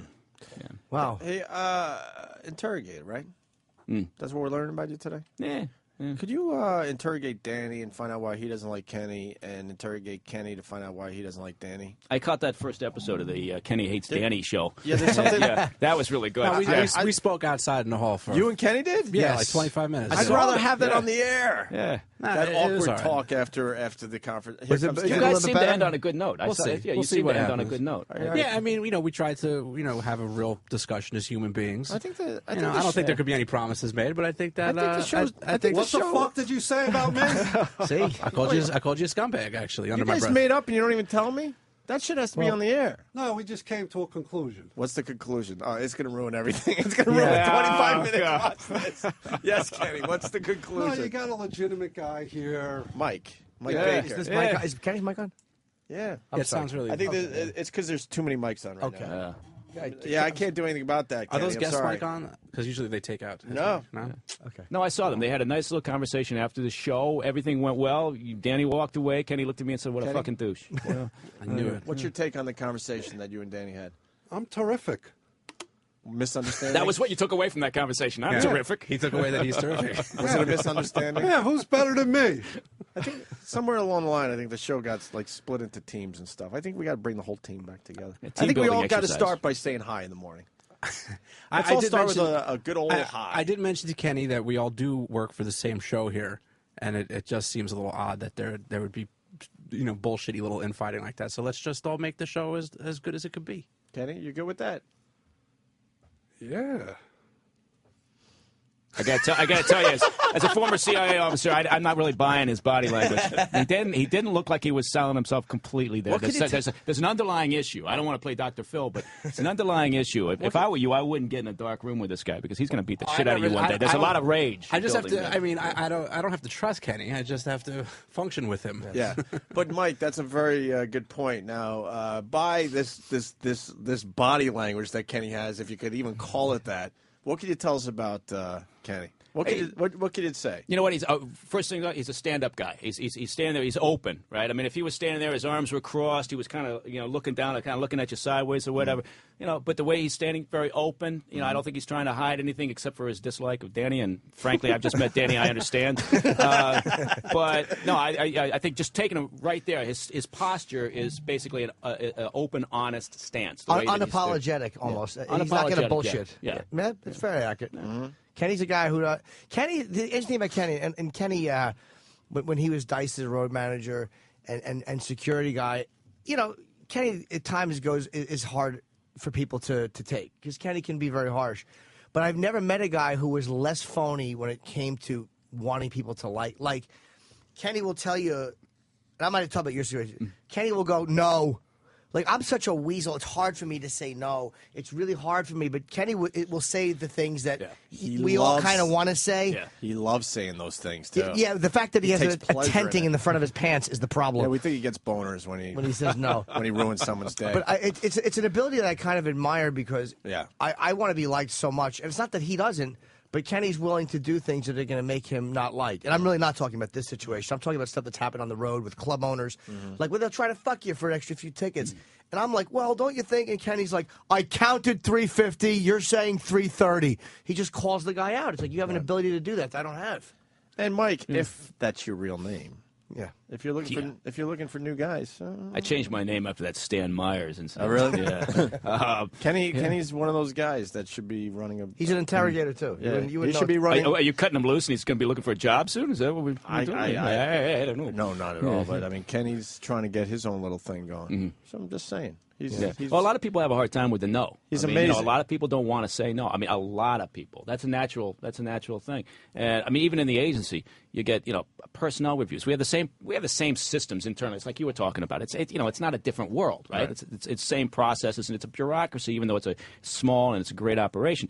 But personnel reviews, you get people coming in and even CIA guys would hate, or women would hate to sit there and say something negative about the person they were reviewing. So what do? You get the same thing you get everywhere else. You kind of pass them along, because, what the hell? Okay, no, you're doing a fine job. Get him out of here. Just get him out of my office or my team or whatever. What does Kenny's dry hair tell you? I think I tell you, he's the sort of guy who likes to get up in the morning and just kind of, get going. He's not fussing a lot about his hair. I'm probably vitamin deficient. I'd have to know you a lot better before I could judge that. Yeah. Kenny stepped up his game today, which Kenny's a very interesting appreciate. guy. Yeah, you know what my problem is, Mike? It's not what you say, it's how you say it. That's my problem. Is it? Have you ever said anything to somebody like for instance? Oh, everything. So you think your delivery needs to Yeah, work? it's all in the delivery. Yeah, that's always been my curse. Didn't you one time, he walked up to a woman who had a little baby, and he's just trying to be nice. He goes, "Nice baby." I thought that's where you were going. It's one of my dumb jokes from my act that I used to do. Yeah. And you never know when Kenny's going to torture you with your own material. Yeah. Well, if you can diplomatically, say no, that's a hell of a skill. And about 2% of the people on the planet have that ability. Here's a good example. Like the first time I worked with Jim years ago when he was opening for Andrew Dice Clay, big show, 5,000 people, a lot of pressure on the guy, right? Being the opening act, you got to warm up the audience. You're walking out there cold, right?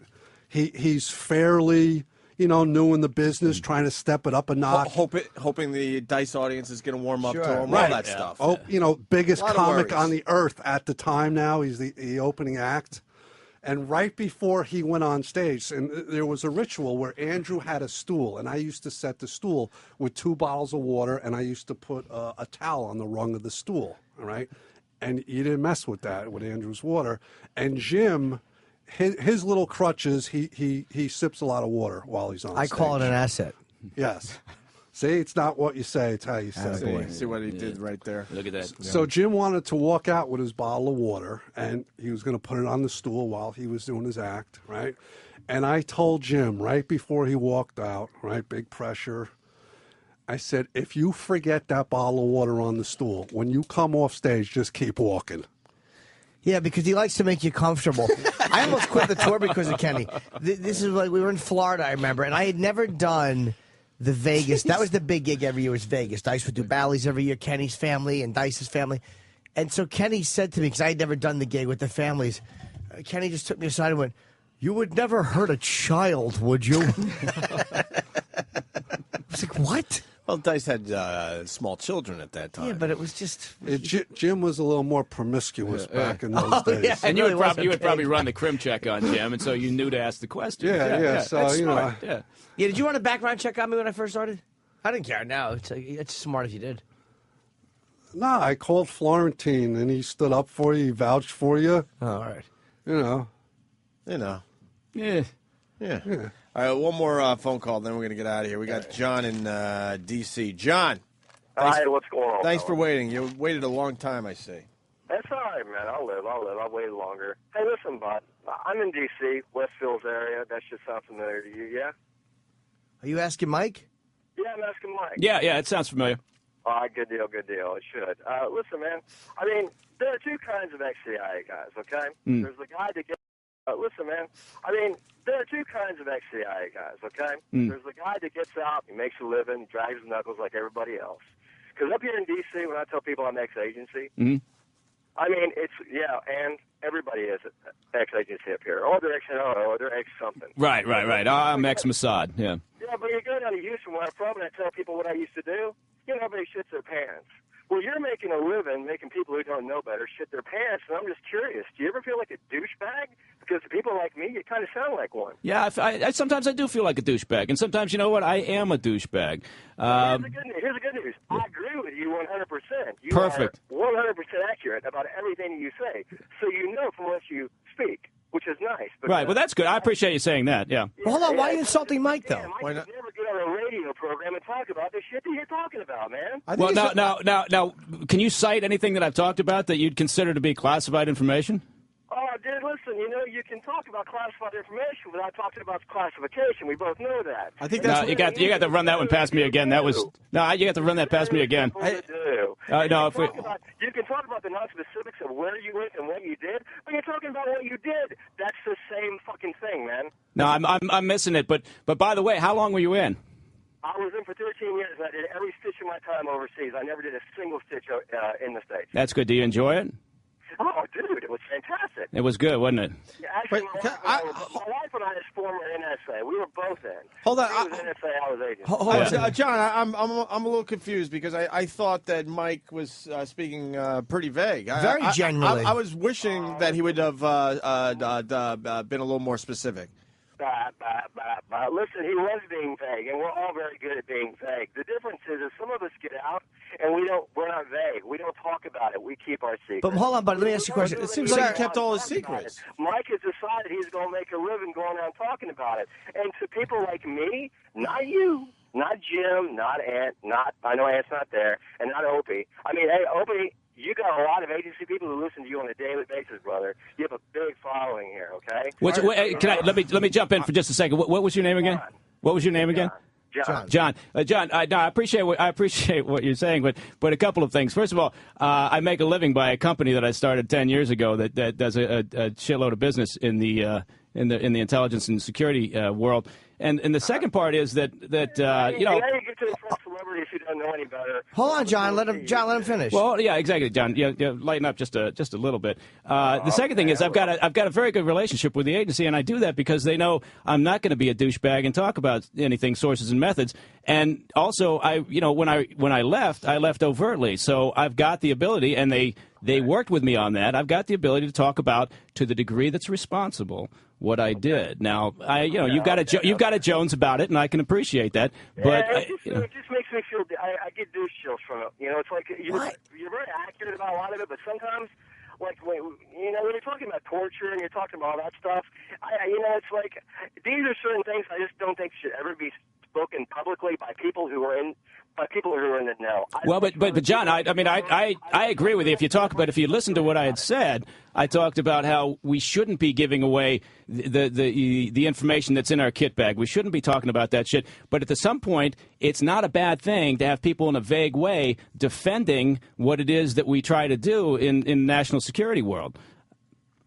All right, man. Listen. I understand. I know what it's like to leave. I was never in a position to where I had to negotiate what I could and couldn't talk about. I just made a decision as in my wife that we weren't. So when I hear someone like you, I have to ask myself a question. Is this guy doing this for the better good, or is this guy just trying to impress somebody? Right now, I'm on the fence with you, but I hope you're on the show more because I'll listen to you. Trust me. And I like you. You're a nice enough guy, man. And plus, I too wish everybody did a little time in the government. That way, we could just wipe all this stupid conspiracy shit off the map. It makes good sense, but some of the things I just got a little queasy. Well, you know what? No, but I appreciate that because I mean, at least you got something going for you that a lot of people don't. You've moved from thinking I'm a complete douchebag, which again I can be at times, to saying that I'm an okay guy, and so that I appreciate. But listen, we're all douchebags. It's just the question there, but which one of us are going to be okay? You're a good dude. I'm pushing out, fellas. All right, thank you. Okay, John. take off, man. I think. Thank you.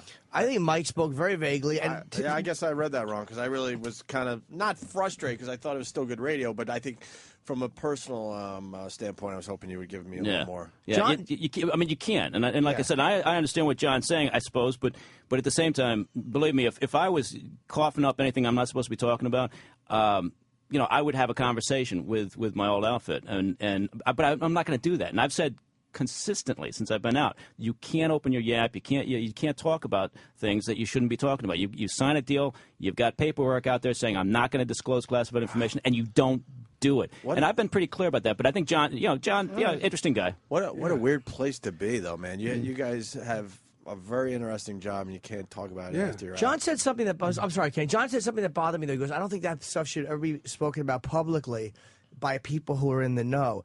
Now, all those Department of Justice things that were released, it's out there. It's out there because of the administration had this stuff released. So basically, it's all this information thrown out there with nobody to speak about it. So if you're here talking about it and giving it a human point of view, like this is why that stuff was not as bad.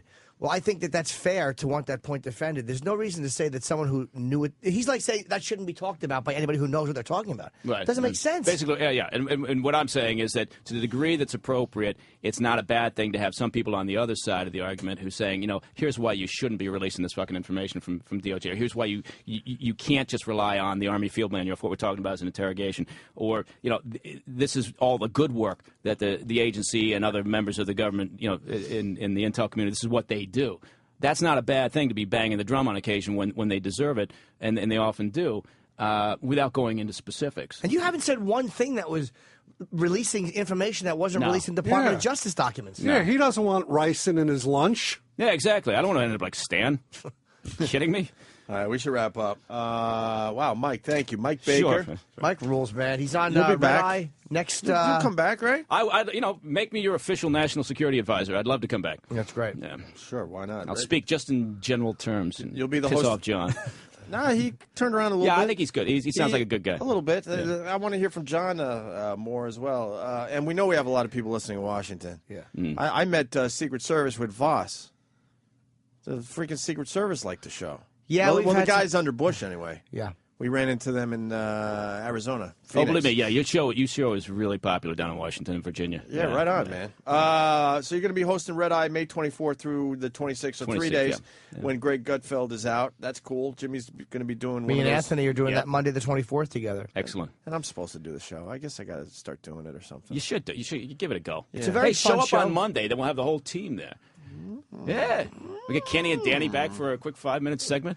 Not a bad idea. Nice fight. Anything else you're promoting, Mike? No, you know what? We talked about we banged out about the company. That's good. You're doing an episode of Deadliest Warriors, right? Yeah. We'll keep that one. We'll keep that one under wraps. We did.